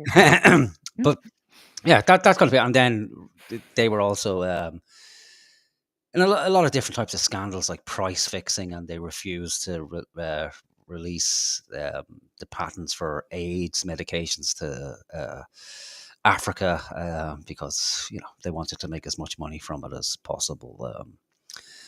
But yeah, I don't know. I've lost my train of thought now. I'm going all over the fucking place. But Huxley, was a Mason. Good guy or bad guy?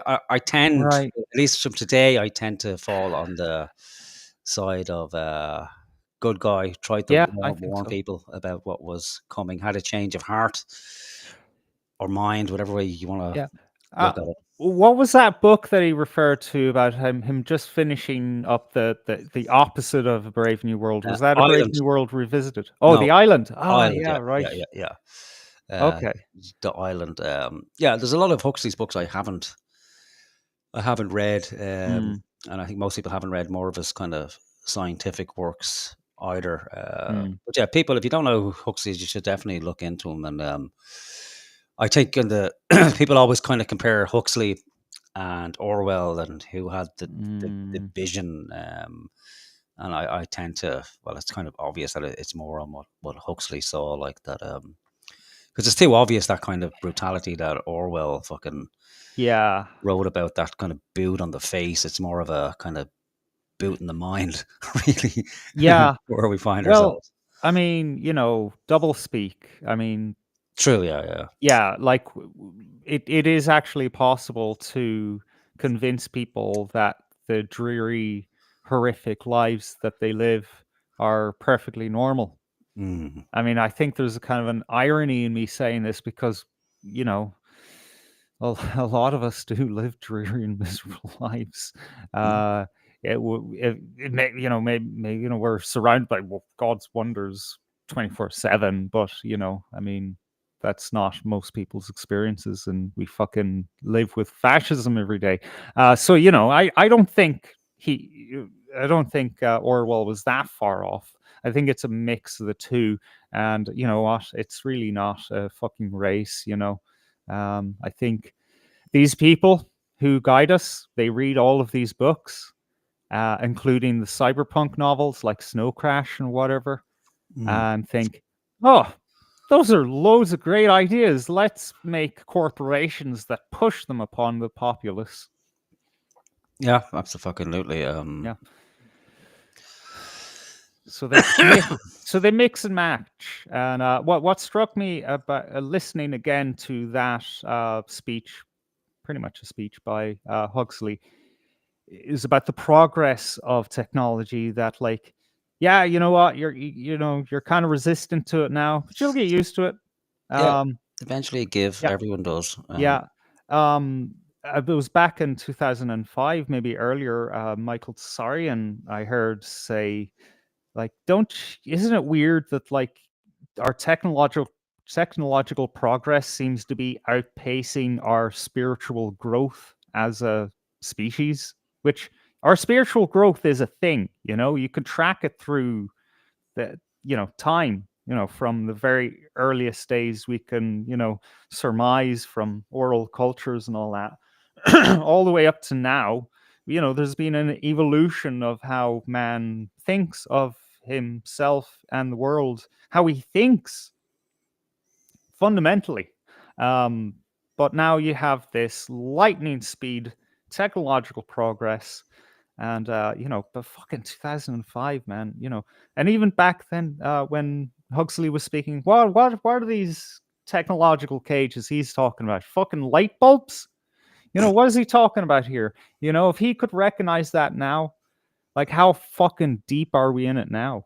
Yeah, You know? well, that's, I mean, like, all fucking planned, and it's not just the technological side of things, but the whole education system. Like, so everything was Mm, was essentially planned for how to condition people. And you mm, read Brave New World, and you read about, like, like hypnagogic suggestions, and putting mm, recording devices in children's pillows, and which of course is didn't happen. But mm, essentially they have little devices now. They have toys who talk to them. We have mm, the music industry. There's the same fucking awful messages repeated ad nauseum, not just the children but the adults, like so. And I don't know. I find myself where you don't really listen to lyrics. Oh, hello. Speaking of children, oh, hello.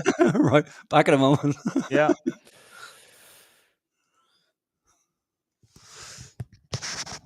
Oh, I call her.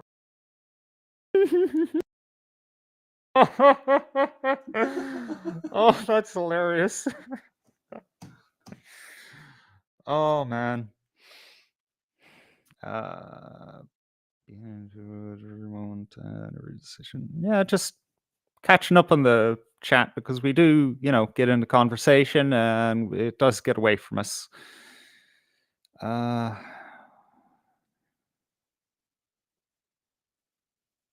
Pull up George Bernard Shaw on the early justify your existence or get removed. Yeah, it gets pretty bleak.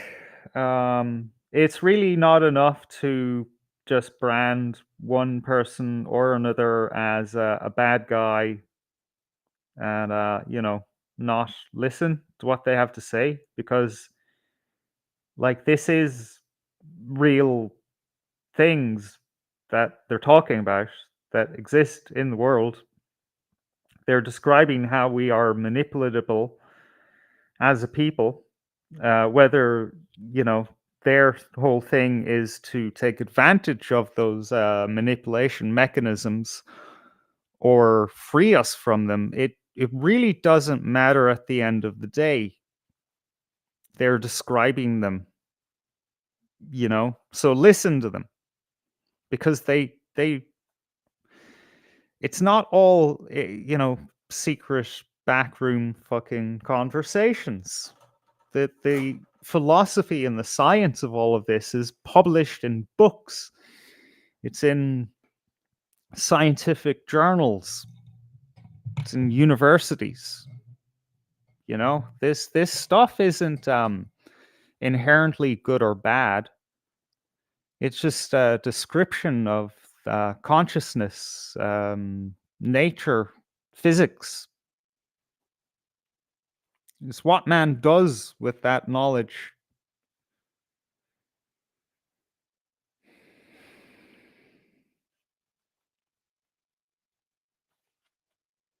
All right, let's read chat. Hugh, okay, Paul O'Neill responding to Hugh. My only digital footprint is here, Google. I don't do apps or other platforms like X, Facebook, etc. All my cameras are covered. That's the way to do it. And Vic asks, what about your TV? Yeah, those fucking things have cameras on them. And they have microphones. This is why I say that you can't throw out George Orwell, 1984, because he had a TV. I forget the name of the protagonist. He had a TV. Everyone had a TV on the wall that didn't just transmit images and sound, but received images and sound, and you could be heard and seen by Big Brother.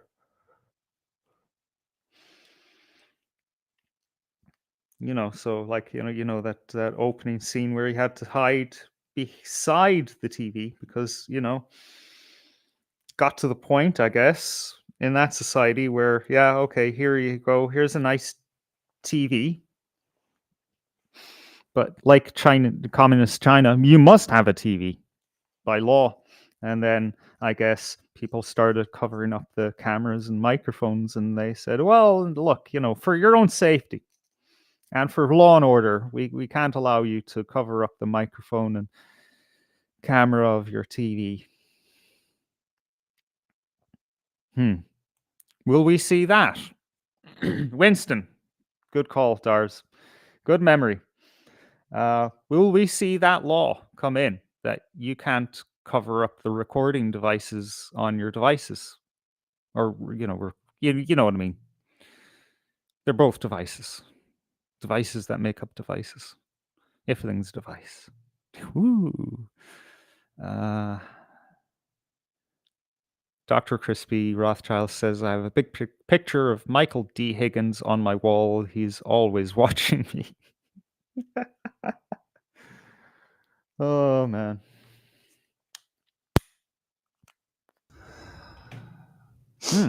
Okay. Now, what was I looking for?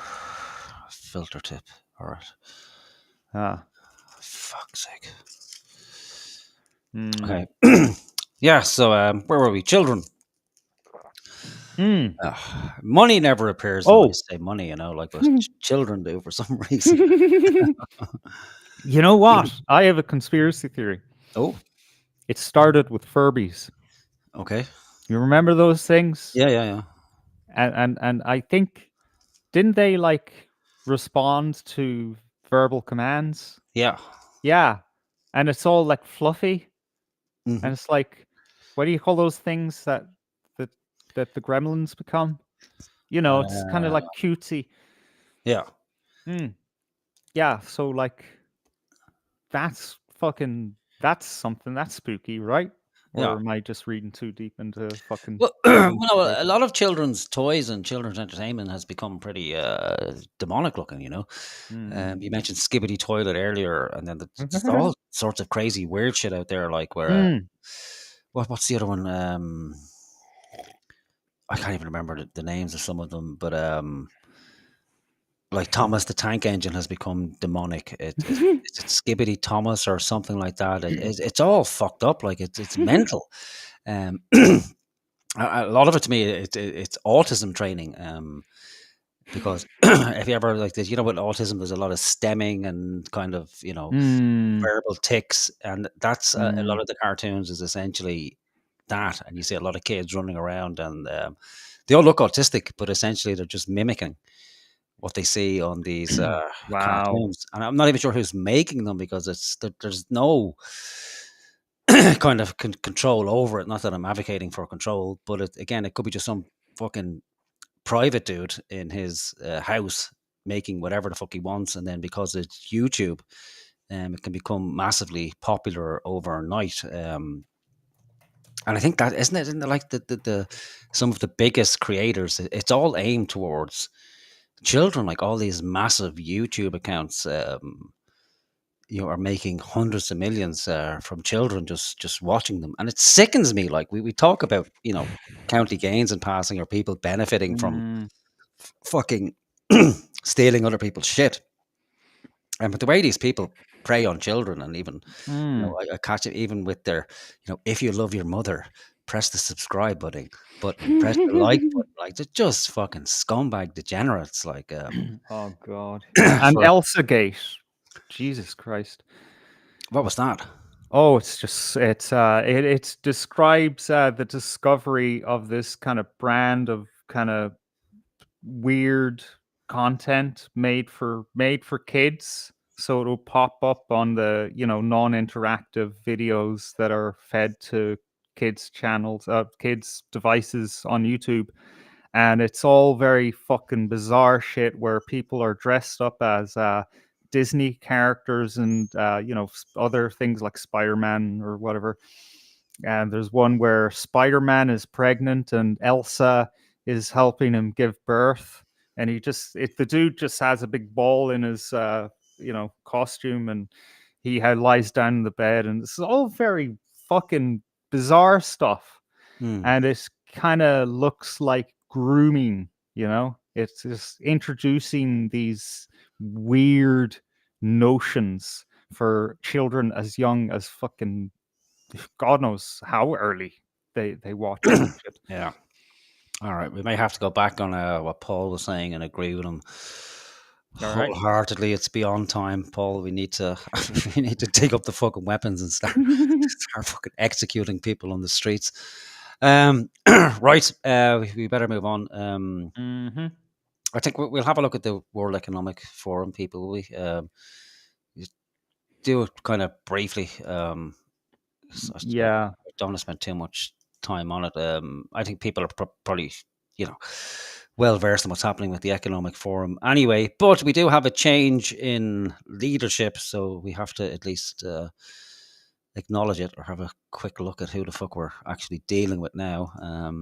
So I'll bring up the World Economic Forum's webpage. Okay. All right. We just have a quick read. I don't think it's really going to tell us much anyway. Statement from Larry Fink and Andre Hoffman. Hoffman. I thought it was, Hoffman of Sandoz Laboratory fame and LSD, but it's not. That's I know, right? That's a Hoffman with one F rather than two. Oh, So Oh. interim co-chairs of the World Economic Forum. right. We are honoured to take on this leadership role on an interim basis at a pivotal time for the World Economic Forum. As the organisation moves into a new chapter, we look ahead with clarity, purpose, and confidence in the forum's enduring mission. The world is more fragmented and complex than ever. Who do we have to thank for fucking that? But the need for a platform that brings together business, government, and civil society. There's our three biggest fucking enemies right there in one sentence: business, government, and civil society. You notice how the people are kind of missing from this, like most of us, like just business, government, and civil society, which, they don't advocate for people. They advocate for, niche groups, usually refugees, LGBTQ people. I think they've given up on just poor people in general. It's like they're of no use unless they're from, far-flung parts of the world. Has never been greater. We believe the forum can serve as a unique catalyst for cooperation, one that fosters trust. Whew. Isn't that their slogan for the next couple of years? Rebuilding trust after what they, broke everybody's trust. Doesn't seem to me a good start. Like, okay, we need to build back trust, or build back better first, wasn't it? Now it's build back trust. Who will be put in as interim chairman to build people's trust back? Oh, that's Larry Fink. Oh yeah, the guy who's responsible for what is it, something like $10 trillion worth of assets around the world. Fucking BlackRock, yeah. Yeah, BlackRock, they've done nothing wrong. Like, there's no any issues with BlackRock. And let's not forget Larry Fink. This is the guy responsible for, ESG. Like, this is your whole woke fucking corporatism. The architect and the chief pimp of it. And of course, hated by the right and the left, but for different reasons. The left hate him because he's not doing enough for environmentalism, while he fucking starves half the planet for what? We don't know. Maybe that's it in and of itself, just to starve half the fucking planet. But that's your guy responsible for ESG. That's your woke horseshit, your, social corporatism or corporate socialism, whatever way you want to fucking phrase it. We believe the forum can serve a unique catalyst for cooperation that fosters trust, identifies shared goals, and turns dialogue into action. We remain optimistic. The forum has an opportunity to help drive international collaboration in a way that not only generates prosperity, but distributes it more broadly. Distributing money. Where that sounds familiar. Does that sound familiar to anybody? We make the world more prosperous by redistribution of money. This renewed vision can promote open markets and national priorities side by side. I don't think our market here in Ireland can be any more open. It would be impossible. We have the most open market on the planet, and we're all being royally fucked because of it. While advancing the interests of workers and stakeholders globally, we look forward to helping shape a more resilient and prosperous future, and to reinventing and strengthening the forum as an indispensable institution for public-private cooperation. Larry Fink and Andre Hoffman. So Andre has a net worth of something like 7.9 billion. Oh, wow. Euro. So if you want to redistribute some money, Andre, you might start with your own. Well, do you know who Andre Hoffman is? Briefly, we could bring up some details. He comes from a certain man's scrotum. Anyway. Yeah, let me say. Like I said, I just don't know much about him other than he comes from. We can't see your current tab. All right, it's okay. I'll switch back to it now. There's nothing to see anyway. I'll just stop sharing that one. Right, Yeah. let's see if we can get some info on Andre. Yeah, I think you'll be surprised who sired this particular man. Oh. Where are we? Where we go? We go Wikipedia. Hmm. Let's do it. Okay. Hmm. All right, let me just share the screen. Hmm.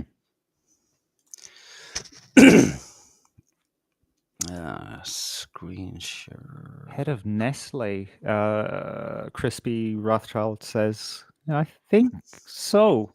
I thought it was it's Roche, isn't it? The pharmaceutical company that we Oh. mentioned earlier. Hmm. So I don't know. Everything's Right. so fucking interconnected anyway.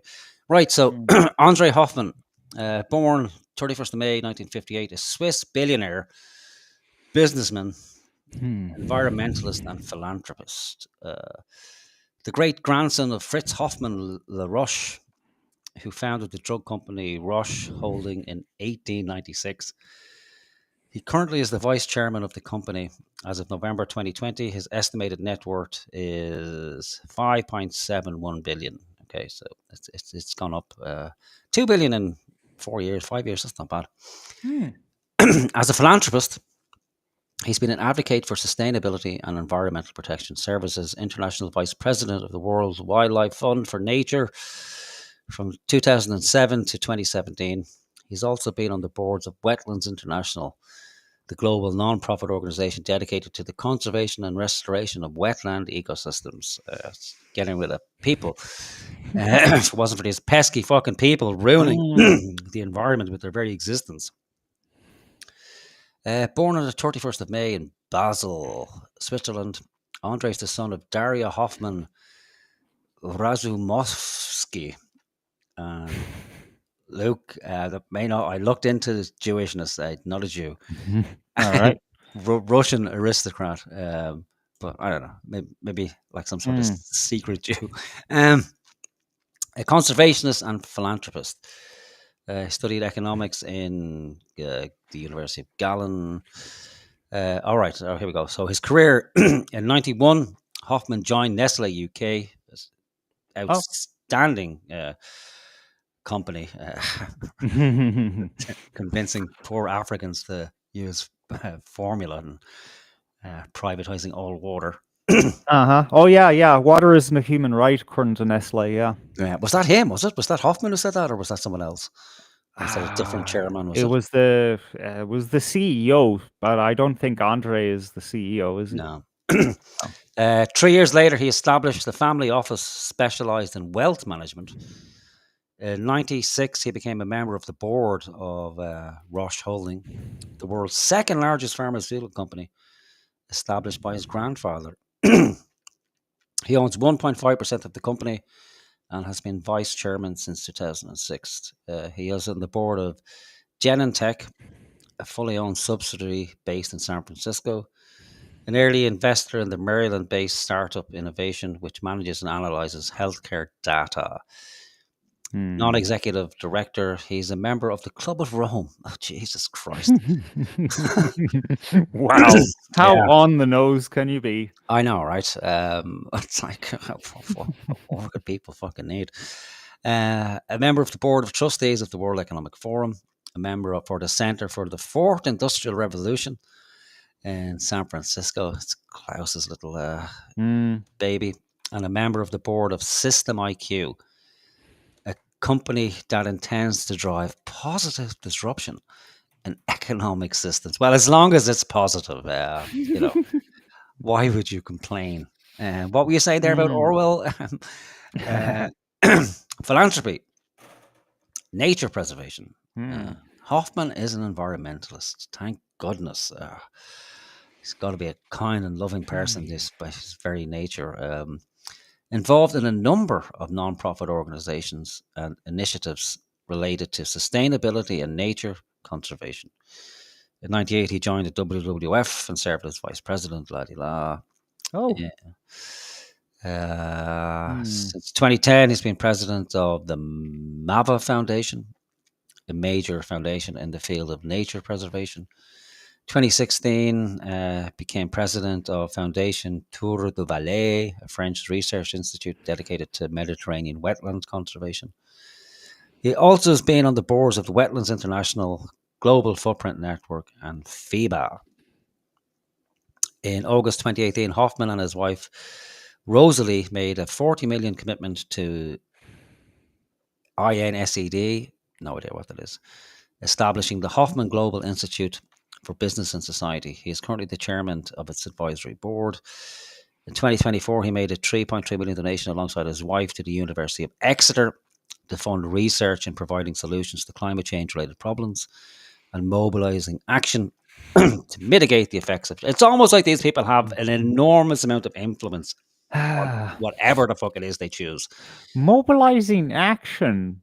That sounds activist-y, doesn't it? Yeah. But Like that. What do they call that? Their symbol is an X, and they think we're all going to die tomorrow. Extinction Rebellion. oh yeah, Extinction Rebellion, absolutely. But that, of course, like, it's where else is the money fucking coming from? Like, so, you know, and you know, I don't know. Maybe we could take him at his word that he is concerned about, you know, the welfare of mankind. But there's nothing in there about people, is there? No. It's a, you know, wetland conservation, nature reserves. You know, save the fucking butterflies. Maybe it is save the planet. I don't say that. I think his crowd would be okay. I just have this unnerving feeling that they'd be happier if they just got rid of most of us. So we could re-green the world for their benefit.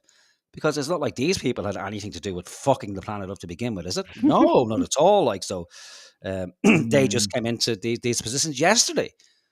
It's not like there's a long history of this particular fucking class running the planet and fucking it up. No, that's our fault. And, you know, we're to blame for that. And if it wasn't for us to begin with, if it was just them from the get-go, well, everything would be absolutely fine. And I don't know about you. Like, I heard your grandfather started World War I, wasn't it? And mine started World War fucking II. No, again, this fucking crowd who used us essentially as cannon fodder for all this horseshit. Yeah. Anyway, I'm getting fucking.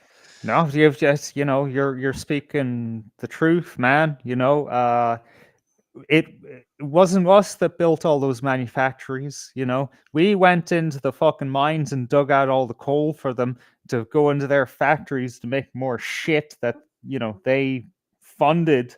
You know, they made all this happen. They drew us into the cities and industrialized us, and and now they blame us. Yeah, I think we were doing okay, pretty much okay on the land. You know, granted, some of us were subsisting, but other people kept coming over and into fucking fearing with us and taking our shit.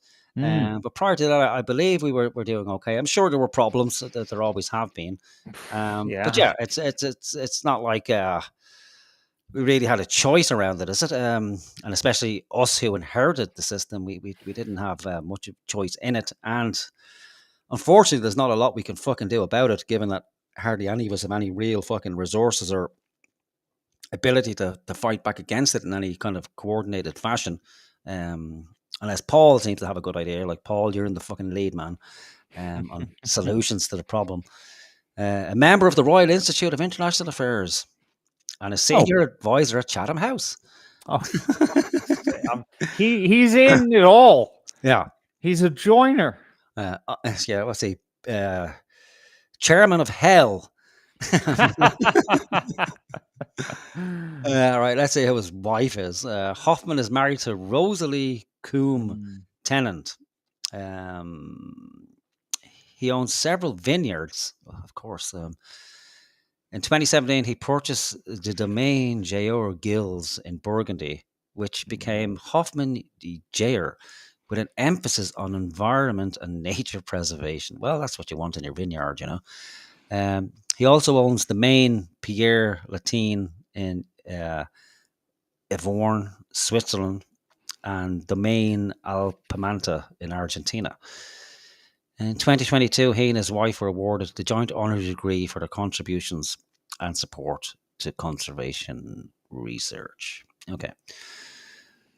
So again, another extremely wealthy well-connected man who has a concern for environmentalism and the betterment of mankind. It's amazing how they all seem to have these same concerns, and nothing ever seems to improve. And the culprit always seems to somehow be the common fucking man. Like, and at some stage, they must have sat down and said, "You know what? The answer to this is we've been at it for years, and these people just keep reproducing all the fucking time, and the numbers are increasing year on year on year, and the problem isn't getting any better, and we're breaking our balls, making all these wonderful inventions for them. We can't control them. Let's just get fucking rid of them." Get rid of them altogether, and especially the white ones. They're ravenous. Like they consume so fucking much. Have you heard of these fucking Indians who shit on the street? Like they very low maintenance at all. Like, work for nothing, do what they're told. Hive-minded as you can get. Yeah. Don't even have their own culture, imported from fucking Ukraine, 15 odd, 16 odd, 100 years. I don't know how many fucking years it was like that. The white man, went out of his way to travel all the way from that part of the world, all the way down there to fucking shithole India, give them a beautiful culture that they're convinced is their own. Even their nationalists now are trying to convince themselves that they're the Vedic culture was created in India. Anyway, I'm going all over the fucking shop. So that's Andre Hopkins. So nothing's going to change with the World Economic Forum. No, it's just going to get worse because at least Klaus Schwab was an old man. There was some kind of slowness to it. Yeah, and again, they're out of the closet now, like so. At least at one stage. But that was something, wasn't it? That people thought like, well, if only everybody knew about this, people would be outraged, and it would dismantle if only people knew about it. And now it's like, oh well, yeah, everybody knows about it, and now people, oh well, yeah, well, what can you do? Business people do have a right to hold private meetings where they discuss the future of everybody on the planet. Yeah, it's bizarre, I remember those years when, the Bilderberg meetings would come up and we'd be, either physically or digitally with our bullhorn saying, look at this is sinister. And people would be like, what? It's just a bunch of journalists and industry leaders and politicians meeting in one place. Well, there couldn't be anything untoward happening there. And now that it's definitely like it's put in the fucking mainstream media now that this shit happens. And it's like, I don't know. Like suddenly that's not a question anymore. It's a given that, actually, they are discussing us. Yeah. But Well, I of don't course care. they do. Why wouldn't they? Like they have our best interests at heart. And I saw him on the news, and he seemed like a lovely fellow.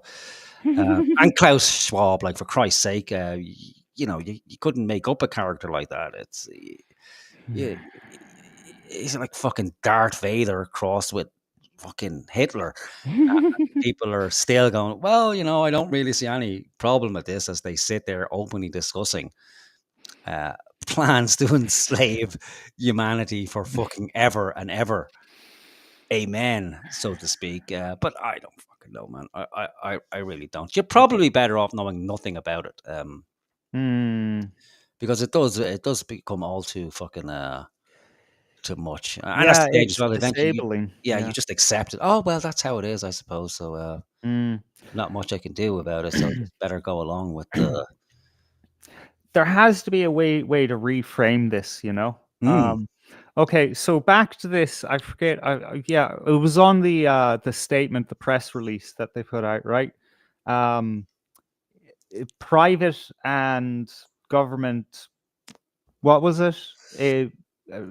They're working together. I forget the exact word. It's very important that I get the exact word. Private and government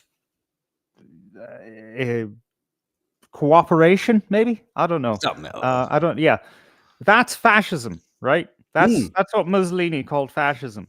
So that's weird, right? That should be concerning. But what I'm realizing now tonight, right? The other week, I pointed out that these Indians that are coming here to fill these certain positions come from a certain caste. Like you pointed out, yeah, there's a caste system. Yeah, exactly what's happening. We're importing their caste system, or rather, it's being transplanted into our country. That matters to them, that they are from this family. I have prestige. We have an Indian friend who, sees himself like that. I come from this stock of Indian, so I'm not going to be some fucking pleb working for someone else my whole life. That's admirable, more power to him. It's medieval, right? But you know what? I think we've been sold a bill of goods. We've been told this idea that, oh, that was the past. That's the backwards past. Nobody's really like that anymore. But here we see the same fucking people from the same lineages holding the same amount of power. And if you go back to those times, you could say that it was fascism, because you had the king and you had the various sectors of society who, they weren't in the king's complete control, but it was a cooperation. They had to balance their powers between them. It wasn't autocracy in that way. These guys are just restoring that way of life, neo-feudalism. We see the hallmarks of it. Oh, you can't travel X amount of distance from your fucking home because you're a pleb. 5-minute cities or whatever they've shrunk it down to now. 20-second cities. yeah. You just wait for the drone. Okay, the drone will bring you everything. Let the world come to you. But when you were gone, I was saying, look, why we can't just paint all these people as good guy, bad guy, and then I'm going to listen to him, not going to listen to him. If it comes from the mouth of the devil, I'm not going to listen to it. No, we need to listen to these things because they're talking about reality, things that exist in reality, mechanisms of control, and how humans function. They're not inherently bad. They're being used for bad purposes. So what is this? Is this just the way that humans exist? Are we just naturally suited to a society where we have a ruling elite and a guy at the top to make sure that it all kind of stays, coherent and balanced? And what if we just reframed all this and said, no, actually, we ourselves are just fallen noblemen, In our past, we actually ran our own shit in our own countries, and we ran it well, and we took care of each other. We took care of our families and our tribes and our nation. And we just need to get back to there. And these guys, they're the pretenders. They're the guys who, currently hold sway right now. And we just need to take that from them. Yeah. But again, going back to the Huxley, it's I don't think anybody would disagree with you, or at least anyone in our circle. It's the bigger question of, how do we get there? What do we need to do? And in essence, do we need to become the devil to beat the devil? And maybe we can't fight progress. Maybe this is just ingrained within humanity, and given the trajectory of humanity, which is always, to expand, and we start off in one location, be it Africa or whatever, to keep the fucking blacks happy, and then we travel outward and go to the new world and all this, and eventually, like I can never remember his name, Kaki Michu, who stole the idea of a type 1 civilization from the Russian guy whose name I can't remember either. But maybe, and Musk is right that the future of humanity is off fucking planet. But I don't know. I don't know if it's easier for me to say we can't go back there, because then I can just be content with that, because I don't have to actually try in any real way to do anything about it. So it's a cope. But I'm coming to the realization that life itself is a fucking cope. So it's probably redundant mentioning a cope with anything, because everything is essentially a cope in one way or another. Like, Yeah. so we could do away Yeah. with that and stop using it as a Yeah. Ted rocket. Kaczynski's surrogate activities. Yeah. Yeah, exactly. So I don't know, but I like that line of thought. But again, I don't know how we achieve it. Maybe it's not even the how. Maybe it's the fact that we're not actively, again, going back to Paul was saying, that we're not actively doing anything about it. Yeah. That we're spending a lot of our time and energy kind of intellectualizing it and endlessly talking about it, but not taking any real concrete action to do anything. And then with me anyway, there's a natural inclination to be individualistic. And if you ever want to achieve anything outside of small successes, it just can't be done on an individual basis to any large degree. But I do just have this kind of terrible weight that in order to beat the devil, you have to be the devil, at least for a small amount of time. And maybe we need to go back and look at Machiavelli and see what can be learned from Machiavelli, which is a terrible fucking thought, really. But he did. Really? Well, yeah. He's not that bad. He's just describing how to do it. Yeah, I know, but then to seize power and then what it takes. But he is correct. Like, that is unfortunately how the way it is, the way it is, and how the world works. And he recognized that the people call him the Antichrist. So I suppose in a way that's true, because he was anti-Christian and recognized that Christianity was both cruel and weak at the same time, and he had a lot of respect for Islam, of all things. Oh, Jesus!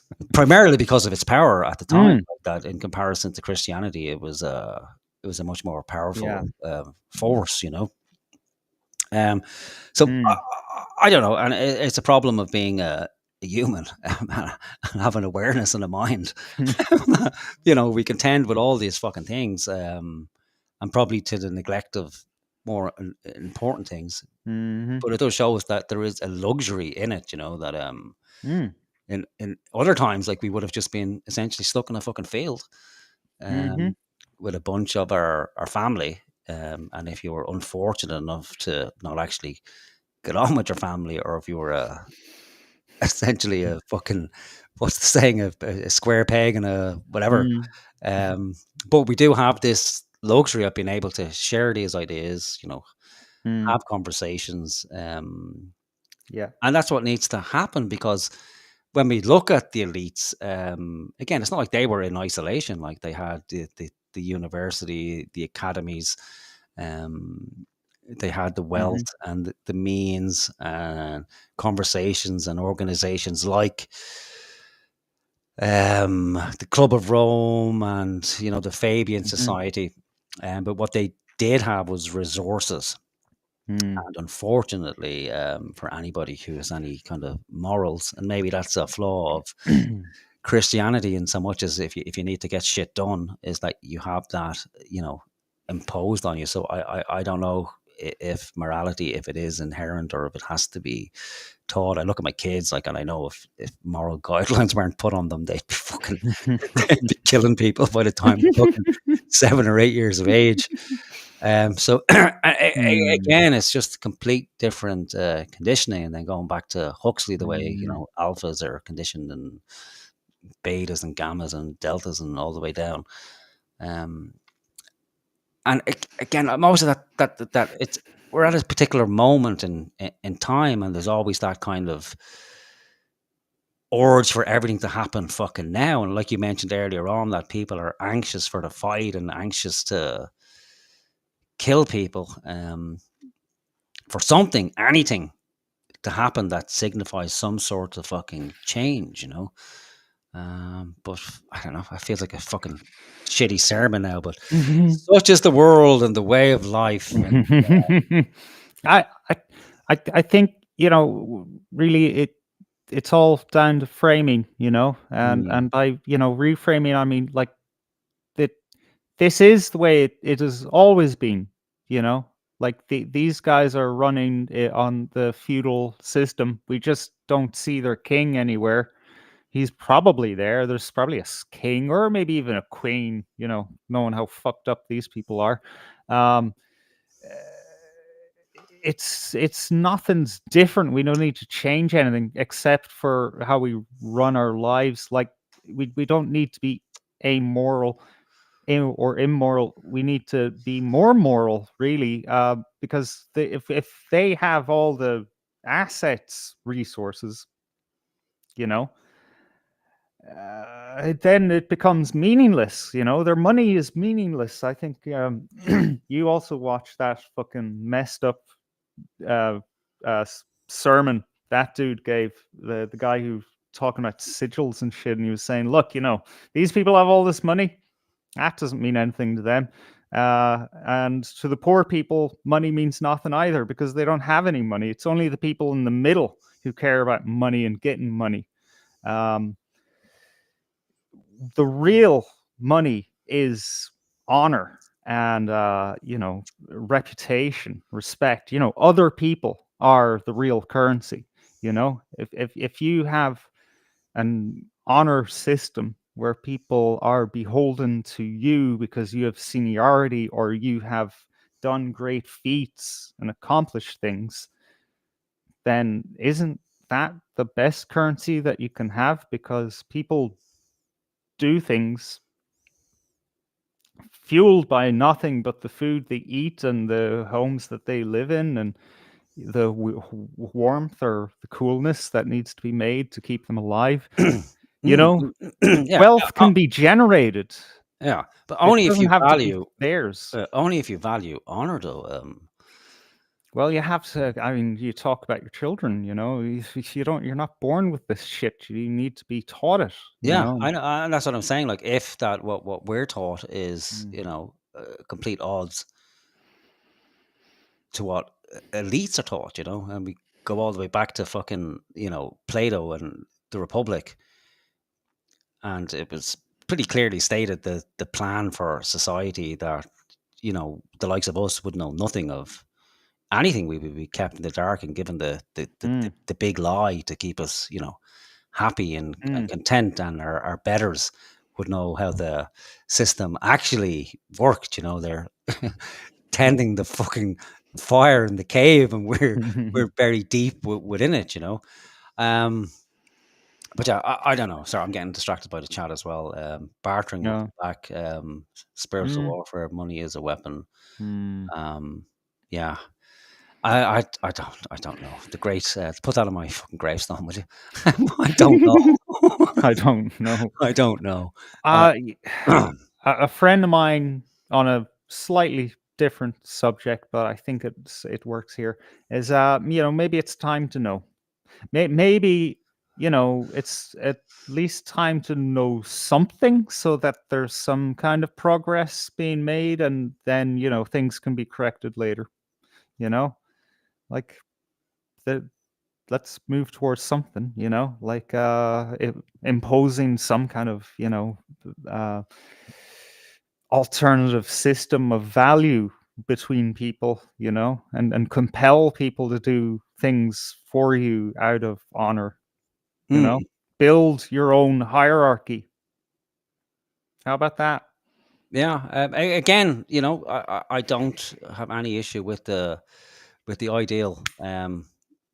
But back to what Huxley was saying, that it's easy for anybody to talk about the ideal, but to actually actualize it. And again, it's a matter of scale as well. So I think people can get bogged down in, how do I change the world, when really it's got nothing to do with you at all. Like, Yeah. So it's like, how can I change my own world and those within my circle?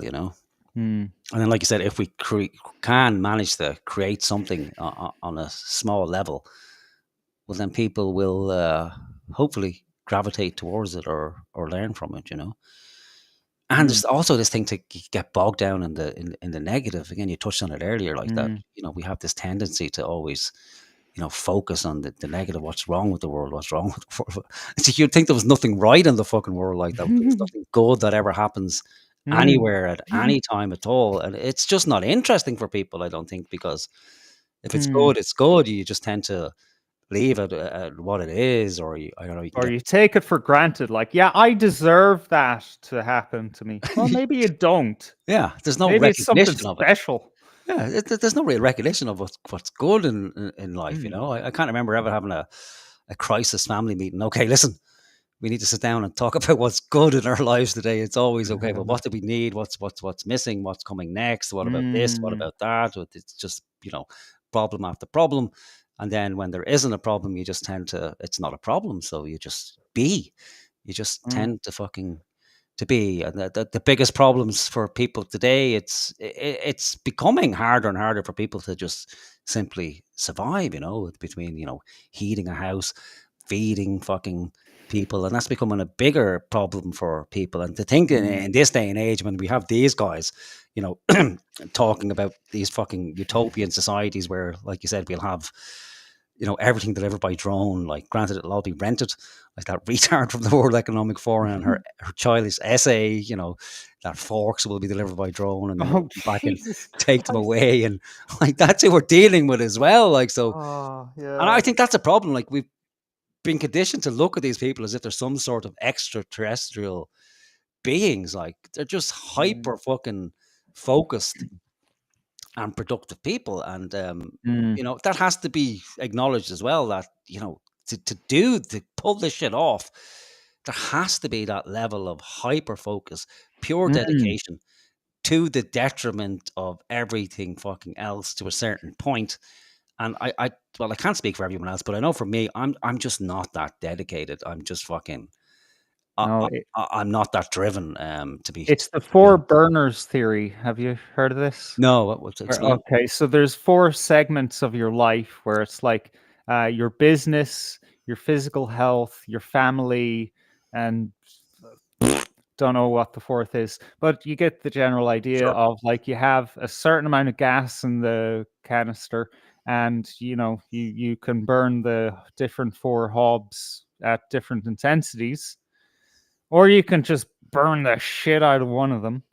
And have that's what people in the kind of ultra let's get it done fucking American fucking self-improvement, take over the world kind of bullshit thing. That's what they're into. Like, yeah, let's just burn the fuck out of these all, there's one burner, and kind of sometimes give a little bit to the other ones, so that we don't get fucking abandoned by everyone who loves us, and we don't die early of, like, fucking not taking care of ourselves mentally or physically. Just business, get it done. That's not the way to do it. And the thing is that these people may just be fucking demons, and not necessarily that they're here to spread evil, but that they're just spreading really dumb ideas, and they're really good at getting it done at the detriment of being a human being. And we're stuck being a human being, thinking, oh God, well, I couldn't compete with that. Maybe we can't, and maybe we shouldn't. Going back to, well, you can't fix it. It's not got nothing to do with you. It'll fix itself if it wants to be fixed. And it can't be fixed if you don't fix your own little corner. Okay, right. Let's have a look at somebody who's trying to fix something. With the lost tribe of Scotland. Do you have? I have nothing in relation to these guys. I've no videos or anything queued up. Do you have anything we can reference or start? I want to. We're talking about. Yeah. Oh, the tribe. Yeah. I completely forgot about that. The tribe who settles in fuck? Scotland, like.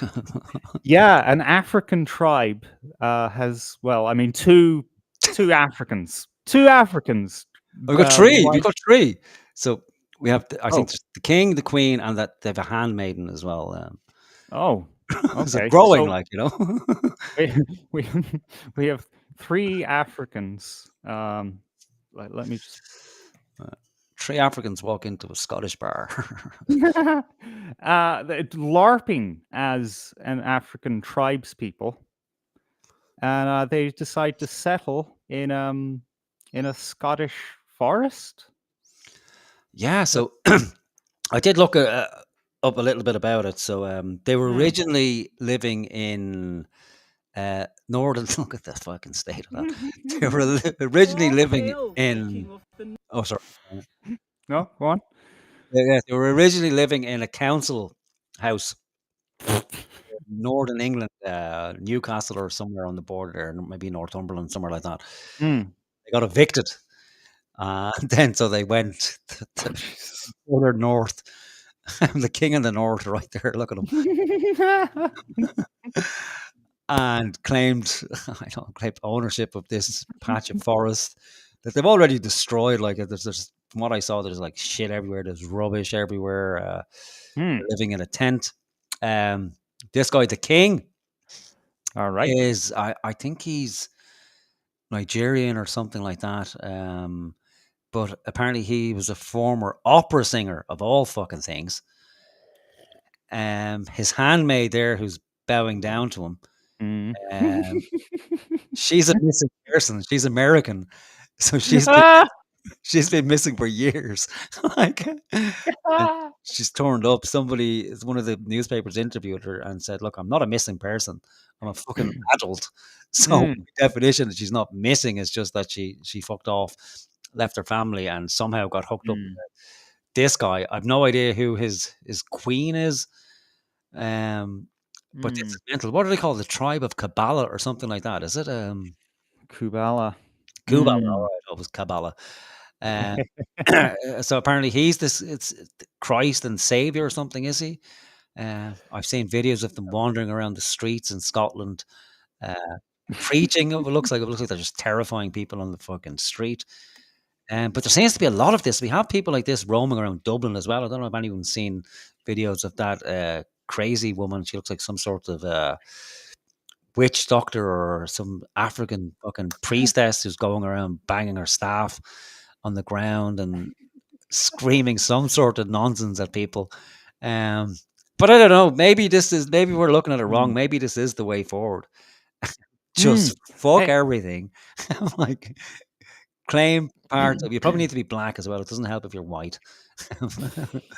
Yeah. White people can't be native anywhere. Yeah, so maybe we all need to start taking melanin, large doses. Is it melanin? Melatonin is the one that helps you sleep, isn't it? Melanin is the ones that are responsible for pigmentation. Large doses of melanin. We'll all. Howard, I heard you had a handmaid. Yeah, County Gaines also has a handmaid, apparently. Handmaid in Galway, like County Gaines. Yeah, so it's and you'd be surprised how many little fucking cults are out there in fucking council estates in England, like, you know? All right. It's weird. It's really weird. It's one of the biggest untold fucking true crime subgenres, you know. So I'm surprised to see one of them actually surface. Let's hear this. All hail the King of the North. Oh, they're actually saying that. North, dude, you can't live in the North. Yeah, you know what? Is this their first? Like, are they just there now over the past like few months? Yeah, so they haven't experienced winter. Freeze to death. I know, right? Oh my god, this is going to be fucking Kino. All right, let's watch. All hail the King of the North. All hail the Messiah. All hail the Shushuma, the holy seed of David. You are the chosen one. You are the one to usher us to the promised land. Here, in the holy land of Scotland, The the fucking land of Highlands the of ancestors, Scotland, yeah. the land of King David, the land of King What is he Solomon. doing? Oh, Holy One of David, we have come, the Shushuma. Well, to be fair, right, it would look pretty weird if he just wasn't moving at all. Yeah, something, but like, You know, he's a theater guy, you know, because there always has to be some kind of action on the yeah, screen, right? Yeah. opera. Mm. Do we get to hear this fucking guy, or we just listen to her like, Actually, he does speak, but it couldn't be for long. I must come to bring the captives home. The time has come for black power. oh, fuck off. What is this shit? Like, is this like fucking, what's that movie they made to make black people feel better about themselves? Like this superhero shit. Yeah, fuck, I forget it. The name. It's become a meme. Yeah, but the civilization that Africa never had and will never have. Yeah. Yeah. Oh, I don't know. We need to send these Dude. people fucking home. Like, I was gonna say like reopen the asylums, but just send the fuckers home. And it's like, Yeah. what is black power must come. You're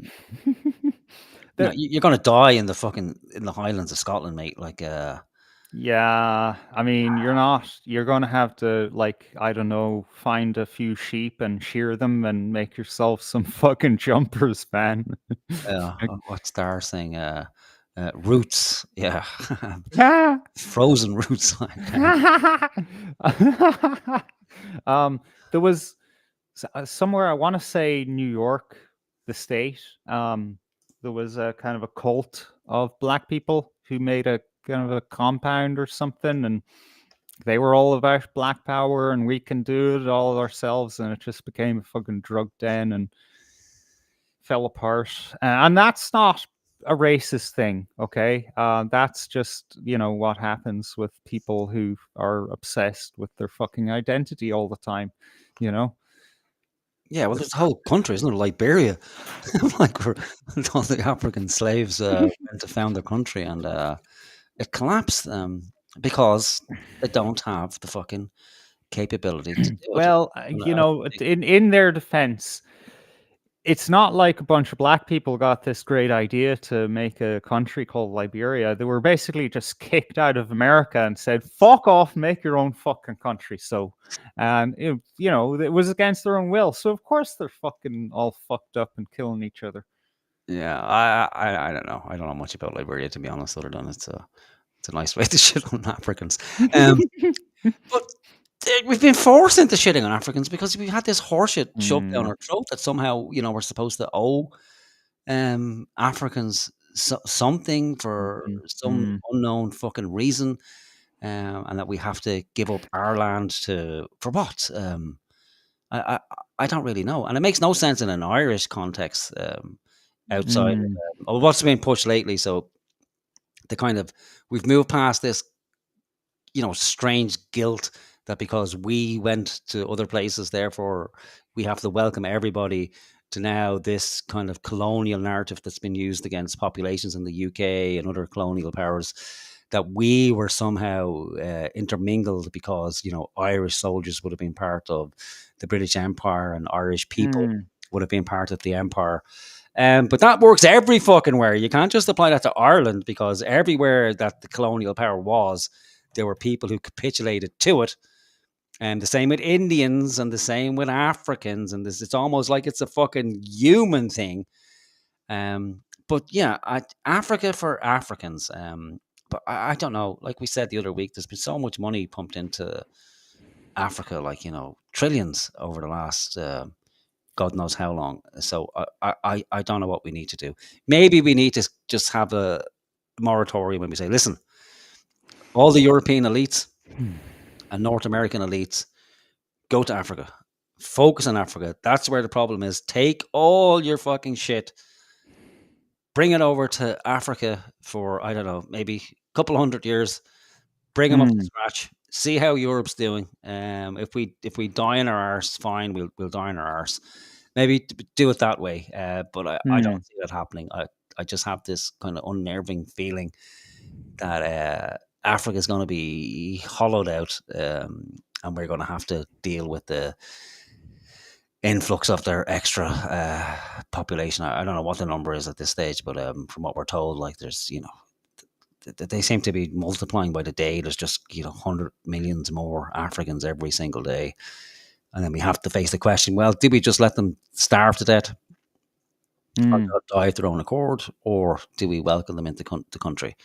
And it would be easier to welcome them into the country if they weren't such whingy motherfucking cunts. Like, if there was some sort of gratitude instead of bitching about how bad it is, and especially Indians as well. Like, there's still video after video of Indians coming out moaning how somebody said something, some 10-year-old said something, slightly mean to them, and they felt somehow threatened and weren't able to leave the house. Really?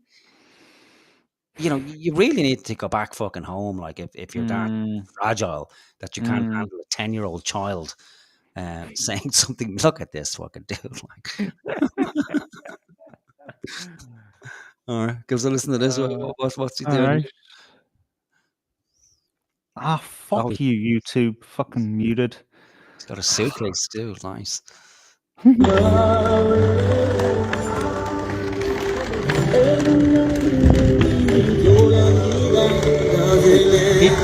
What is that, man? It looks like this looks like someone took a shit on a piece of canvas and smeared it around. What the fuck? I don't know. It looks like it's on the inside of her legs as well. Like she painted it with her fanny or something. Actually, is that a her? Are we sure? I don't know what's going on. It looks like she fell in a dartboard or something like that.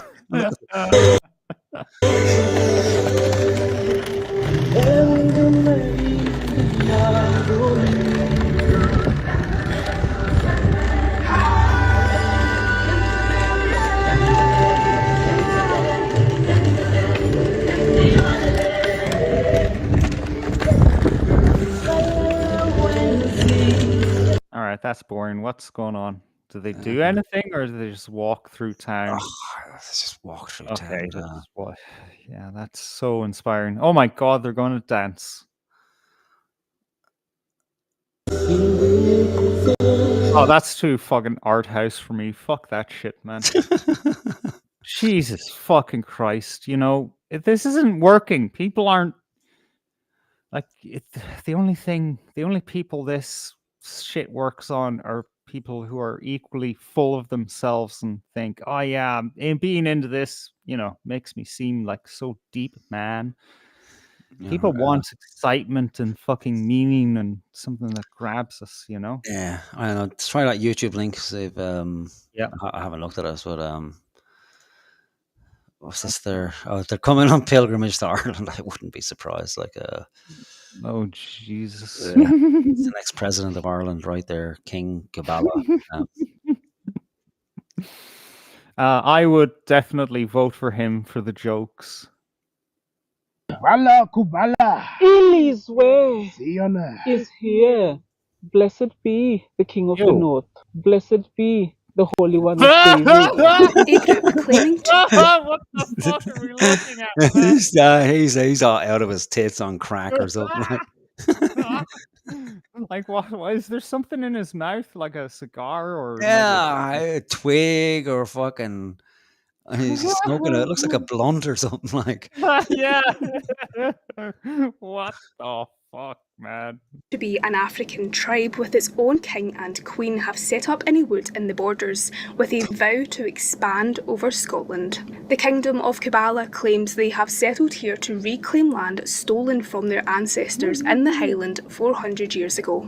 But vigilantes are targeting the group of 3 who are based in Jedburgh and been hit with an eviction notice by the council. 43-year-old Jean Gasho, who declares herself tribal queen Nandi, documented life. It's a fucking spliff or something. It has to be like. I've got a kitchen set up as well. All right. Imagine they're eating something. What date is this? Is because I'm wondering like how one day ago. Okay, so it's like really recent. Yeah, they're gonna freeze to death, man. You can't live that way in the fucking forest, dumb fucks. with her husband, 36-year-old King Atihene, whose real name is Kofi Ofe, and their handmaid Asnat Cora Taylor, giving an insight into the Kabbalah way of life on the site. Authorities served the trio an eviction notice early. It's not a way of life. That's just a nice way of saying being a fucking dropout. Okay? They dropped out.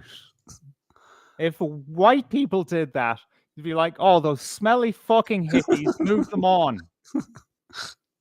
This month, but ahead of that, their camp was pulled down and their rebuilt shelters were set alight. The Scottish Sun tracked down the tribe at their new camp in Woodland near the town's school, which they say was set up following the fire by kind residents who have been supporting them with donations of tents, clothes and food. The Queen and... God, remind me again, who is the biggest fucking enemy of white people? Any guesses? It's the Jewies, the Jews. No, the Jewies. No, it's fucking white people, man. All right, yeah. White people allowing this to happen. Like someone comes along and does good deed by burning these fucking hippies out of their fucking squat, and then the fucking do-gooders come along with donations. Yeah, like, if they're going to survive, let them survive. Let them work it out on their own. Like what? So they're going to grow to a size of 10,000. And then Scotland, the whole of Scotland are going to be infinitely donating to them. It's not fucking good enough sending over troker boxes to fucking Africa. We have to bring Africa here? Yeah, I don't know how old those women are. One of them looks fairly young, so she's probably, child breeding years. Yeah, and all the children are going to die. Yeah. Well, they'll just be taken off them. Like, they'll be taken into care. Like, they just fucking have a social worker assigned to them. Yeah, they can't last there. Like, the council will have to come in and take them, or police. Under normal circumstances, they would, but of course, we're not living under normal circumstances, are we? Yeah, So listen to how this fucking reporter is talking about them. Tribe. They're not a fucking tribe. They're fucking dropout hippies. Just because they're black, Mrs. Racist, doesn't mean they're fucking special. They're fucking dropouts. They're losers. Get rid of them. Handmaid kneeled on each side of the throne, sat upon by their king, who donned a crown made from twigs, pine cones and leaves, and whose shoulders were draped in a leopard print blanket. Their presence has been supported by some locals but has angered others. One resident said, "They do seem very nice, I have to say, but there's a sense of uneasiness. We don't know much about their culture, so there's an element of feeling..." They don't have a culture. They're Scottish, right? They're Scottish. Aren't they Scottish? They were born in Scotland, or they were... No, they're not. This guy, like I said, this guy is some fucking African dude. This another one is African as well. You don't get it, man. When you go to Scotland, you just magically become Scottish. Oh, right? I forgot. Sorry, I forgot. Yeah. So what's this about a culture? Can I fuck off into the woods and say I have a culture now? No, you're a crazy cunt if you don't have the right pigmentation. Exactly. This is racism, man. Barefaced fucking racism. Fuck noble savage bullshit. Uneasy, but I think they do play on that. It's believed the king and queen have been together for around 15 years and lived in houses before setting off on their pilgrimage to Scotland to live like their ancestors. And local councillor Scott Hamilton has said, "We need to be clear that we can't just start living in the woods in a community. We have rules, we have laws, and they need to be obeyed and followed." Kingdom of Kubala is... By the way, I disagree. I think you should be able to live in the woods. You know, be good about it. Take care of the land, you know. But, like, none of this fucking special treatment, please. Because, you know, one day I will actually just fuck off into the woods. If I die out there, I die out there. Because, you know, I'm getting so close of being fucking sick of this shit, man. Let's listen. An ancient kingdom which existed in Great Britain 400 years ago. This kingdom is a kingdom for the Jacobites, the Highlanders of Scotland, and the true Moors of Kubala. What the fuck is this 200 guy years on? ago. Well, he doesn't have to be on anything, right? He's a It's theater just- kid, right? Yeah. You know? Opera. Opera star. Fucking hell. Okay. The Moors. Okay. Right. Othello. Is that who we have here? 6 hours in the snow and they will be in the hotel. Yeah. Straight to the hotel. It's cold. She's received a message. We seek refuge. We're refugees from the forest 20 minutes away. Yeah. We come in peace with a message from the kingdom of Kabbalah. Help! Oh my god. My ancestors were deported from this land. The rest of them were killed and destroyed in the land they used to own. Some of them went to Guyana. Some of them went to Haiti. Some of them went to Jamaica. Some of them went to Ghana. But the prophecy said, after 400 years, there shall come the rise of Kubala. And the Messiah and the King of Kubala shall come back to reclaim his inheritance. That is the story which was told in Lion King. So I am the King of Kubala. Okay, I get what they're doing here. This is a piss take. This is this is a piss take. Yeah. I can't believe I believed this shit. Well, I don't know. For him, it has to be. It has to be. If it's just a way to get pussy or something like this. Again, I try not to fucking shit on women, but fucking hell, like how dopey do you have to be? Like, is there any man if some woman came and said that she's the queen of fucking Kabbalah and we're going to live in the forest? I spit you fucking crazy. You're out of your fucking mind. I don't know. Well, maybe there would. I'm wrong. Men probably would because it's like, okay, well, does this mean I get to fuck you? Well, yeah, well, let's go to the woods. Let's go to the woods. But how? And any man out there, like this is what Elon Musk needs to be highlighting on X. Don't mind the fucking cartoon child porn or whatever the fuck it is, and how to talk to girls. Give them a meeting with this guy. Like if this guy can get two women to follow him into the forest, like in the middle of fucking Scotland, where they're going to freeze. Like anyone can do it. Anyone can have at least one wife and a handmaid. Even that, but in and of itself, is amazing. Like, yeah, he's convinced this woman he's been with for 15 years. Okay, do you know what we need? The prophecy told me. Like at the last sitting of the Lion King, there's that line where Mufasa has I'm having deja vu. Maybe I'm fucking losing my mind, or it's late.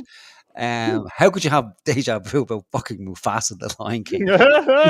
Two fucking bitches, dopey bitches, following this retard into the forest.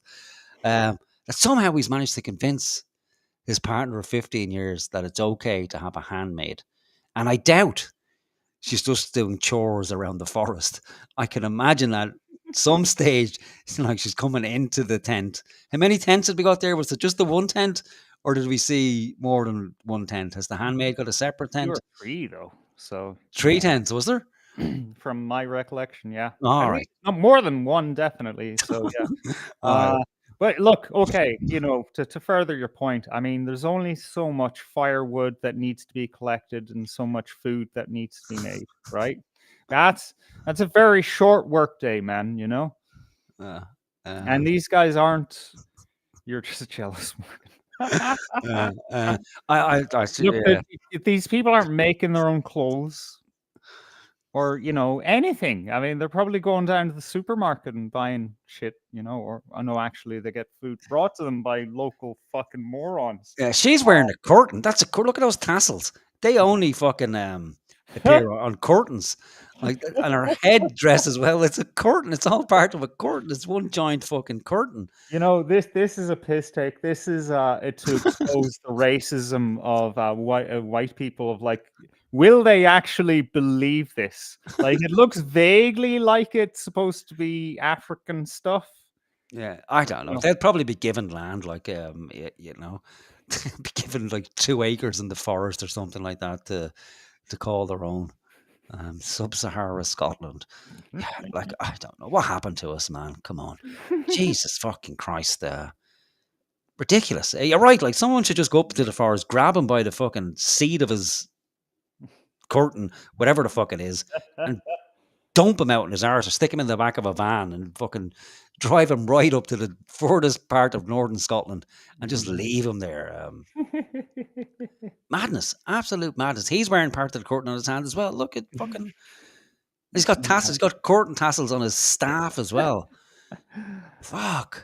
Oh yeah. What do they call it? The during the clothing rationing during World War II, make mend and make do. That's what they're doing. You know. Yeah. What has she got in her hand? Is it a feather? Is that a peacock's feather or what as well? Or some just sort of weed?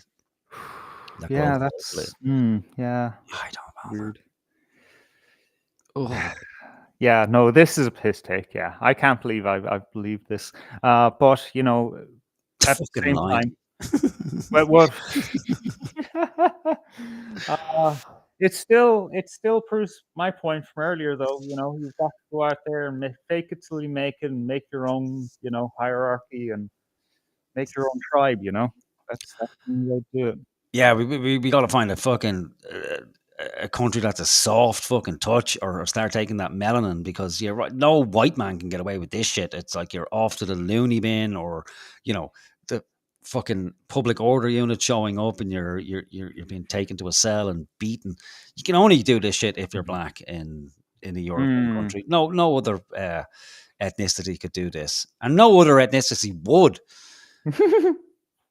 And I had like, I don't know, like, just imagine if 3 fucking random nuts decided to go live in a forest and one of them declared himself a king.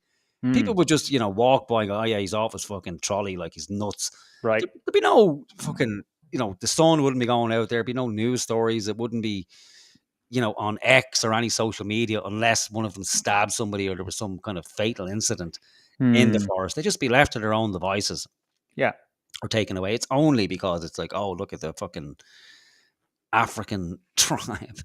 well, hear me out, right? There's something to be said for, dedication and seniority, right?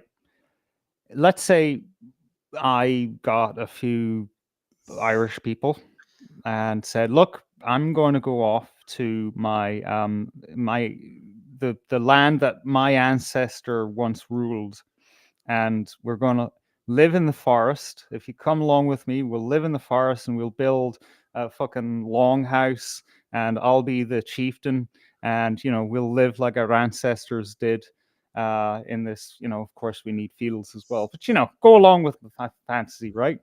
And yeah, people said, oh yeah, fucking nutcase. But after time, I have children, and those children grow up, and one of them takes my place when I pass, and then yeah, they were just there all the while, and then oh my god, they're kind of still there. That's weird. I guess they're not just pretending anymore. They're actually there. They're living. They're another kind of culture and a country. Like travelers. Like travelers got into fucking caravans and fucked off, and they were like, oh, what are these people at? But no, like look at them now. The fucking a success story. Yeah. I don't know. Well, we need a Disney character or some Disney movie beyond the Lion King. I don't know. Maybe we can create a cult out of Darby O'Gill and the Little Fucking People or something like that. All right, so let's play this out. Like, what else can this guy say? I want to find out more about the Lion King. I'm gonna have to watch the Lion King now as well to see what hidden messages are within the Lion King. Oh, that was gas. That was fucking gas. In the Lion King. For I am the king of Kubala, and I have come to reclaim my pride. Kubala, Kubala. Ilizwe. Oh, good God. fucking lord. That was just glorious. Oh my God, it is actually the Scottish Sun. I thought, because the sound quality wasn't great on the narration or whatever it is. The reporter, was, I don't know, I guess it's Scotland. Everything's kind of lower grade over there anyway.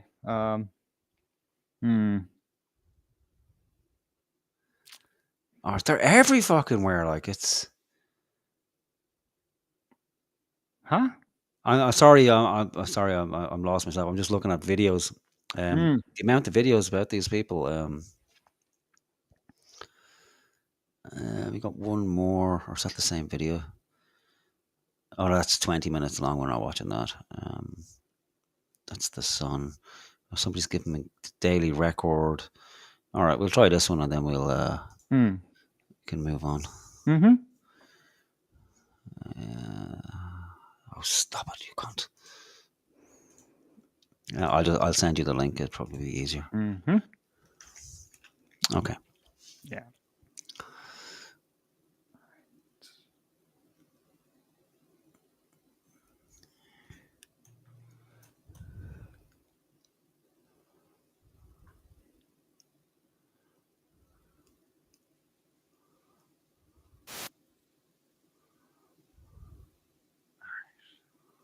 Hang on. Did that all wrong.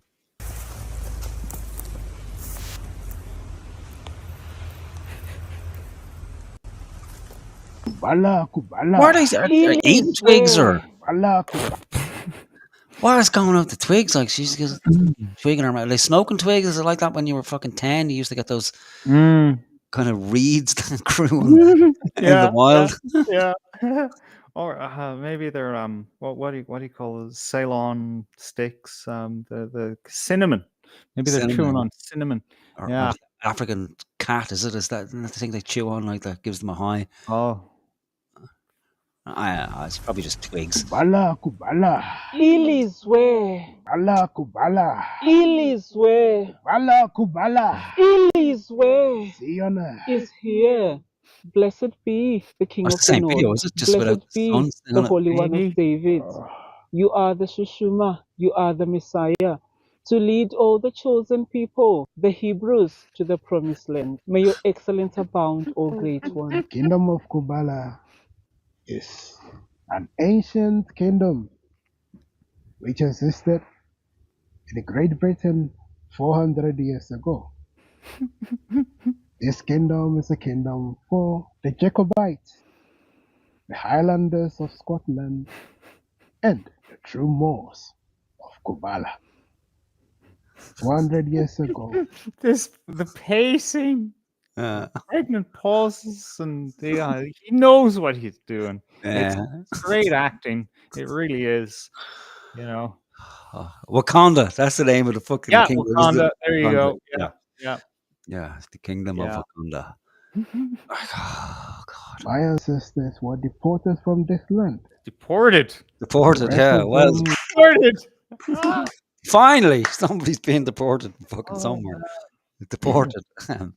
I'm seeing a pattern here, right? The Africans, they come out of Europe, right?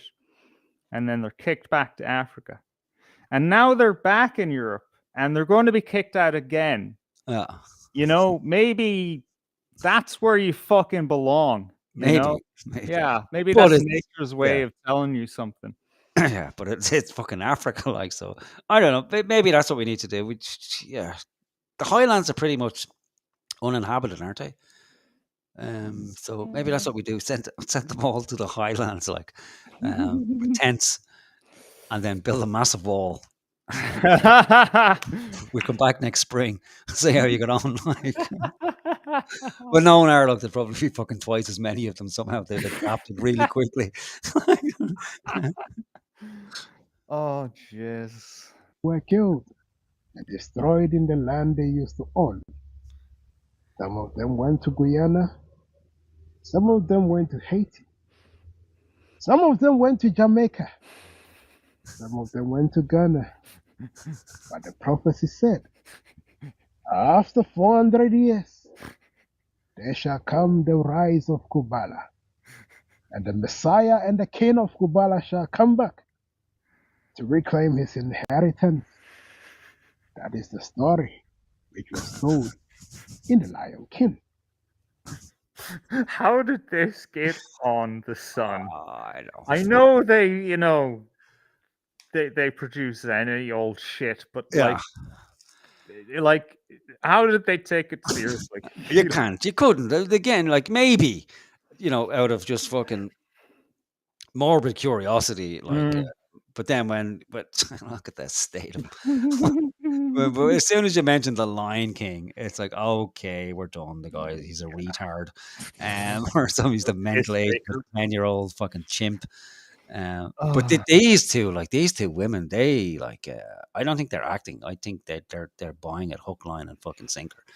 This guy has pimped the shit out of both of these women, and they're captivated. And there's something about that, isn't there? Like every cult leader, be it on a small scale or a large scale, just women are fucking goggly eyed. And it's that confidence thing, isn't it? Like, dogs smell fear, women smell confidence. He's so confident in himself that he's managed to pull two women on the premise of the fucking Lion King story. Like I couldn't pull that off. Like I couldn't, go into a pub and start chatting with women. Yeah, I'm the king of the north, as predicted in the Lion King. Let's go home and live in my tent in the forest. Okay, let's go. No problem. No. Wow. There's more to this story. I am the mother of Chaka. I am the high priestess of the kingdom of Kubala. I am the queen of the north. And I am the most beloved of the king, the wife of his youth. Oh, look at the way his handmaid is looking at her. She is going to slit her throat.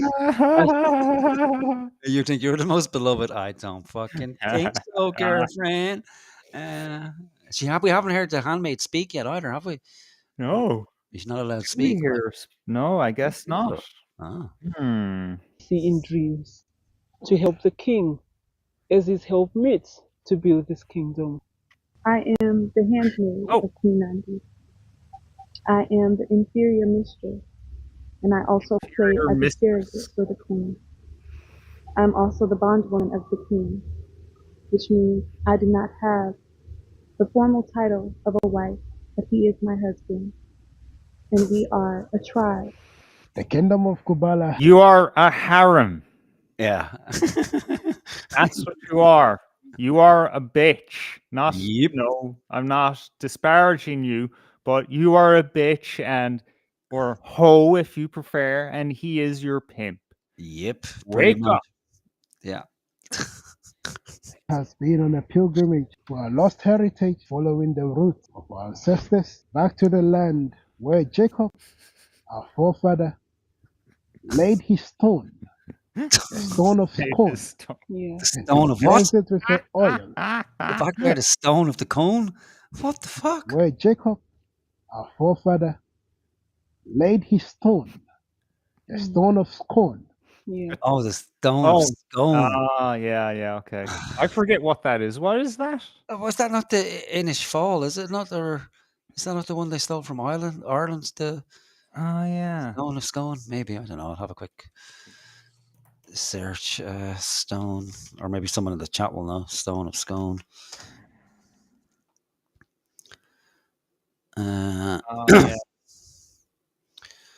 Stone of Scone. Yeah, on Leah Fall. Yeah, it's the Irish one. Yeah, okay. Yeah, they use it to coronate their kings in Scotland. Yeah. So, yeah, I don't think so, man. I think you're relying on some pretty, shoddy references. Have you got references for those claims? Like, The Lion King, 1992. What have we got so far? The Lion King, the Jacobites, the Moors, the Leah Fall. Like, what else could he fucking throw in there? This is amazing. Like, this is fucking incredible. Yeah. Yeah, it's actually impressive, is what it is. And he blessed it with the oil. After he poured the oil, he said, one day the Messiah, his son, The are Shiloh. taking him. The Shiloh shall return to Scotland, and he shall build back the lost heritage, the lost kingdom, the last kingdom of Scotland. Living in Kubala. That's a movie, This isn't it? life is the most authentic. The Last Last Kingdom. Kingdom of Scotland. Oh Yeah. no, just Last Kingdom. No, it's a TV show, The Last Kingdom, and it's Was there not something where was it Yidi Armin who said he was the last king of Scotland or something like that? Maybe it's the last king of Scotland, is it? Forrest Whitaker. Let me see, last king of Scotland. The Last King of Scotland is a 2006 historical drama directed by Kevin MacDonald from a screenplay. The film stars Forrest Whitaker. The Last King of Scotland had its plot. Nicholas Carrigan graduates from the University of Edinburgh Medical School with dull prospects at home, decides to seek adventure abroad by working at a missionary clinic in Uganda run by David Merritt and his wife. Arrives in Uganda. General Idi Amin overthrows President Milton Obote in a coup d'etat. Amin gives a so he's just picking and choosing from Disney movies, Hollywood movies, a little bit of history here and there, like just fucking hell. you know what? I in this day and age, I don't know. Is this guy taking the piss? Is he for real? Like, Well, he's if he is for real, like it can't be for real. Like he's got to know what the fuck he's doing. Like I think it's just for him it's a way to get pussy, or else he's had a serious break with reality at some stage. You know? But it just smacks of. But no, there's got to be easier ways to get pussy, doesn't it? And proclaim yourself as the fucking. I don't know. Look, you work with the materials that are put in hand, and how to work with them. You know, you can't just develop these skills out of the thin blue sky. You know, like if you know, you just pick up things as you go, and you just kind of build things, and you know, certain people who come into your life who you recognize are vulnerable and you can take advantage of them, you know, they're vulnerable to certain things, you know, like these people are vulnerable to, you know, we was kangs, you know, so work on that and just, you know, We was lion kangs. Like, come on. We was lion kangs, bitches. Fuck. Oh.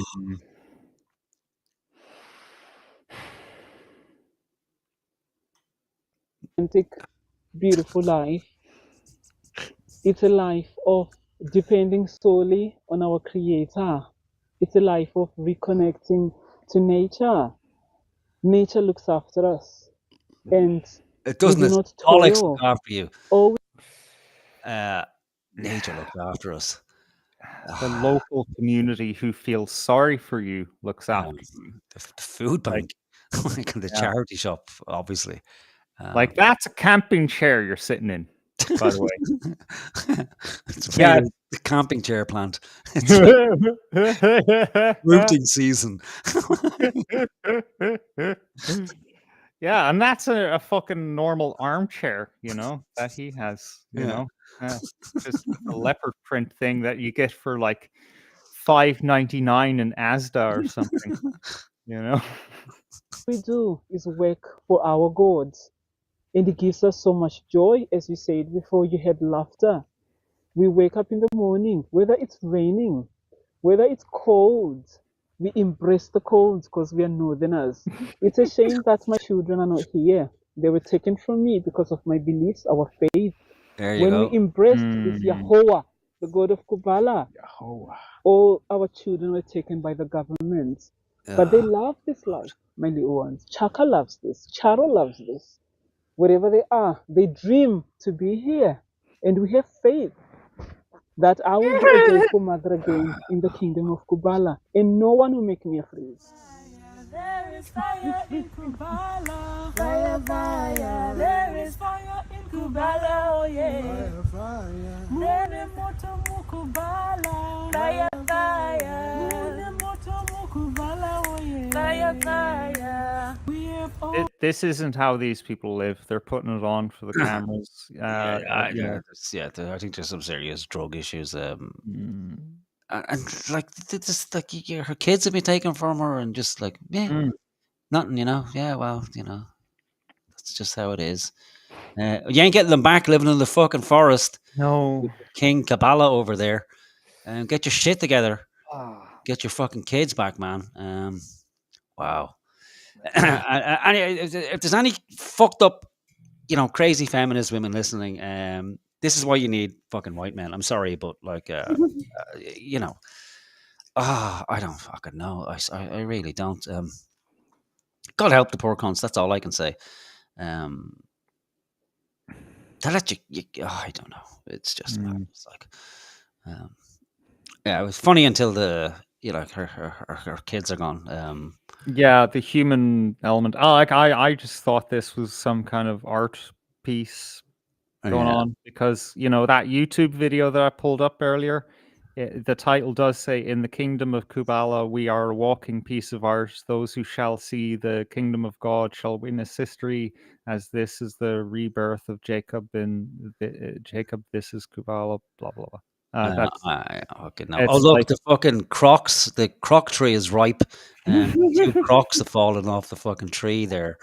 I knew they weren't walking around in, you know, the variable fucking hard surface of the forest floor. Ass, like fucking killing themselves. Like that's why they're sitting down as well. Like they're not walking. It's walking. Ow, ow, ow. Yeah, they're not giving a tour of their campsite. Yeah. No. Crocs. What are the crocs for? And yeah. What have we got? Fucking house bricks and a wheel. Is it? It is, isn't it? It's the fucking the hub of a car. Like again, all from nature. Wow. Yeah. Okay. Yeah. And like, you know, not to nitpick or anything, but that forest doesn't look like a natural fucking forest. It's like some shitty fucking alien trees to Scotland, because look at that forest floor. It's fucking dead, man. Yeah. Those trees are acidizing the soil. Like, you're not going to be growing any food there, and there's not going to be any small game coming. So I don't know. Maybe like 3 weeks ago, it was it was a pristine forest, and that's just what they've done. Yeah, they just ate it all. Yeah, walking around with their crocs, destroying everything, flattening down the forest. Like, wow. Oh man, mental. This is just special. Some say there's a fence beside them. Yeah, we've seen that at various parts or in different videos. Oh, see behind that? him there, yeah. There's also another fence that's like a boundary fence of someone's house, I think. All right. So it's a fucking park. Is it like a tiny forest of like maybe 20 trees? Yeah, like if Scotland is anything like Ireland, it doesn't really have forest per se. The only forests would be really the hard to get to parts where, it was just not kind of as feasible to, cut down the trees there. I'm going to switch to this other video and show you the other fence that I think is in there for sure.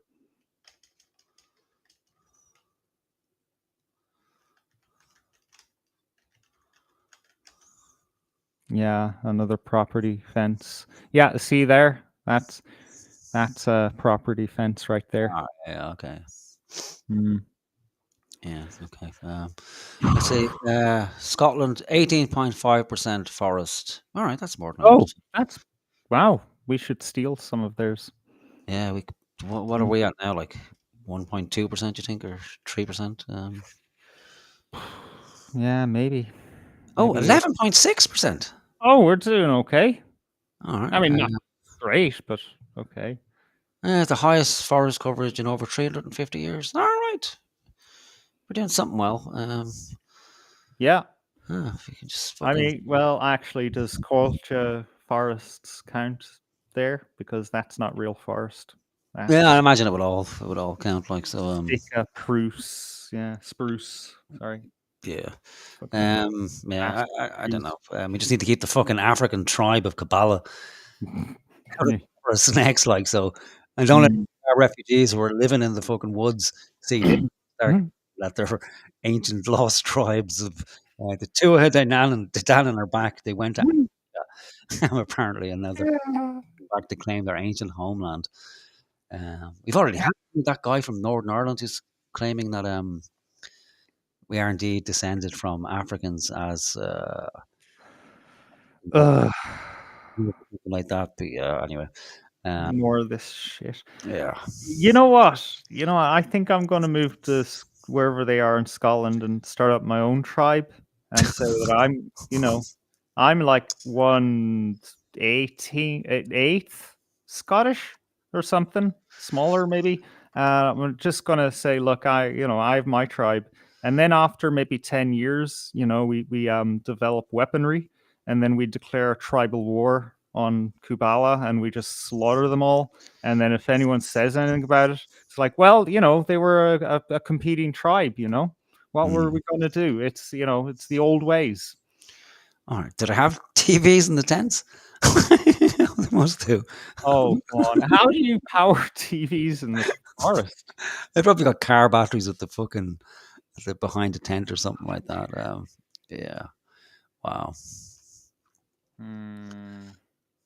Oh, is that me just scrolling through the different? Yeah. All right.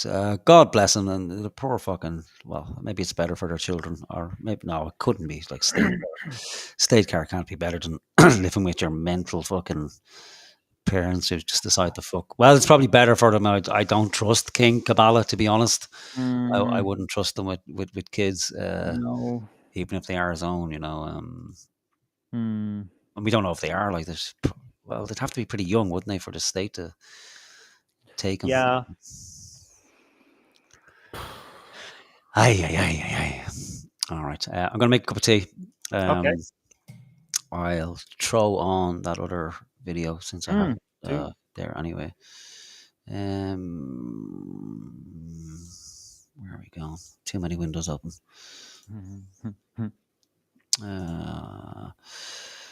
Now, where the fuck did it go? Okay, no, that's Huxley. Okay.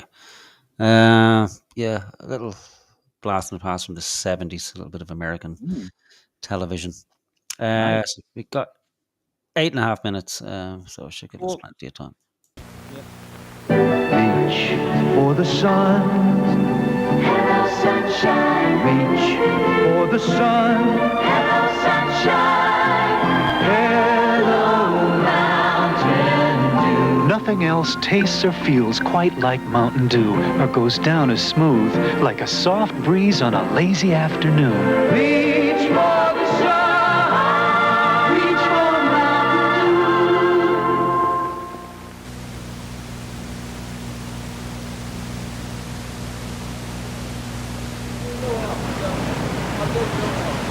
By far, the most chilling experiments we have uncovered took place at this Gothic estate called Ravenscrag, halfway up Mount Royal in Montreal.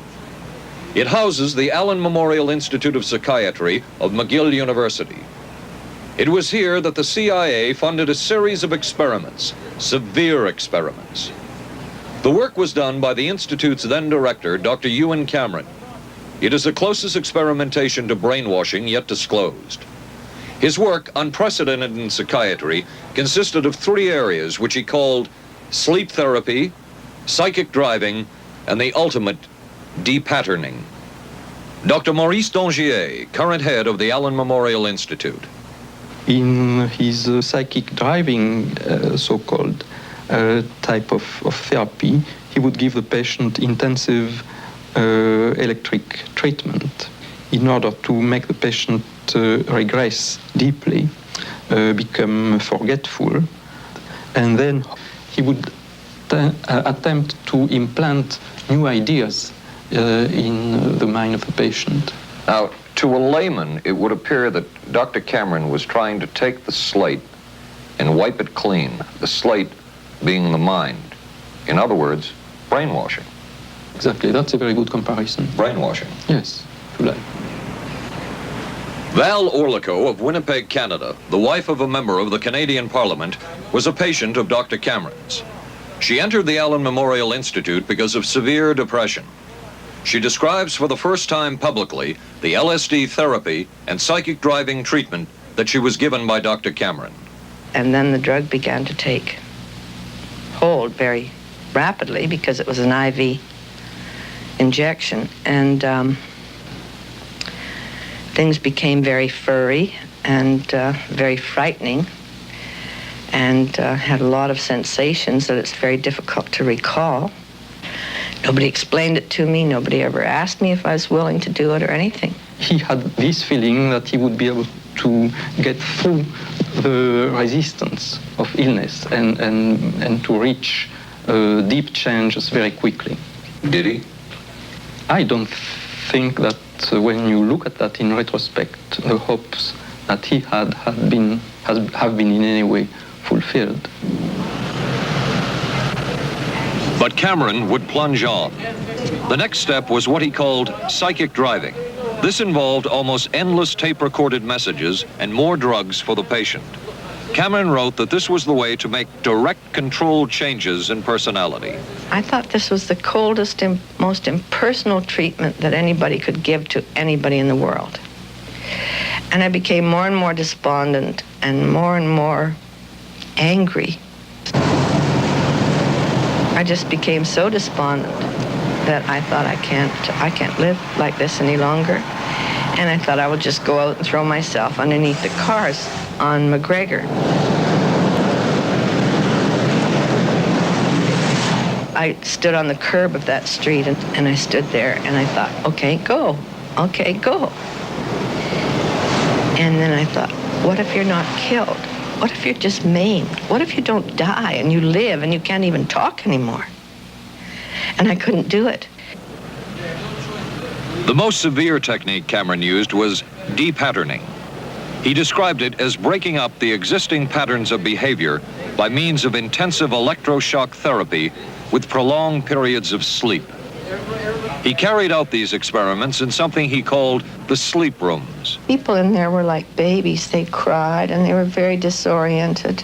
And we were very afraid of the sleep room. We used to walk very carefully against the side of the corridor that was opposite the sleep room with our backs to the wall when we'd go by. Cameron used this combined sleep electroshock treatment on patients as long as 30 days. One patient he kept asleep for 65 days. Cameron retired, and his successor, Dr. Robert Cleghorn, ordered a follow-up study on the patients treated with Cameron's de-patterning method. Showed that it was no more beneficial in its result than the use of more conservative methods. But the follow-up study showed that 60% of those who had been de-patterned still had amnesia for periods of anywhere from 6 months to 10 years. That's quite a memory loss, isn't it? That is a memory loss, indeed it is. It's I think, more than desirable. In retrospect, does Dr. Cameron's experimentation and his treatment appear harsh? I would say yes. I mean, this forceful type of approach that I was describing to you is definitely, it can be said that it's harsh. I wouldn't call it harsh. I would say it was harder on the staff than it was on the patients, because these people had to be fed and they had to be cared for and they had to be given sufficient fluid and food and toileted and so on and so forth. It was a very difficult thing for the staff to follow these patients properly and see that they did well. Well, I'm glad he was concerned for the staff. But damn it all, I wouldn't. I could have maybe had a different kind of life. And that makes me angry and sad, and I don't know how to explain how I feel, really. I just. How did you feel when you learned that Dr. Cameron's experimentation was financed by the CIA? Well, I thought, I can't even use the word that I thought, because I thought, that bastard. And he was too smart. He knew who he was working for. And, excuse me, but I just can't, sometimes I can't believe it. And yet I know it's true. If you had the opportunity to say something to the people at the Central Intelligence Agency who financed this study, what would you say? I realize the CIA is a very important organization and they have a very important job to do. But God, it surely doesn't have to be done on people who are totally incapable of knowing what's happening or having any defense against it. And I can't imagine the mentality of people who would do this. I just can't. As for Dr. Cameron, he died in 1966 while mountain climbing. A colleague wrote of Cameron, "For him, the ends justified the means. And when one is dealing with the waste of human potential, it is easy to adopt this stance." Dr. Cameron seemed ideally suited for what the CIA had in mind.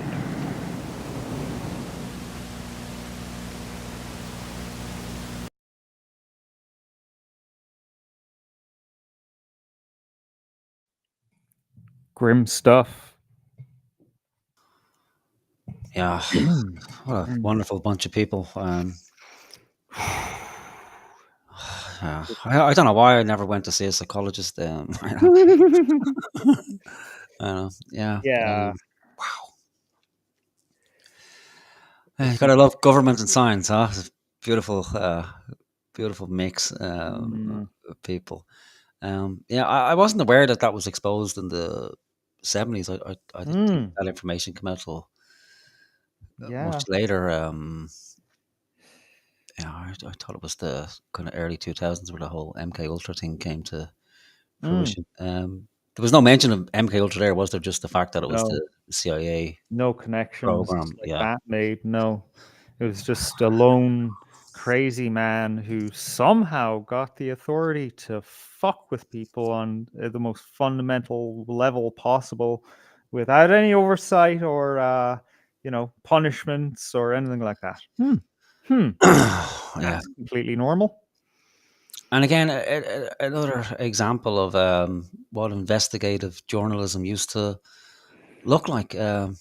Imagine journalists actually uncovering something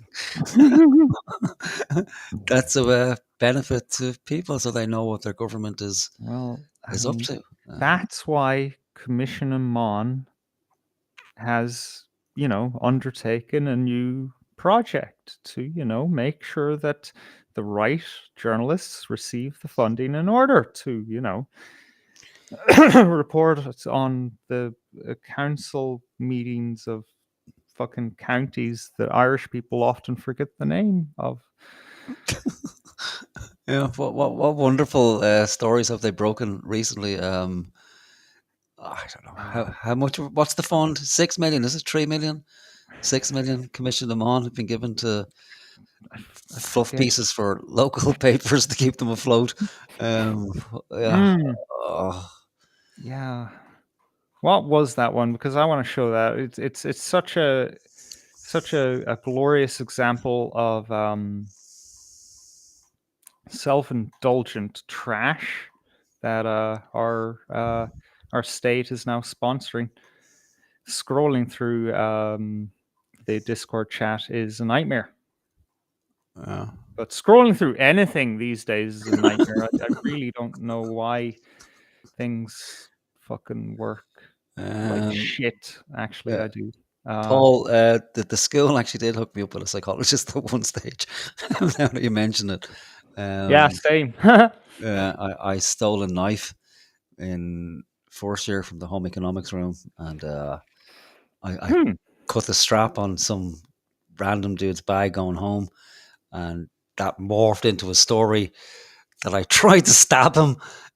So then the school called in a psychologist from me. Unbeknownst to me, it's just one day a knock on the classroom door, and then I was called out and brought into a room, and there was a psychologist. Well, prior to that, I had admitted to taking the knife and all that kind of crack. Right. And she had a chat with me. It was discovered I wasn't dangerous. She had me draw a picture of the knife, and because I just drew a picture of the knife, didn't draw a picture of me holding the knife or stabbing people in the head with it. That she decided in her wisdom that I was okay. I was mentally stable enough to remain in school. But Wow. Yeah. That such a waste of resources. I know, right? Oh God, like that thing after 9/11 where this kid for a science kind of fair thing made a clock, and he just happened to be Arab, so the FBI were immediately called because they thought he made a bomb. Yeah, that was a special one. Okay, so this is one of these shite pieces that are being paid for by Commission on Amman. Council affairs. Life's a beach. Now listen to this self-indulgent shit. Not since Dunkirk or Normandy has there been such noise made over a bit of sand. Mayor John Moran is not Winston Churchill, but I certainly never considered him a man to flag nor fail. Then again, the blue shirts in City Hall appear to want all-out war with our directly elected mayor, so anything for a quiet life, eh? So, as it turns out, this August there will be no fighting in the air, not on the landing grounds, the fields, the streets, or the hills, and there will most definitely be no beach to be fighting on, building sandcastles, or doing any other kind of business in Limerick City this month. Crescent Beach has been stormed by Fine Gael's enlisted council members, and as Councillor Sarah Keeley will tell you, history is written by the victors. What's most surprising of all here is the massive U-turn on the Mayor's Block party on the Costa del O'Connell Avenue. Has the constant squabbling of our elected reps finally worn him down? According to a statement from our first citizen, the city's traffic won't be diverted this year on the Crescent, saving upset for motorists and keyboard warriors alike, due to it not being good value for money. This may be the case, but I struggle to believe there's more to it. This does not seem like a very John Moran move to me. Not since the furor over the council paying €25 to one city hostelry for a pot of tea have the mumble serfs of the treaty city been so irked. Fuck me. Last year's event left a very bad taste in many mouths. One may well question why they were eating the sand in the first place, and is the one memory that many more will take away from the first year of Moran's mayoralty. What is this about? I don't fucking know. I was about to ask the same question. Shall we go on until we figure it out? Yeah, Kabbalah. This feels like it won't go away, but our leader and chief has always carried on regardless of the begrudgers, so it was a surprise when the statement from Mayor Moran last week was issued. In quotes, all over the world, studies record how over and over again, when we open up our public spaces, people respond positively. Limerick is no exception, Mayor Moran wrote.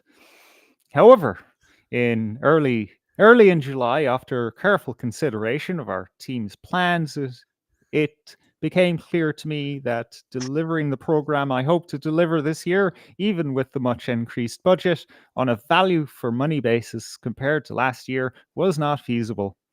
He continued that he could not convince himself that paying for what was then planned for this year, especially with the costs of increasing manning of road closures, was good value for money. In quotes, in this context, I believe the more responsible choice, and one I was not afraid to make, was to step back and reassess how we might deliver differently and better in future years. Moran, like Churchill, is from the school of thought that history will be kind to him, for he intends to write his own.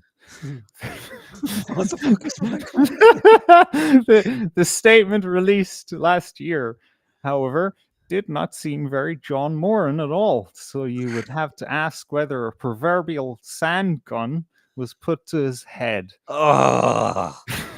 Oh. Whatever the case, he does have some allies in his corner. Oh.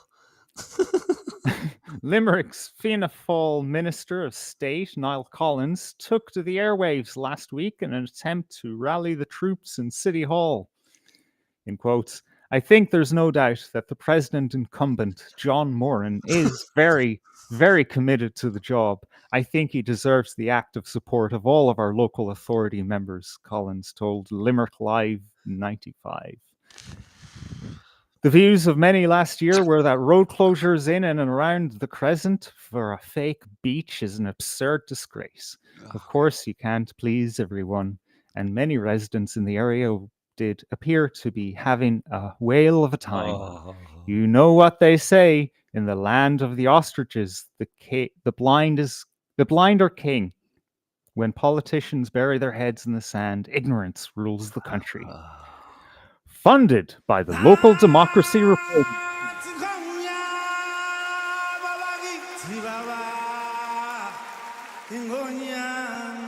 Oh, sorry, the fucking African just walked in the house there. All hail King Kabbalah.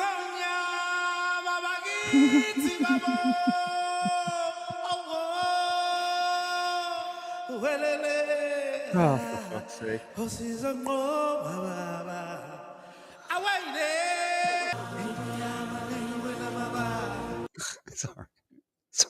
Sorry to distract from that riveting fucking story. Oh. Oh my god, I can't be. We're paying for this shit as well. Like fucking hell. And you know what? That was ChatGPT.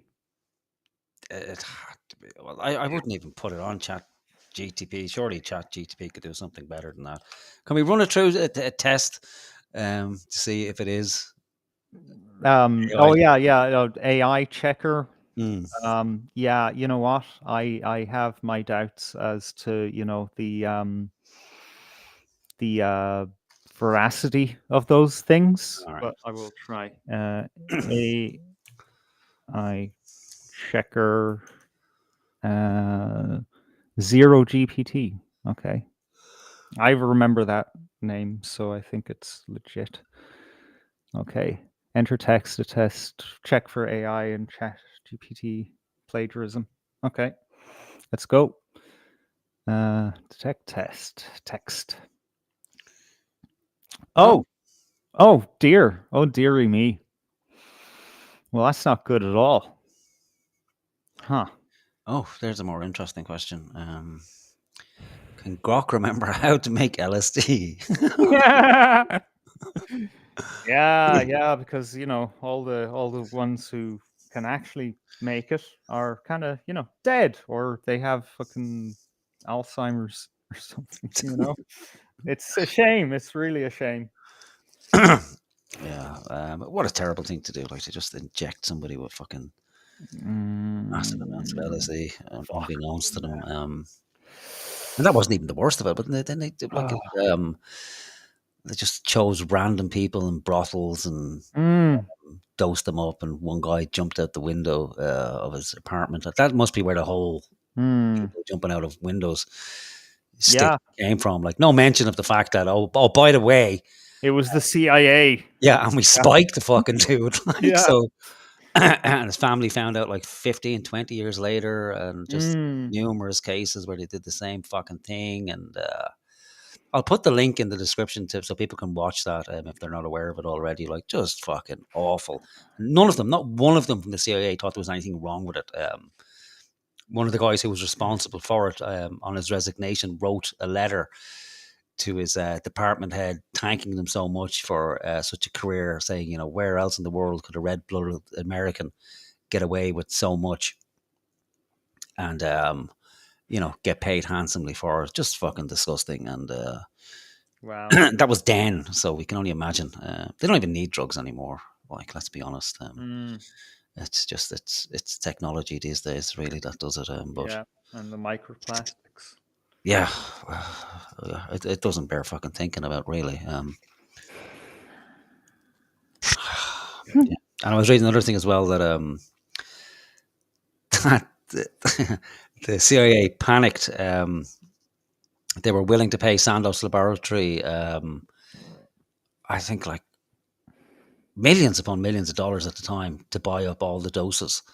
Or they were willing to purchase. It was 100 million doses of LSD they were willing to purchase from Sandoz Laboratories once they found out they were making it. But the guy, the agent they sent over, got micrograms mixed up with grams. So Sandoz Laboratories only had 100 doses of LSD, but the retard that they sent confused grams for micrograms. So the CIA were willing to pay, you know, millions of dollars for 100 doses of fucking LSD.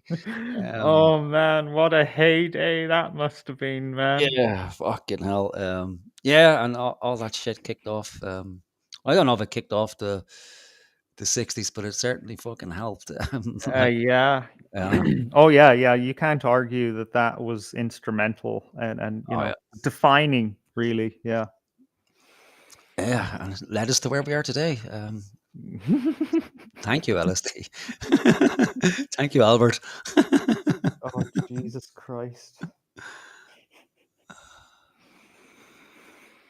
Right. Okay, I think we've come to our natural end. I think. Yeah, but before we go, because we did put out the word that we wanted to hear about, you know, the unsung. Oh, thank you. There. Yeah, sorry, I should have said it earlier because I was having too much fun. The unsung patriots out there who are, you know, saying it like it is, you know, struggling really, or just, you know, living their bliss and putting out content, and really they should actually have a bigger audience. And we got a few responses, and Dars K gave us an awesome list as well. There's one fella you wanted to bring him up, so I looked into him. Val Martin, an ex-Garda. I think we should get him on the show if he's willing to come on. Yeah, and talk to us. Yeah, because he's the proper fella, you know, and he has beautiful Gaelic. Nice. Listen to this. It's large in a word of ves me an ves iha. An kid iha. It's a volatile histis toast me a goal. Go kulsha mak rahat go Ninford Kurt Misa on. E volus do mila do bel oh more.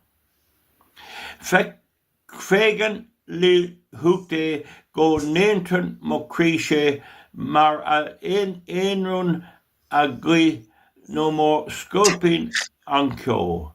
Nor a shunu a kira no a gaelictive hista shastuk im an mila no plana me o. That's the plains of Mayo.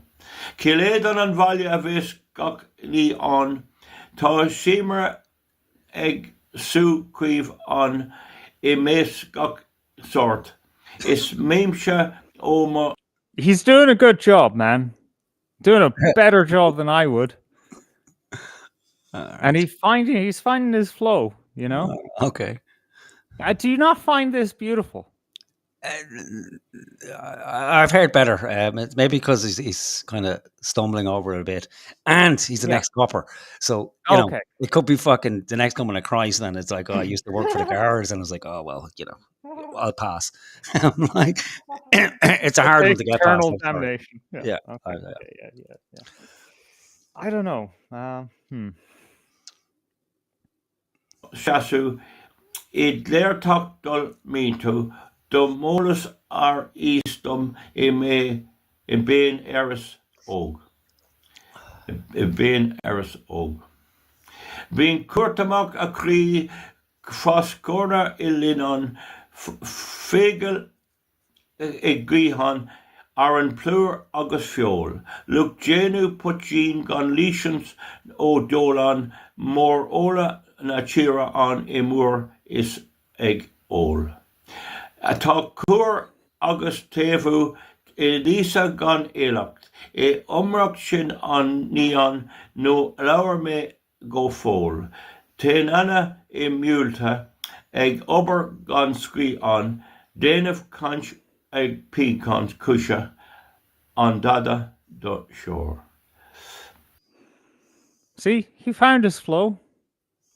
Okay. You know, it just takes a while to, you know, forget your nerves and just get into it and do it. Maybe I was wrong to, you know, take that timestamp, because when I heard it, I was like, oh, this is beautiful.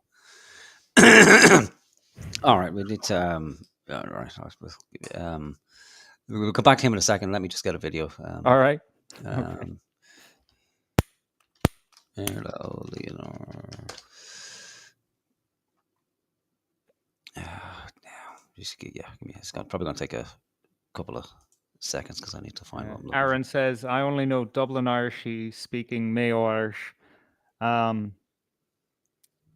Is there a specific, any more specific dialects to Dublin and Mayo? I think it's just like Leinster and Connacht and Ulster, Munster. Ulster, Munster, Connacht, and Leinster Irish. Mm. And then you get into kind of official Irish, and there's people who have an issue with that you know the Irish you speak today isn't actually Irish, and it's like, oh, fuck off. Right. Well, I just heard, okay, Connacht is the official dialect. Okay, let's all speak Connacht. I'm okay with that. I'd be okay with that too. They just make everything difficult in this fucking country. It's like it's not bad enough that only 6 of us can speak it anyway. But then like, okay, well, let's break it down into 4 different dialects and I mean, it's not like anyone did that. It's just what it was, how it worked. And the thing is that depending on the province or even the individual fucking part of provinces, there will be a variation in pronunciation, and that's beautiful. We can keep that. Like, I love how there's like 5 different ways to pronounce my fucking name. You know, that's an amazing thing in my book. Okay. Right. Okay. Right. You find what you want. Yeah, it's just a little bit of music. We play that in Oscailga, which I love. Like I love kind of Shanno's music. It kind of hits me in the soul. So we'll see if it affects people or if it's just me. Oh, what am I doing putting it in there? You can share. Yeah. Okay, so this is Irla O'Leonard. So people should check him out if you like this. You like a lot of his stuff. Mm-hmm.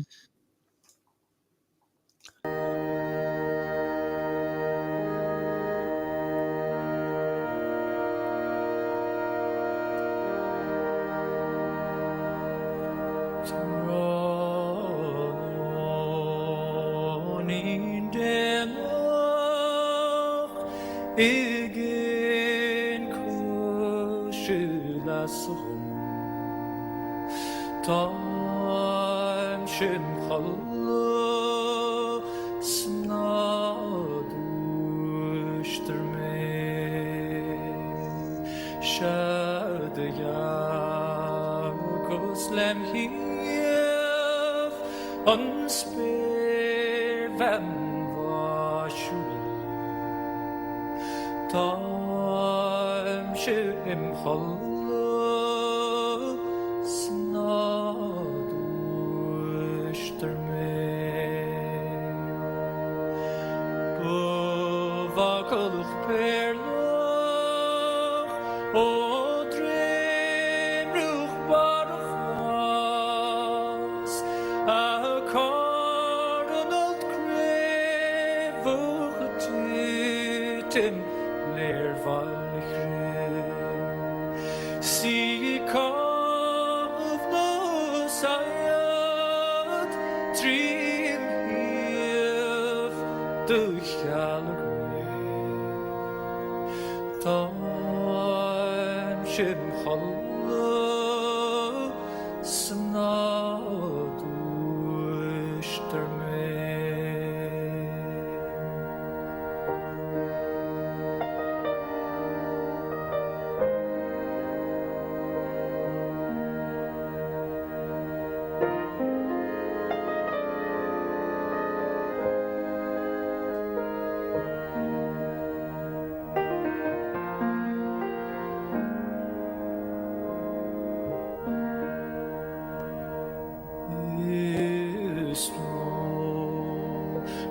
خليناك أطاقوك كان الصوخ طام شم خلا سنادوش درمي دوكوي روغلي فورنارت Har the farge Tam shim khallah snadushter me Go vekilden la Amegarir hasabig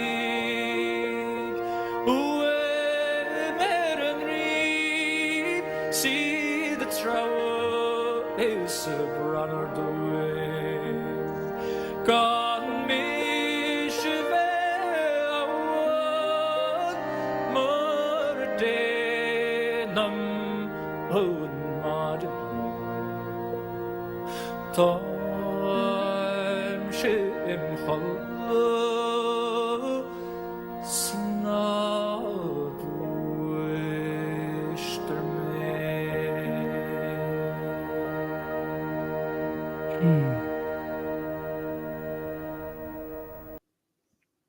Gorgeous. Amazing. Love it. I'm trying to see if I can get English lyrics. Here we go. A night out late one afternoon, far away by a fairy fort. I am asleep, don't wake me. I saw by my side the shiny heavenly woman I am. They were pearly, fairy, falling curls, her waves lit branches of hair that fell trembling to the ground, and she was sending an arrow through my side that stung me deep. 'Tis many the young boy that was forcefully taken off. I am asleep, don't wake me. That was put to slave away on the far side of the sea. I think these aren't great lyric or great translation.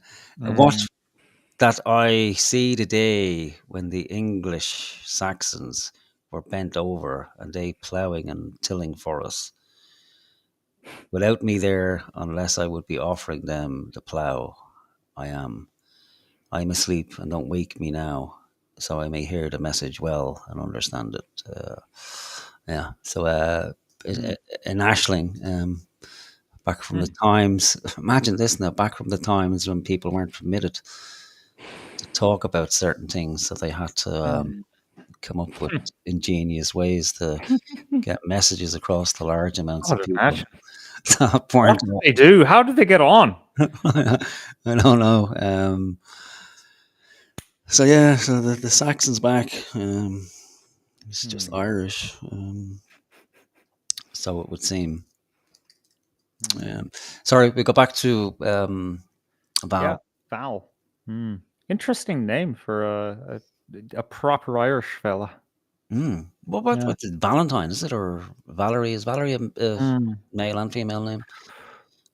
I've never heard it for a man. But Val. I've heard Val Doonigan, that singer. Maybe it's just Val in and of itself. You see, is Val short for anything? Val is short for many names. Great. Thanks. Valentine. Okay. Okay, that's great. I love Google. It's great. Yeah, Val is short for many names, and then it gives you one. Oh, the Google AI, yeah. Yeah. There we go. Valentino. All right. Okay. Valerius. Okay. All right. Okay. Valerius. I don't think he was named after some fucking Latin fucking centurion or something. No, Valentino. I don't know. Maybe he's got some Italian blood in him. I mean, those are just the same name, but from different countries. Areas, I know. Yeah. Valentino, Valentinius, Valentario. Okay, Val. We'll leave it at Val. Yeah. So an ex-copper. So it'd be interesting to have him on, and I think he's quite critical of the guards as they are. But I wonder if he's critical of as they were. And again, it's pretty. I think pretty much up to scratch on most things, and he's been around for a while as well. I was looking at his channel the other day, and again, I think back as far as 2013 or something like that. Then the last year, his channel picked up, and people start noticing and listening to him. But yeah, definitely interesting, especially with that Garda connection, and then leaving the guards. And from what I saw of his videos, he was saying the guards was pretty much always a shit job. Closed shop, full of bullying and horseshit, and who you knew dependent on promotion and stuff like that. So makes sense. Yep. How could it be anything else, really? Valentino. Maybe his name is Valentino. Valentino Rossi, football player. Yeah, so what? Oh, this is around Misha era, is it? The cultural band? Okay, yeah. It was from earlier today. He thought since I mean, from what I gather from the video, for whatever reasons, his health or circumstance, he can't be there. So I guess he's just putting in his little 2 pence. Because he opened up with what Michelle comes from. This statement or poem, was it? I don't fucking know. It's a Patrick Pearse poem, isn't it? It's Michelle. And he read that, and he has some thoughts for us. Shall we hear him out? Yeah, sure. So that translated into English is simply like this. Now that it's springtime, the days will grow longer, and after St. Bridget's Day, my sail I will set. I put it in my mind that I never will linger till I find myself back at Cundaweo. And the poem goes on about how he'll go to Claremorris the first night, and he'll take his first drink there. I'll just recite the first verse from memory, just to see the fluency and the technique of the Irish language. Inish chocht an ara be an law dolig shino is taresh an fela breed is our doi me maciol or corme macione ni stopik me criha gur shasik me shis ilar conde we o. It's a lovely language when it's spoken in that way. Now, the next little poem I'm going to give you, and I want to tell you a little piece about our Irish government and the UK government and the dirty, rotten scumbags of left-wing activists who stopped the event in Drumshanbo and tried to stop it in Mayo, and who I'm trying to do my little piece here to support it. And hopefully this movement will grow and we will sicken our enemies, for our enemies is what they are. This is a poem about Ireland. This guy's fucking fire, isn't he? Yeah. Yeah. He has no fear. And he will get into that. It reminds me of do you remember that movie They Live? Hmm. Where the preacher kind of comes through the interference on the television where he's trying to get the message out to the people. Oh shit! Yeah. It has that kind of vibe about it. Yeah, we need to edit that. Yeah, we'll do that. Static TV static. Yeah. and the same backing track. Yeah. Deepest Distress by James Clarence Mangan. O my dark Rosaline, do not sigh, do not weep.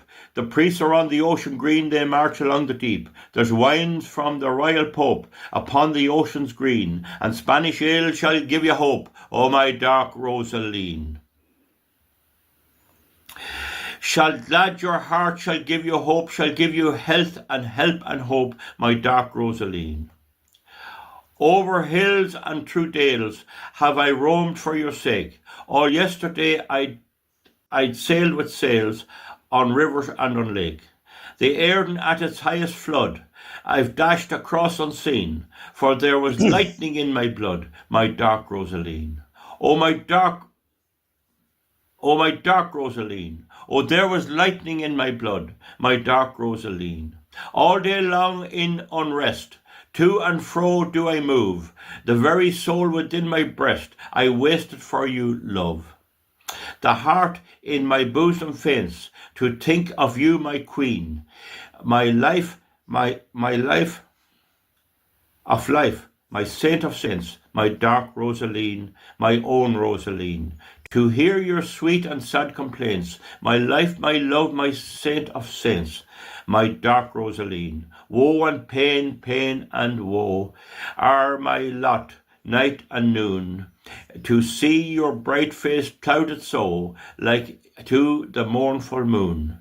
But yere will I rear your throne, again in golden sheen. 'Tis you shall reign, 'tis you shall reign alone, my dark Rosaline, my own Rosaline. 'Tis you shall have the golden throne, 'tis you shall reign and reign alone. It's very, very hard not to get emotional. I had my DNA checked. I'm 95% Ulster Irish, descended from the tribes of Ulster, led by the O'Neills, and I'm 5% Scottish, which is normal for that type of people. I can feel this in my blood. I don't have to apologise to anybody, but it's so sad that the traitors turn against us and our own people. The old saying was, there are none worse than your own when they turn against you. We'll continue. Can you see why I brought this? You know, he's real. Yeah. He's a real Irish man. Sorry, I was momentarily distracted by the chat. I should turn it off. Like, oh, I thought you were laughing at him. No, I was laughing at this. I'm like, so, I don't know.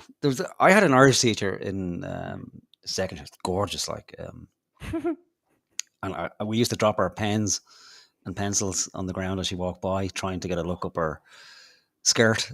But I didn't have this look. Like, this would be fucking great. Like, so, see, we had an Irish teacher that would sit on the table, feet on the chair, and we could see her garden.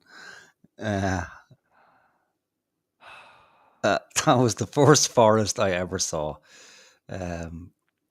Any members of Kabbalah in there, like just some little Africans sitting in the forest.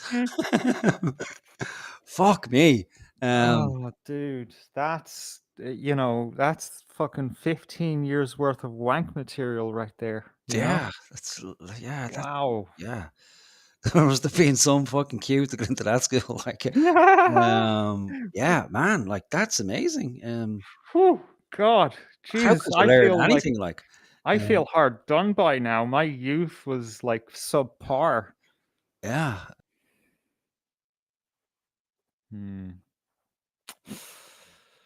All right, take that off. Jesus Christ, let's get real. Have I lost you there, Morgan?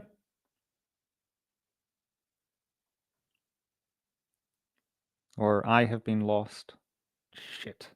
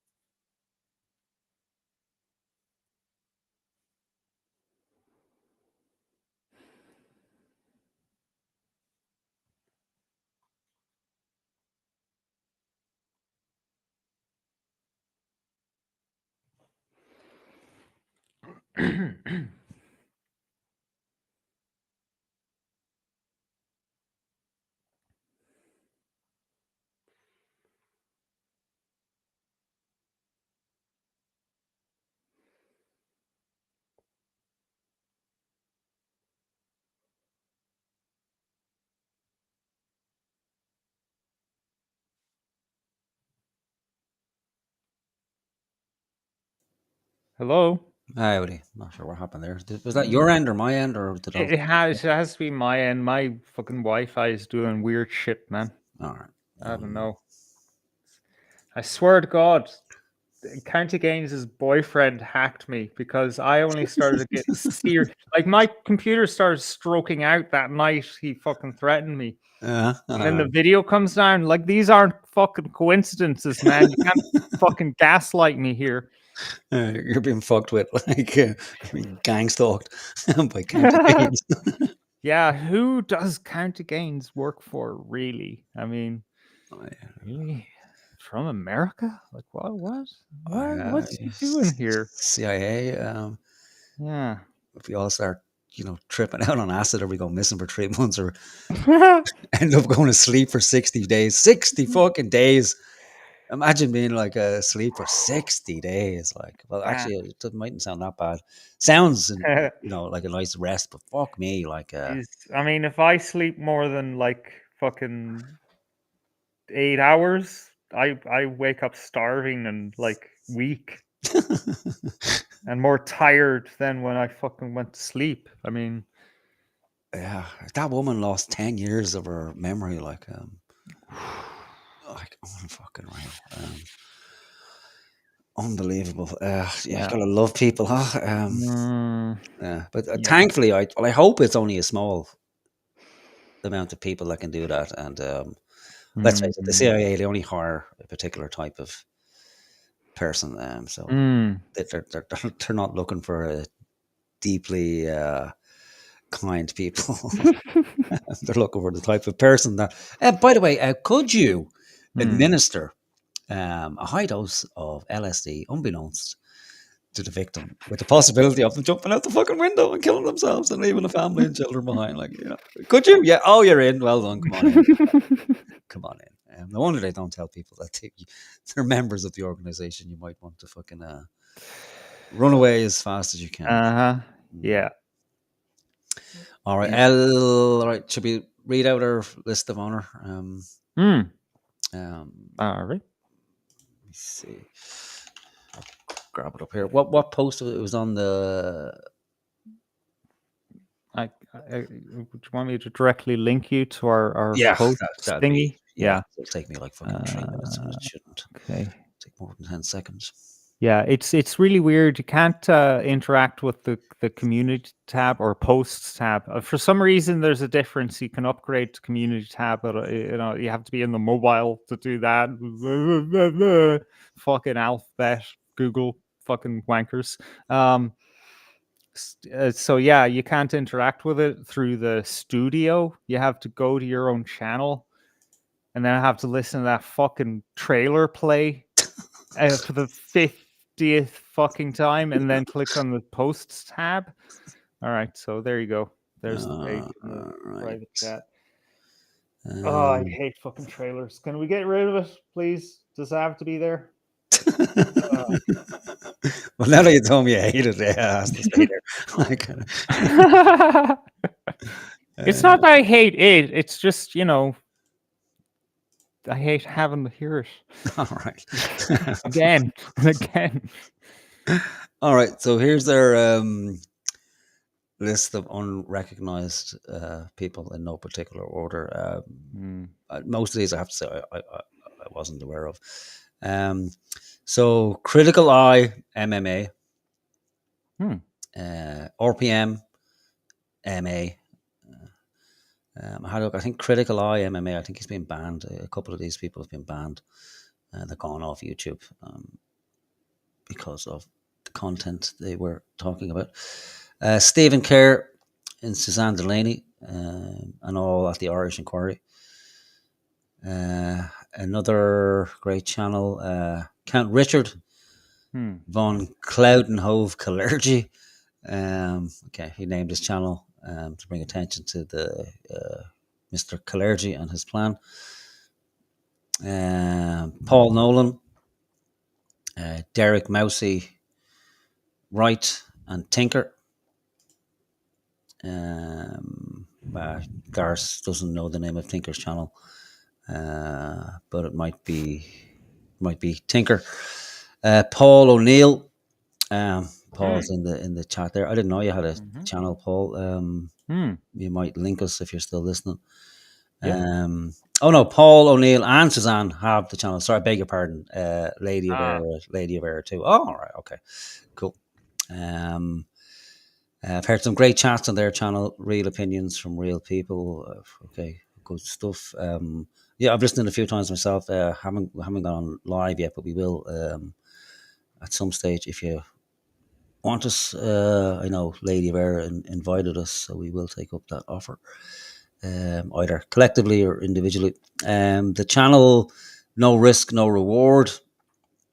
I think that's the guy from Northern Ireland, isn't it? I've seen that pop up in my recommendations, and I just have a general ick towards clicking on things, new things. Yeah, I've listened to a bit.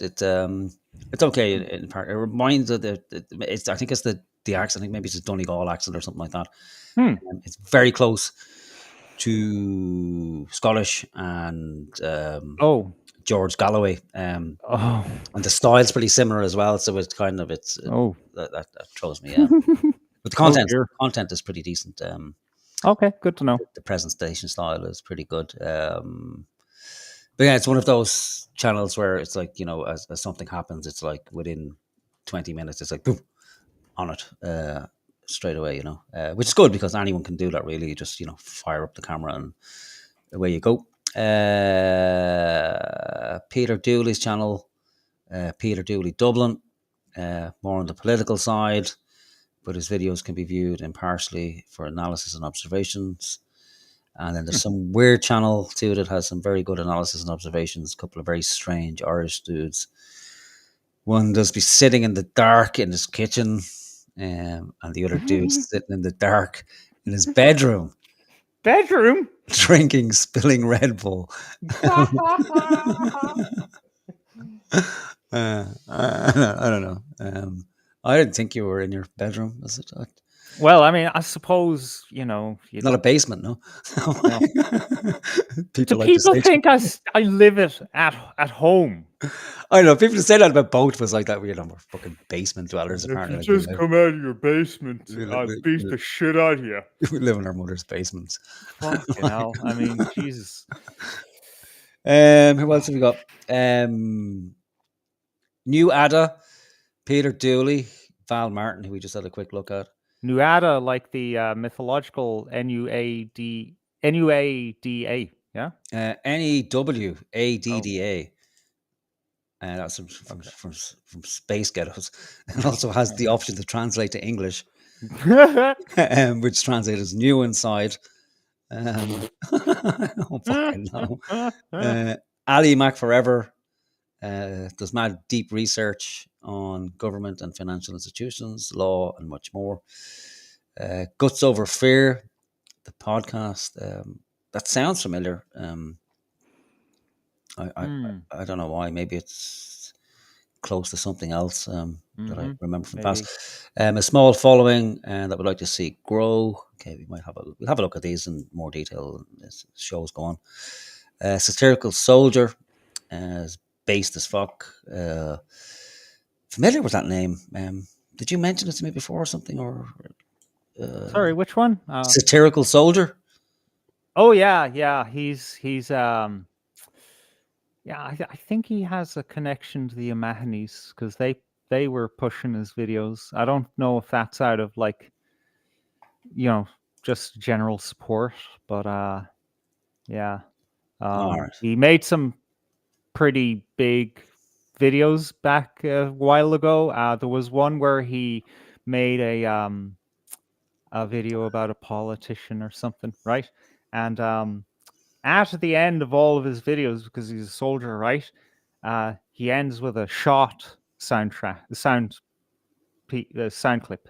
That's his signature. The video always ends with a gunshot, and then the media picked that up and said, "Oh my God, he's suggesting." He's all far right, suggesting that we assassinate this politician, and then the Gardaí picked up on it. Oh, for and fuck's fucking, sake! Yeah, they got him.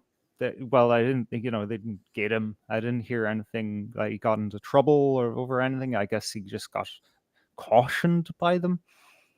I don't know, but yeah, he doesn't mince his words. Yeah, and that's a danger. It's not like something that's fucking like you can just get yourself into shit. Yeah, you can't come out and directly say things. No. Dogman Vic, Paul in the chat. Dogman Vic has a channel also.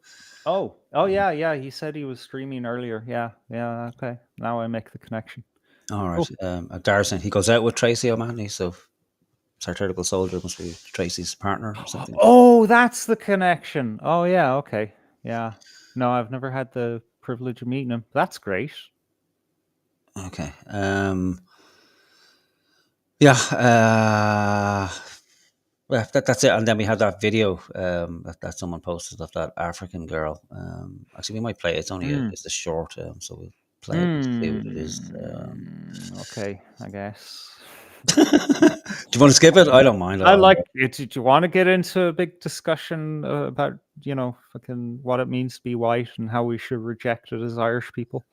No, well, let's leave it as a cliffhanger. All right. Fair. Show. We should get into it at some point, though. It's important. Where's it going?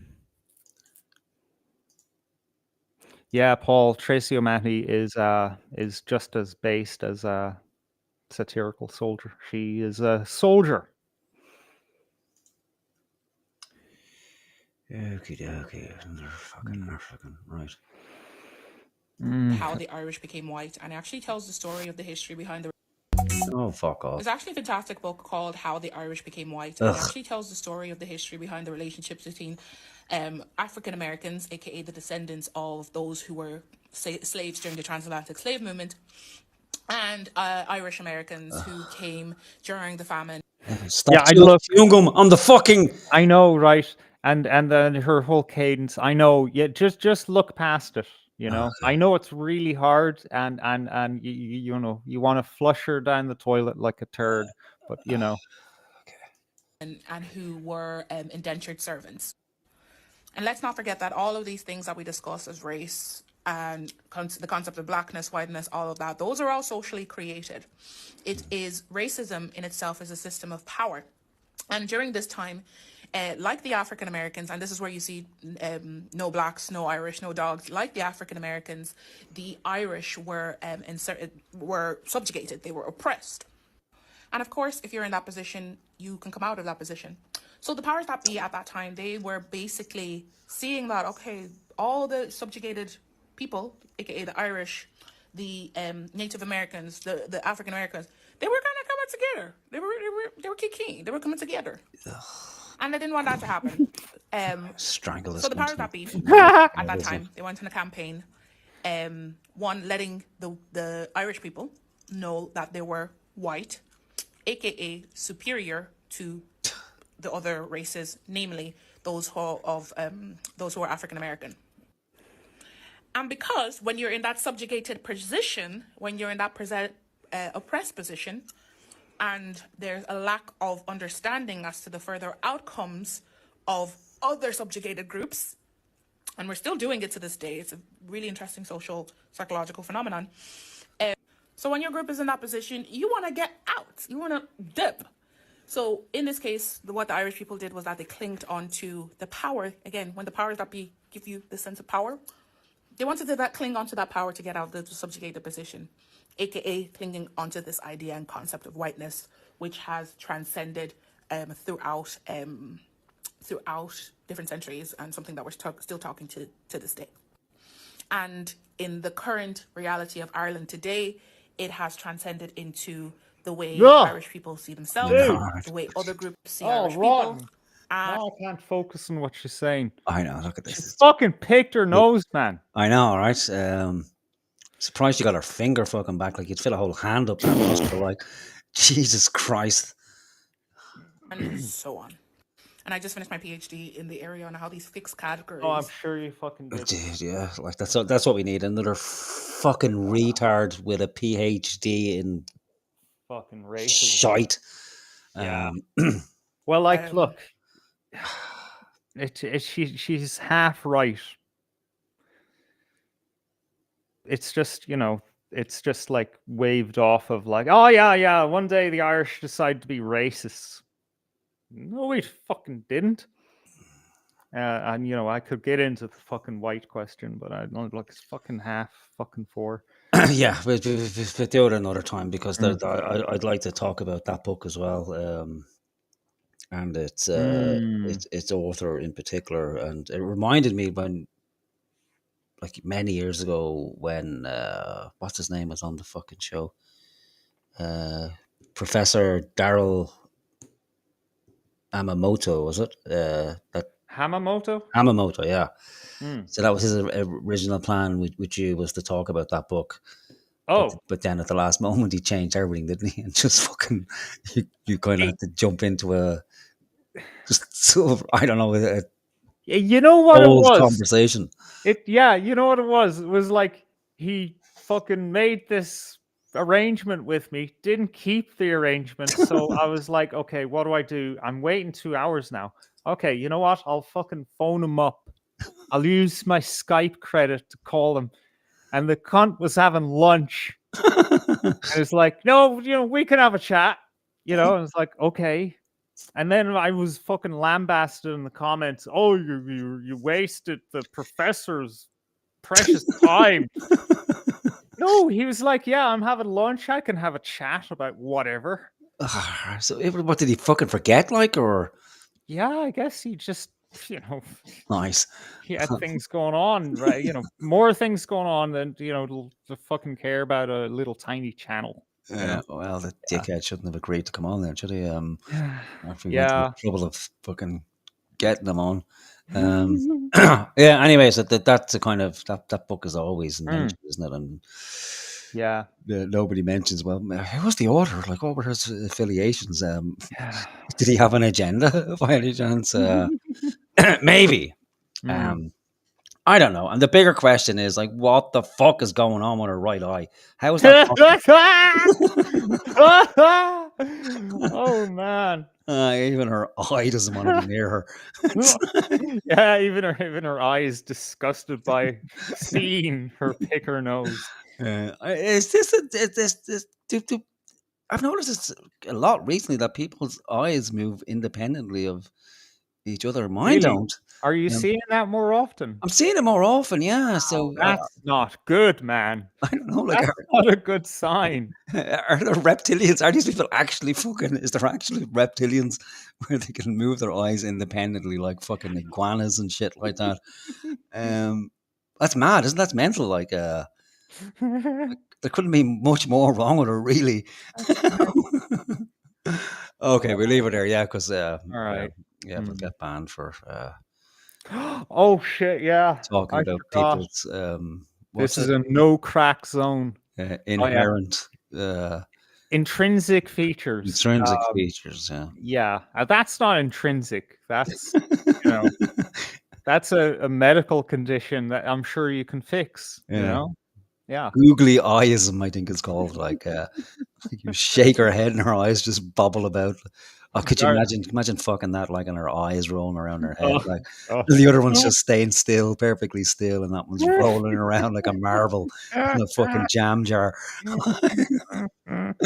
Oh Lord. Oh my. Doris K says it's an epidemic.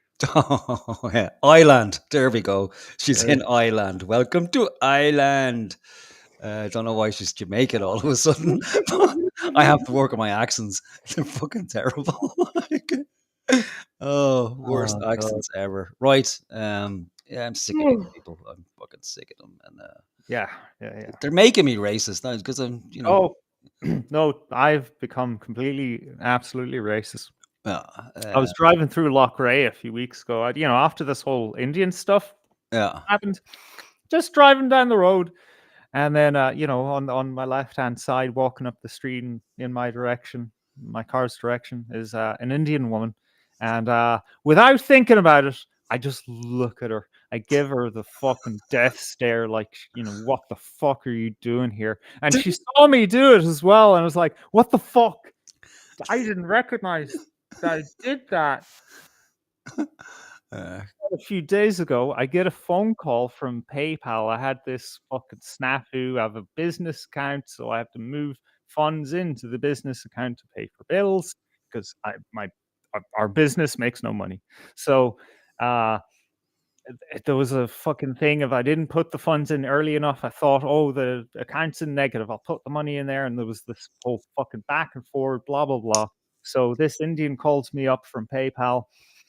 And her fucking accent, and not just her accent, but the way she was speaking.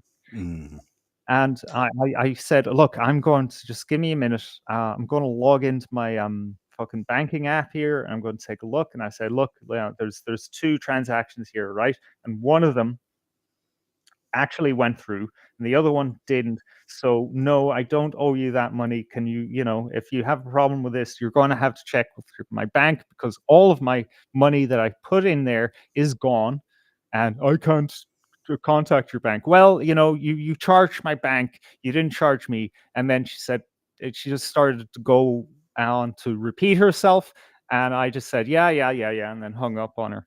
I've never hung up on someone from a company before. I'm too polite for that shit. I just got sick of hearing Indian. Yeah, no, it's fucking, it's dreadful. It's a terrible state of affairs. It can only get worse as well. Jesus. From there, it's going to be shouting. Then it's going to be driving at them. Just crossing the road, and then it's like, kaboom.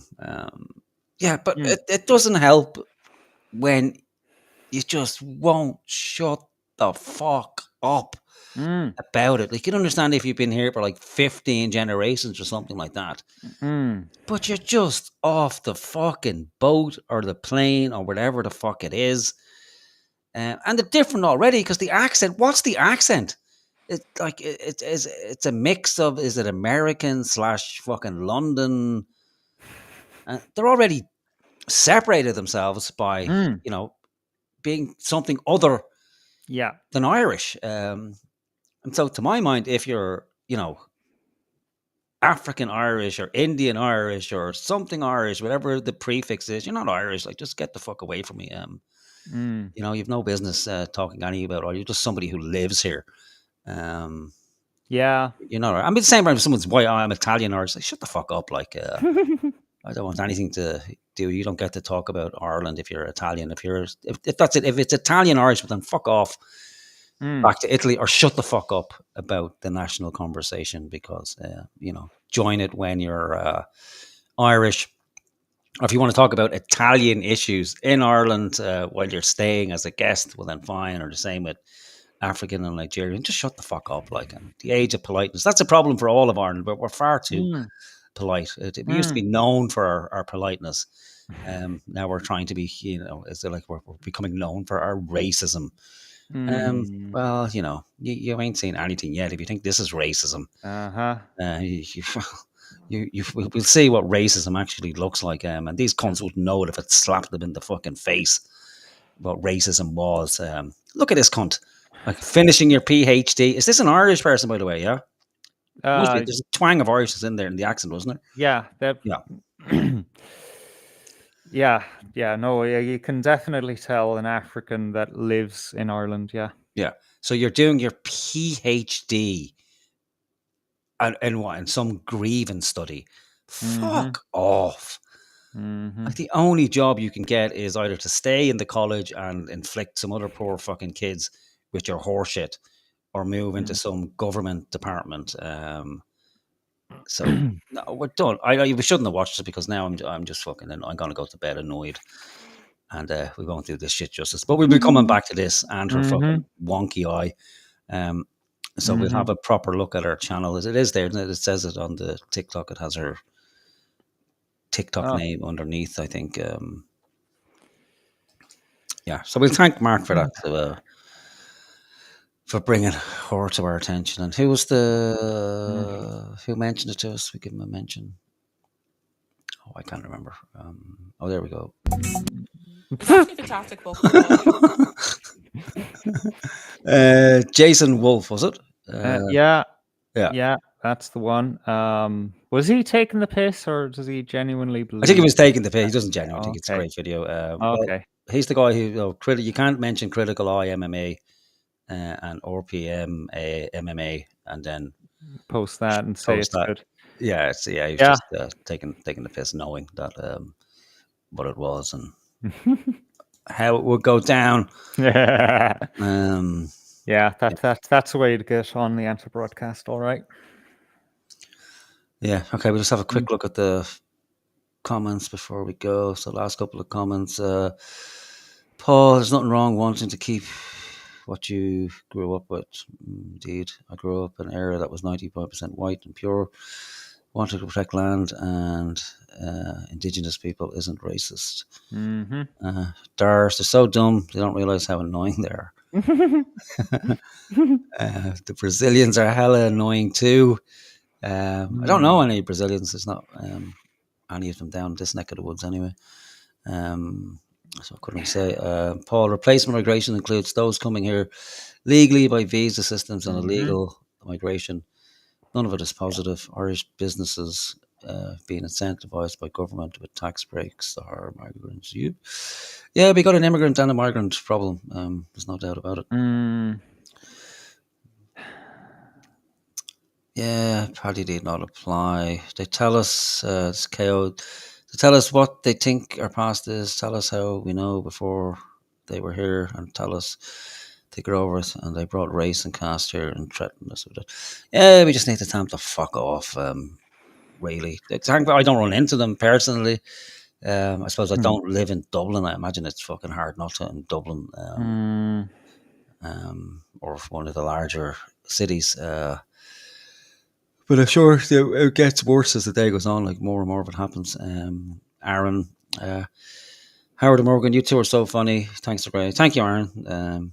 Appreciate that. Yeah.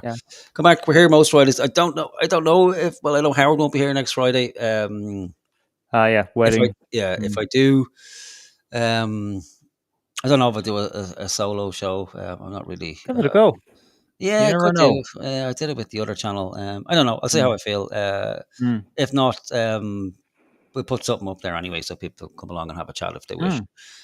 So if you don't see us next Friday, we'll see you the following Friday. Actually, I might just put something up because it's going to be busy next week. All the kids are back to school and all that kind of horseshit, which is a pain in the hole. Mid-August. That makes no fucking sense to me, man. But hey-ho. It's the end of August, like it's fucking. Okay. I mean, kind of. Yeah, I know. Actually, yeah. Okay, 3/4 through August. What the fuck is going on? August. Yeah, it's the last week. It's the last week of August that they generally go back. So starting from there, the first one goes back on the 26th or something like that, and then a couple of days after that. So. Thanks, Ulick. I was laughing to see that name. Like I just said, every time I see that, I just think your surname is McGee. One of those great jokes. Or Smithfield Brazilian Heavy. Yeah, I remember that. The cinema there on Parnell Street as well. I used to see a fucking ton of Brazilians. Wow. Hanging around there. I think there's a bar over there as well in parts of that cinema where a lot of Brazilians hang out. All right, folks. Good night. God bless, or a lack of God bless, whatever the fuck it is. God bless you. We'll see you soon, and we'll see you on the next front, Friday. the front lines. Yes. Yeah. When the time comes. Yeah. We'll be in a safe location. We'll be in Switzerland. Yeah. Cheering you on. No, we won't. If we're here, we'll be there. If we're not, we'll still be here anyway. All right. Good night, folks. God bless. We'll see us next Friday. If not then, the following Friday. So peace. Go pick mushrooms. Freedom. Yeah, mushrooms. Mushrooms. Pick the right healthy. ones. Good. Yes. Make sure. Yeah. No, we're not responsible if you die. Yeah, fuck that. Yeah, and don't let someone else pick your fucking mushrooms. Like if you don't. Well, we're all adults here. Everybody's fucking our age anyway. So and Google Lens is your friend. I wouldn't trust that. Like I've had some. Well, I mean, but several fucking points of failure.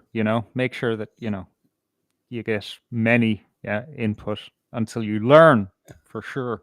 Anyway, well, never mind all that. Good night. Good night. An Irish goodbye. 45 minutes later.